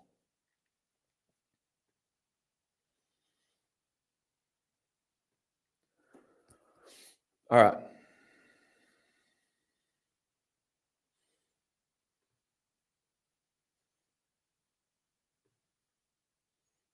Okay, extract question. Okay, so it went 2 years of extract questions, followed by 2 years of no extract, with broad questions about how one text affects your interpretation of the other text. So again, I'm not going to make the prediction as such, right? I'm not going to make a prediction as such, but I'm telling you the trend has been the last 2 years had no extracts, and they referred generally to the relationship between the two texts. The previous 2 years before that had extracts. So are you due for an extract? Maybe a critical quote where it gives you a critical statement and says, let's think about another way of saying it. A text is simply a replication of another text. Like, no text is original. You might get a provocative statement like that. Like, no text is original. It's all a copy of another text, right?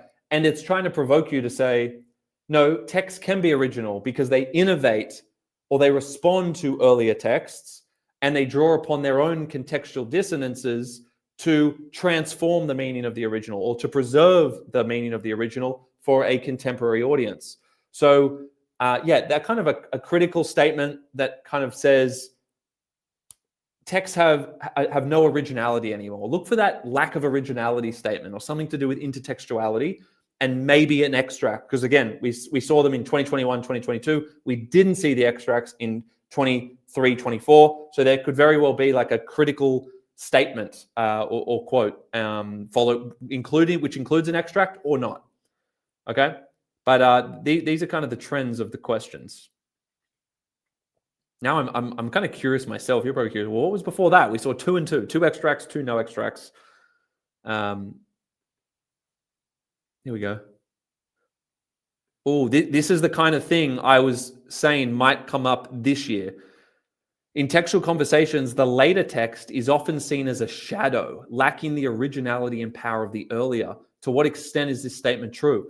This kind of question, I love these questions, right? I personally love them. And we're kind of due for one because it's quite a bold statement, right? The later text is a shadow. It lacks originality. It's getting at this idea of intertextuality, but you need to remember that a later text, by drawing on an earlier text and actually innovating or subverting the original claims, can become its own original text. That's what it wants you to tap into, okay? So yeah, this kind of question, wouldn't be surprised. I'm not saying it will be that. It could also have an extract. Remember, I've said could have an extract or could be one of these types of questions. That would be my bet. I think if you prepare for that scenario, to be honest, like a question like this with an extract attached, you're kind of sweet for the other type of question anyway, which would be it just gives you a broad textual conversation question. So I would say prepare for that. Prepare for a critical statement and have an extract, a core extract that you can practice kind of incorporating or using. That's how I would be preparing now. You know, a statement like this, so just lock that in, 2020 style question, possibly with an extract. If you prepare for that, you're prepared. Okay.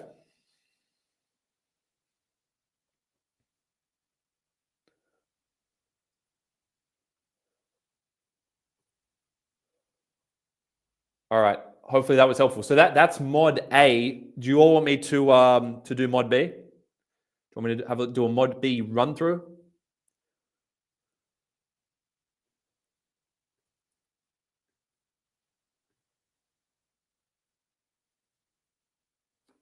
All right. Let's do it. So I'll do it in the same order because I think it's helpful to work backwards, right? And again, if you weren't going to go and look at all these, at least I'm giving you that. Like this is forcing you to have a look at the trends in the questions, so you are subconsciously even thinking about the style of question you'll have to prepare for. All right, last year, Module B. I'll tell you what always comes up in Module B. I'll tell you a key element that always comes up. I shouldn't say always, but very, very often. And I would bank on this being part of the question. And if I'm wrong, you're still going to get better marks if you address it. But it's this artistry word. How the artistry and integrity of your prescribed text has influenced your understanding of its literary value. But the artistry and integrity, right? The artistry part of this question is that this would stump a lot of students. How the artistry, it's how it's put together. The artistry, the style, its form. That's to do with form. So if you're doing a text like, Artist of the Floating World, it wants you to engage with the narration style, first person, unreliable narrator, right? Non-linear structure, digressions, use of second person at times, right? Fragmented structure. All of those things are the artistry, the composition, how it's been pieced together, okay? Artistry also is to do with the form, which illuminates the themes, right? The actual concerns. So that idea of the form through artistry, and there was another question recently about aesthetic values, aesthetics, how something looks on the surface. This is all to do with how the text is being put together, macro techniques, macro features. If you're doing Module B, even standard students, close study, lock in with those elements of form, the macro features, I'm telling you, it's so likely to be in the question. And it could be a specific form word that relates to your specific text. So for instance, with T.S. Eliot, fragmentation or voice, okay? For, what's another one? Like Artist of the Floating World. It could be perspective. Like how does Ishiguro use perspective or use something else specific to the form to reveal this or to challenge our understanding of an idea. So expect the form to be a part of it. And again, if it doesn't come up, you'll thank me anyway, because it's going to elevate the level of your response. So think about the very specific elements of form that are distinctive to your Module B text. Module B, think about what makes it unique.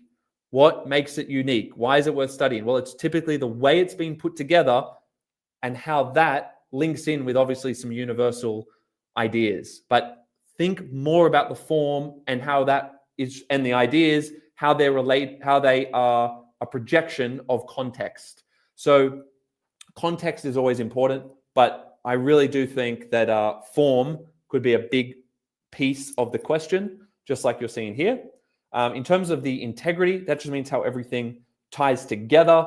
That means how the artistry, how the way it's been put together is actually creating the meaning, the ideas of the piece, like how the form reflects the meaning. The form reflects the substance.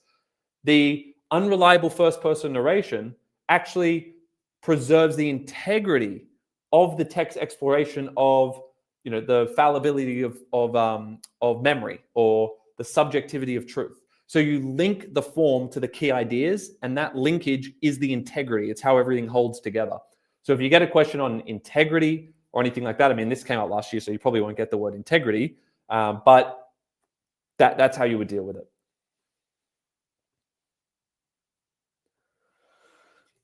I'm still in the share tea, believe it or not.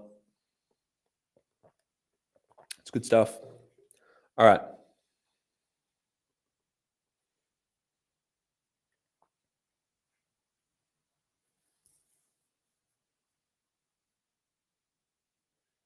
Here we go.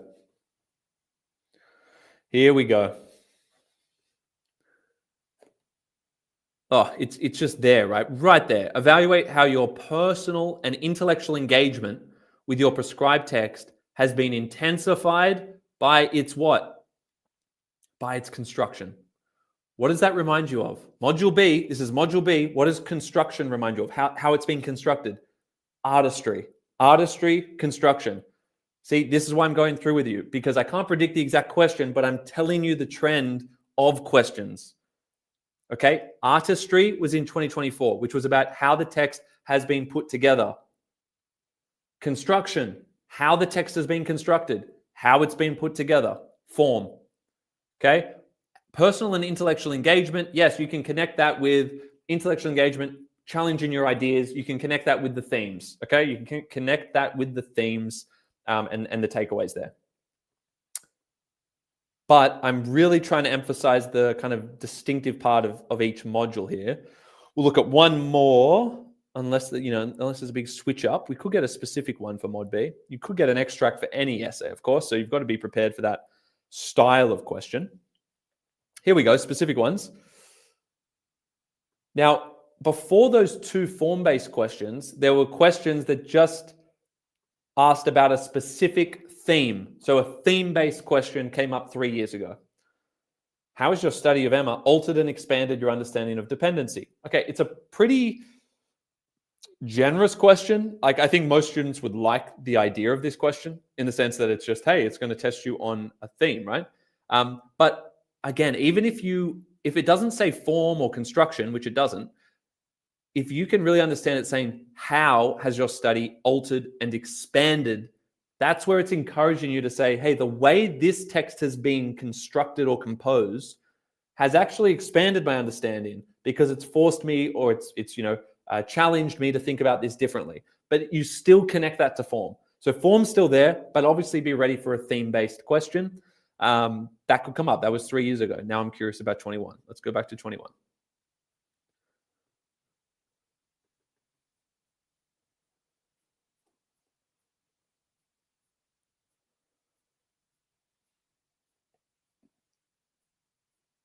Here we go.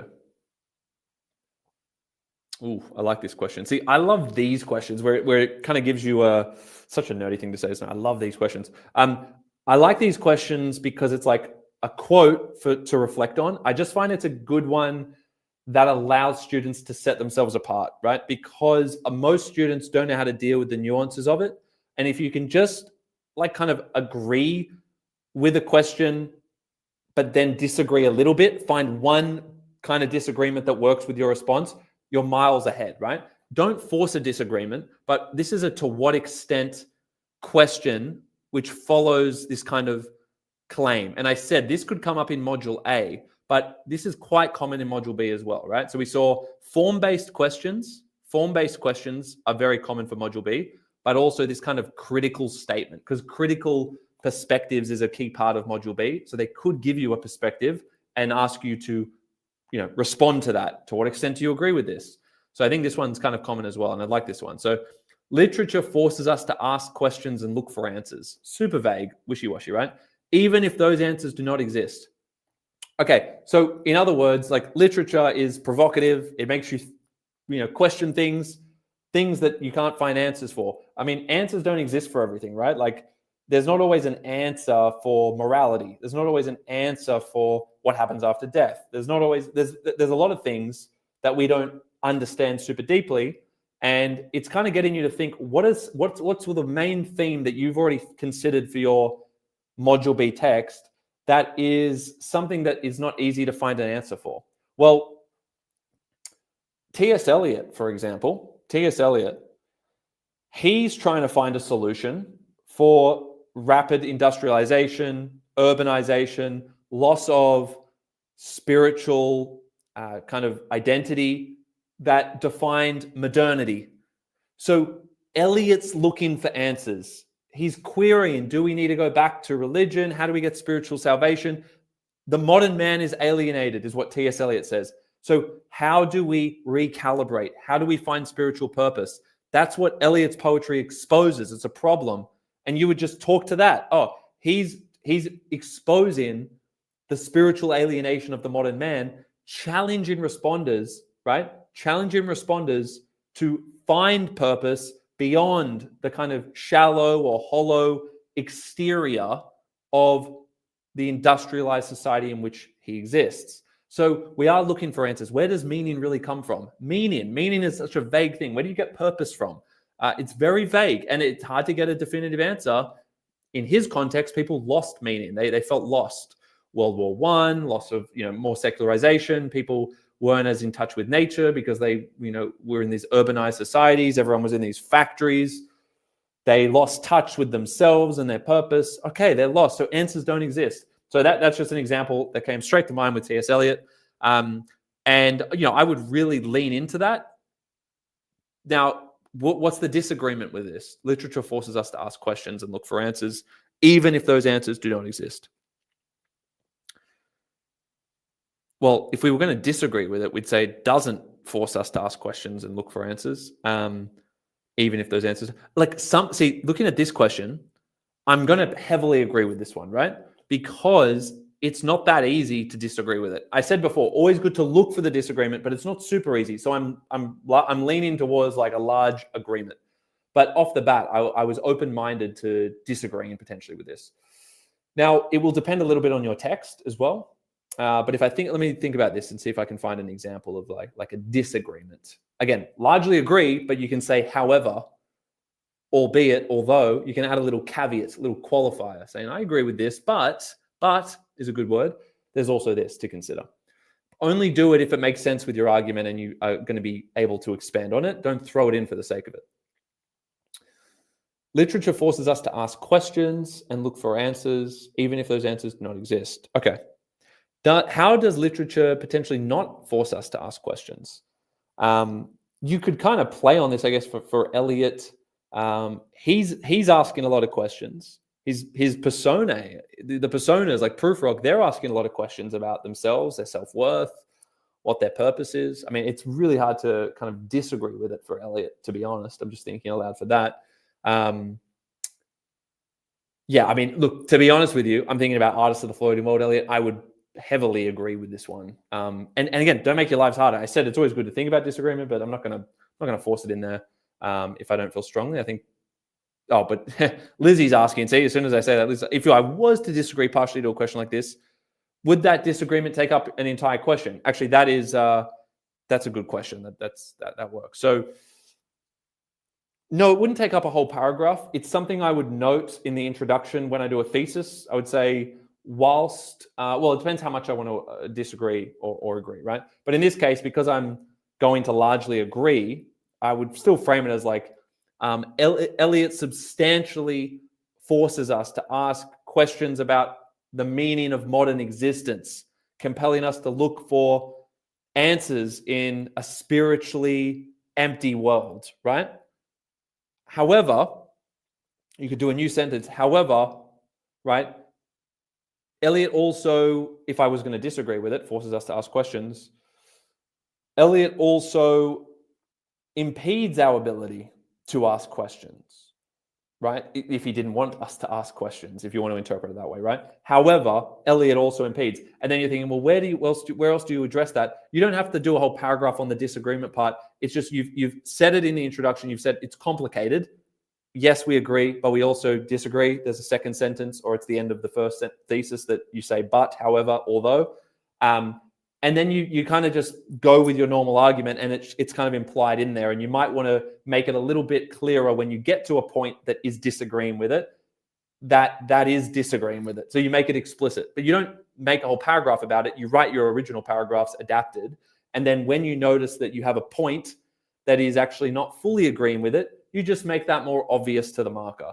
So you say your point, comma, therefore depriving us of the ability to ask questions about our existence. Full stop. So that's an example. So yeah, don't restructure paragraphs in most cases, right? You never want to do a full restructure. I never did one restructure of any body paragraphs. I reworded. I said what I wanted to say in different words so that it responded directly to the question. But I fundamentally said everything I wanted to say originally in my body paragraphs. I never did any huge restructuring. Richie, my neck hurts and my legs hurt. I've been standing up for, 4.5 hours. I'm standing up here because I'm more dialed in when I'm standing up. And I got the share tea going. The share tea's going crazy. Okay.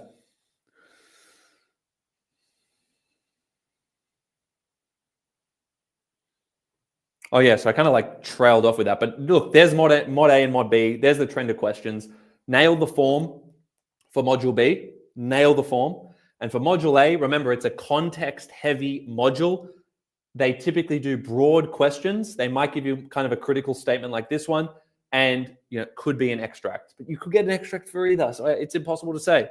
I've at least exposed you to a few different types of questions that come up, and I've tried to emphasize what you really need to nail. So hopefully that was helpful.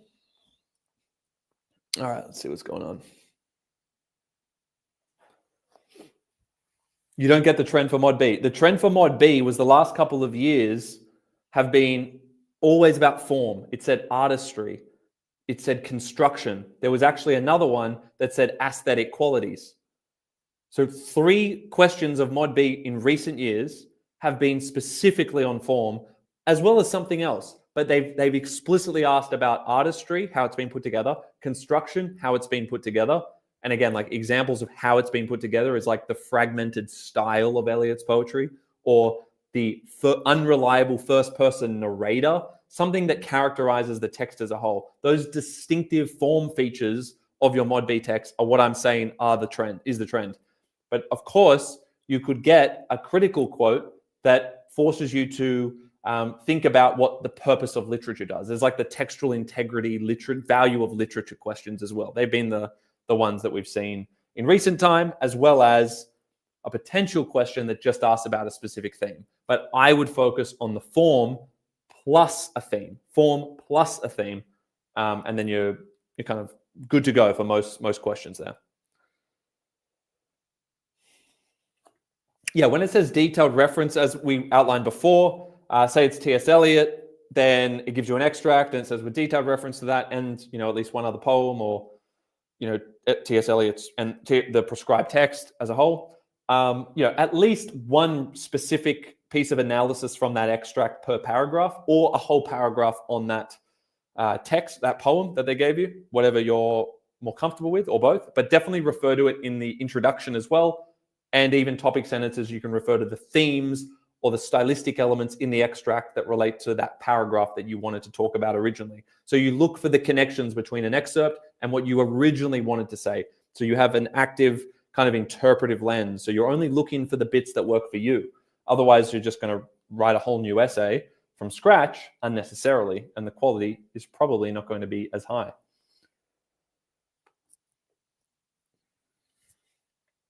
I'll give you one thing about from English Standard, Module A, English Standard. The questions are very broad and simple, typically, okay? Module A, typically.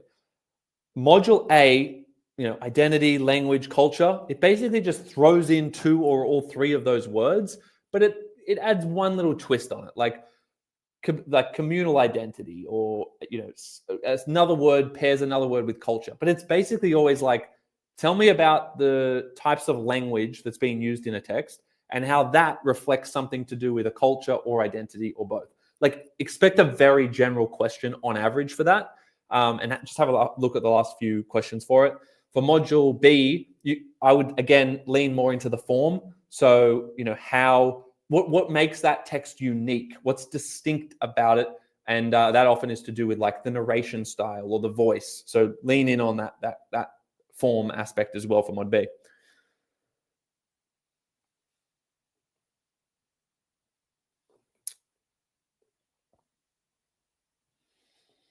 We have done a lot of Mod C. We sat on a couple of Mod C questions before. But predictions. I see predictions. Okay. That's what's important.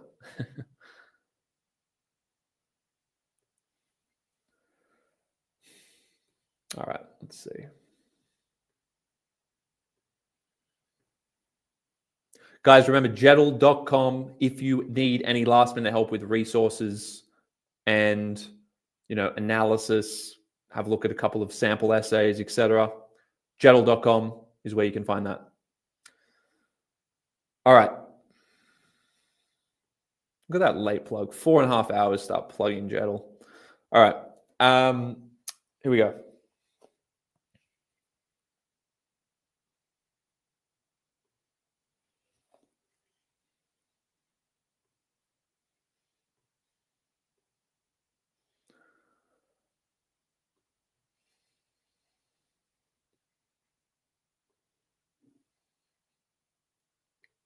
See, look at that. My first error. See, my cognitive capacity. This is cognitive decline occurring in real time from 4.5 hours on the stream. I need more share tea. All right.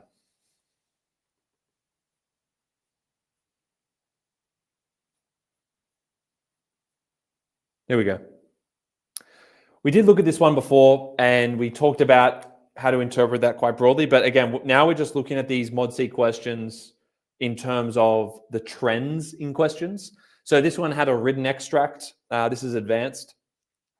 Okay, this is advanced. We had a 20-mark discursive or persuasive.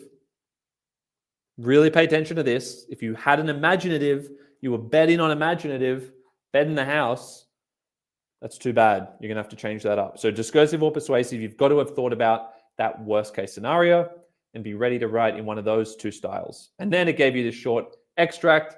And we said you could be quite creative with how you interpret time-saving inventions. Could there be benefits to leading a life less convenient? It's just like challenging this idea of modern technology. That's the most literal way of interpreting it. But it also could have been meta-fictional, as I explained. Like, if you write a novel, that's time-saving for someone. If you write a non-fiction book, that's time-saving because you're imparting wisdom on the reader to save them time in realizing those truths themselves.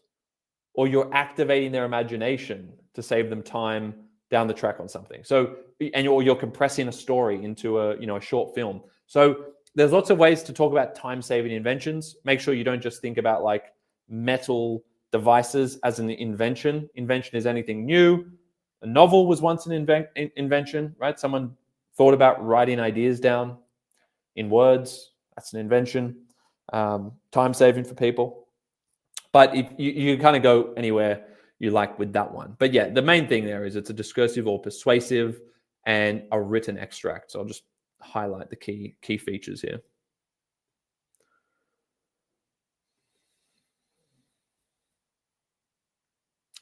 Okay, so this one was an imaginative or discursive. So discursive or persuasive, imaginative or discursive. They like this pairing, 2 options out of the 3. 2 options out of the 3. That's going to be mixing it up. So what's going to be next? What, imaginative or persuasive? Imaginative or persuasive, I mean, it's possible, right? It's possible. They're more like opposite in a sense. Discursive's like this nice middle ground. But for sure, you could get imaginative persuasive if they wanted to pair them, but they might want to like kind of challenge you elsewhere, not just about the text type. Maybe you'll get all 3. Maybe you'll get all 3, or maybe you'll get just one. You have to do a discursive or a persuasive, a singular discursive or persuasive. But in the last 2 years, they gave you an option of 2 out of the 3.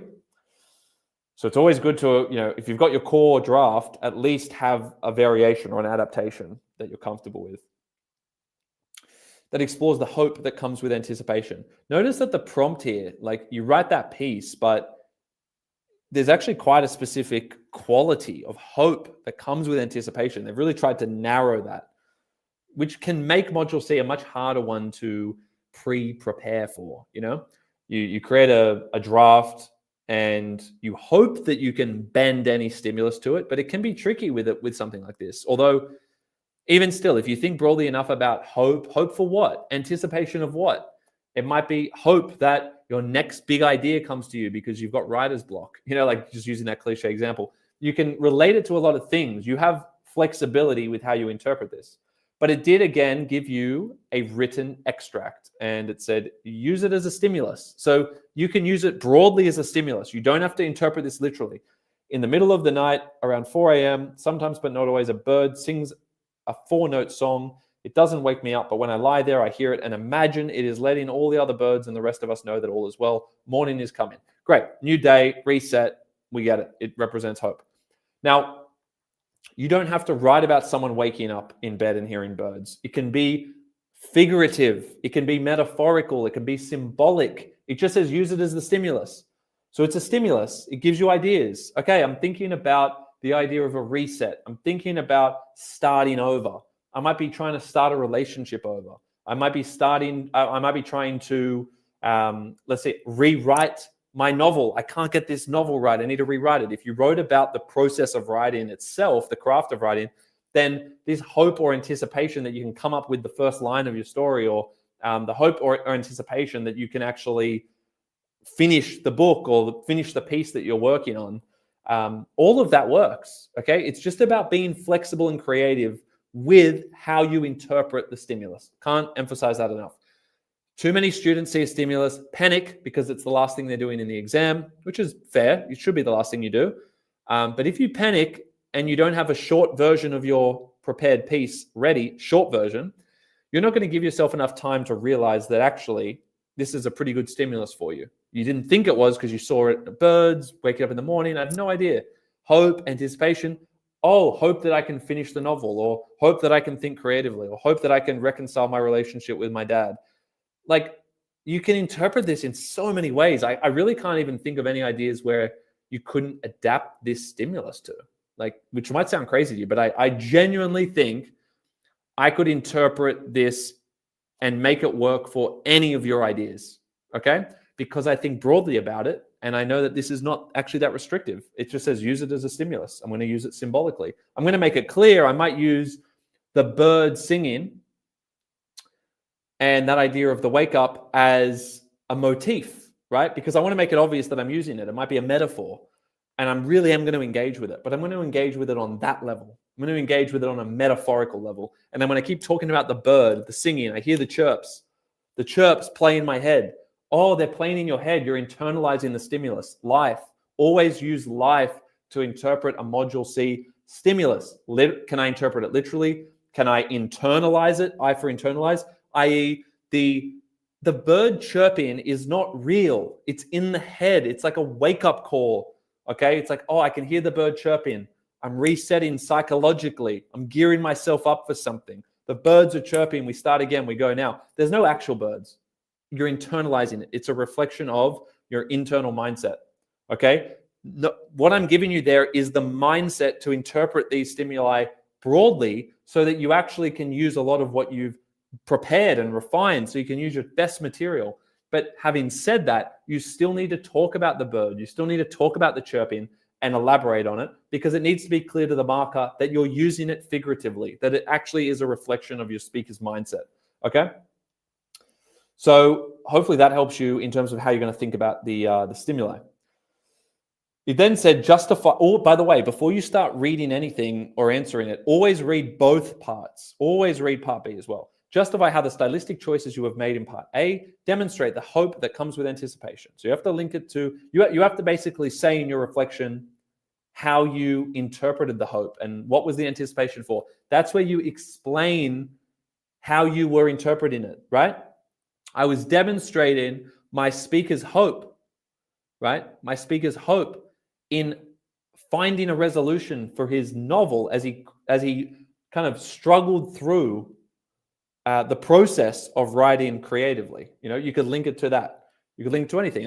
In terms of the stylistic choices, you bring in what you always intended to use, and then again link it with a sense of anticipating something and having hope. I'm anticipating the ending of my novel. I'd hope that I could come up with some creative ideas, etc.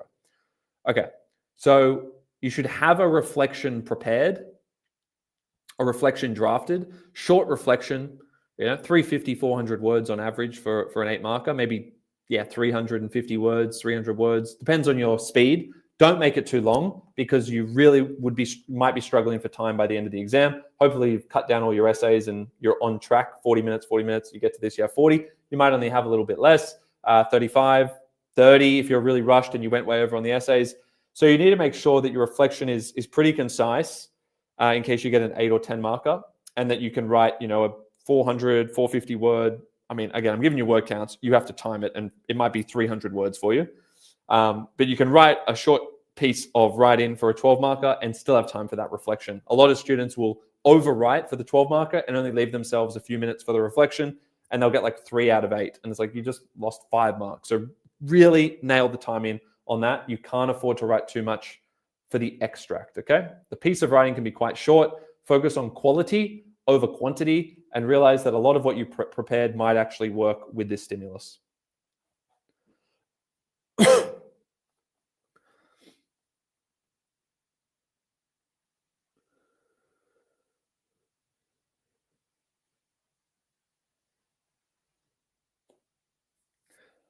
Just having a look as well at 22, they did have a visual stimulus not too long ago.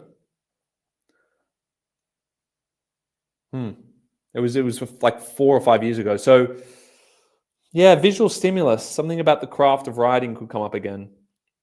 They've been kind of veering away from that, it seems, like not asking about the craft of writing, but it's been a solid 22, 23, 24, 4 years since they've done that. Let me have a look.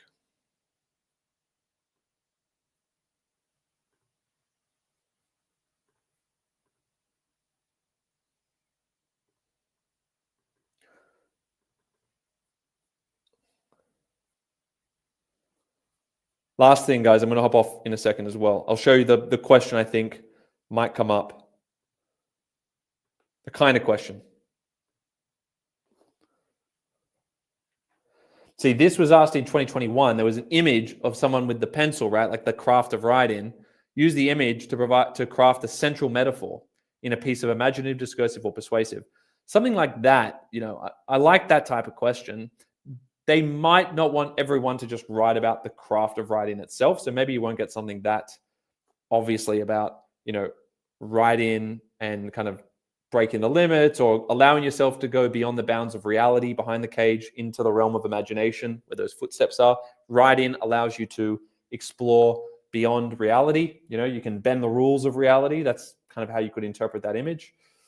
But if you didn't write about writing, because the guy's got a pencil and he's drawing or whatever, and talk about the nature of art and how that extends the imagination and the realm of possibility, You could link that still with a lot of things because you can interpret that figuratively, symbolically. Let's say you were right, like the idea of challenging the boundaries. Try and find things, if you get an image, that really resonate symbolically with what you talk about, and just latch onto that. Like, I see that fence, I see a boundary, and I see someone trying to push the boundary or escape the boundary. So you can apply this idea of boundaries, to your pieces as well.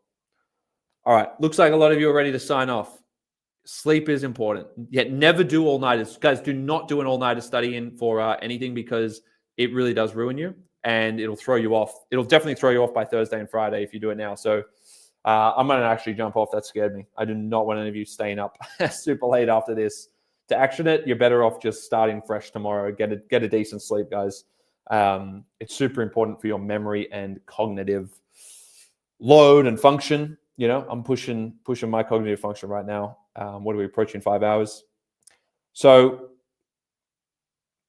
guys, hopefully this is not the end of it for us. I'll try and jump back on before paper 1, paper 2. But if I do, it's going to be very brief. I really want you guys to lock in. Again, I almost feel selfish doing that because I don't want to distract you. This is it now for you. You've got 2 more days, and believe me, the next 2 days. I'm trying to get dramatic here. Why I've still got that thing on? Hang on, guys. The next 2 days counts for a lot more than 2 days.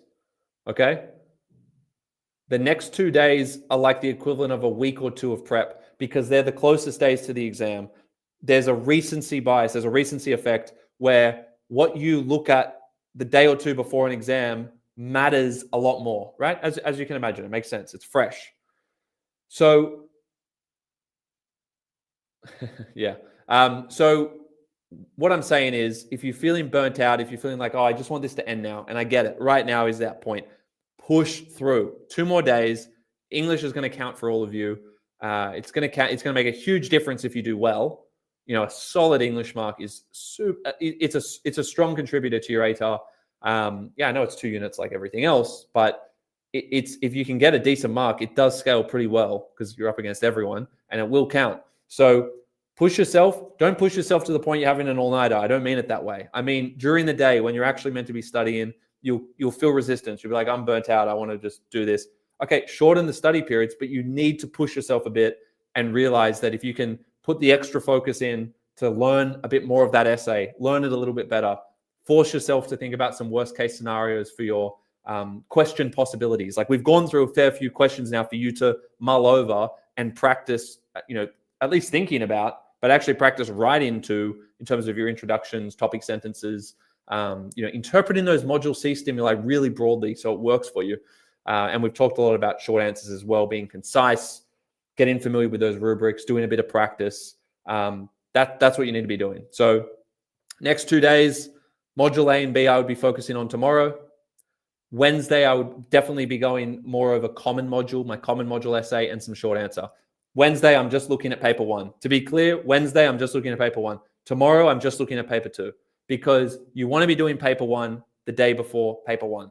Paper 2 is tomorrow, and then you can re-look at it on Thursday after your paper 1 exam. I'll leave you guys with that on, a strategic kind of note, so you know what to focus on. Don't focus on any other subjects unless you've got another subject on this week. If you don't have another subject on this week, it's all English, 100% in, module A and B, and possibly C tomorrow, depending on how much you need to go over. Common module, including essay revision with some practice questions and short answers on Wednesday. I might see you guys, I might pop in on Wednesday night, but with so many of you here, it's unlikely. I mean, maybe you all will all be back later on. I'll jump on for maybe 30 minutes to an hour Thursday evening if I can, Wednesday evening. But it's been a pleasure. And for those of you who have been following the journey, watching the videos, thank you very much. I appreciate you all. I love doing these things. Actually, I'm so grateful to have so many of you join for this, and it's been super fun, kind of answering your questions. I feel like we could just keep going forever. I mean, I would be defeating the purpose of this if I was to stay on too late. and keep you guys up. But I really do appreciate your support.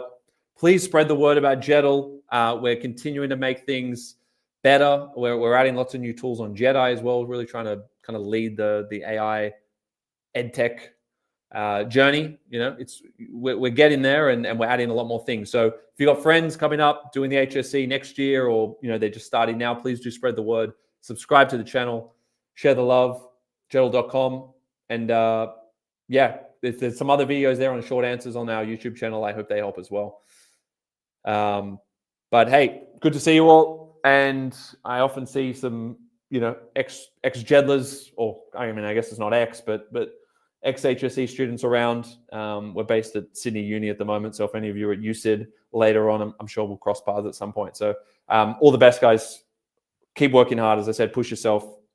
Don't go on social media for the next 2 days. Just lock in, get this out of the way, and then don't think about it. Okay. All the best, guys. Much love. Good luck.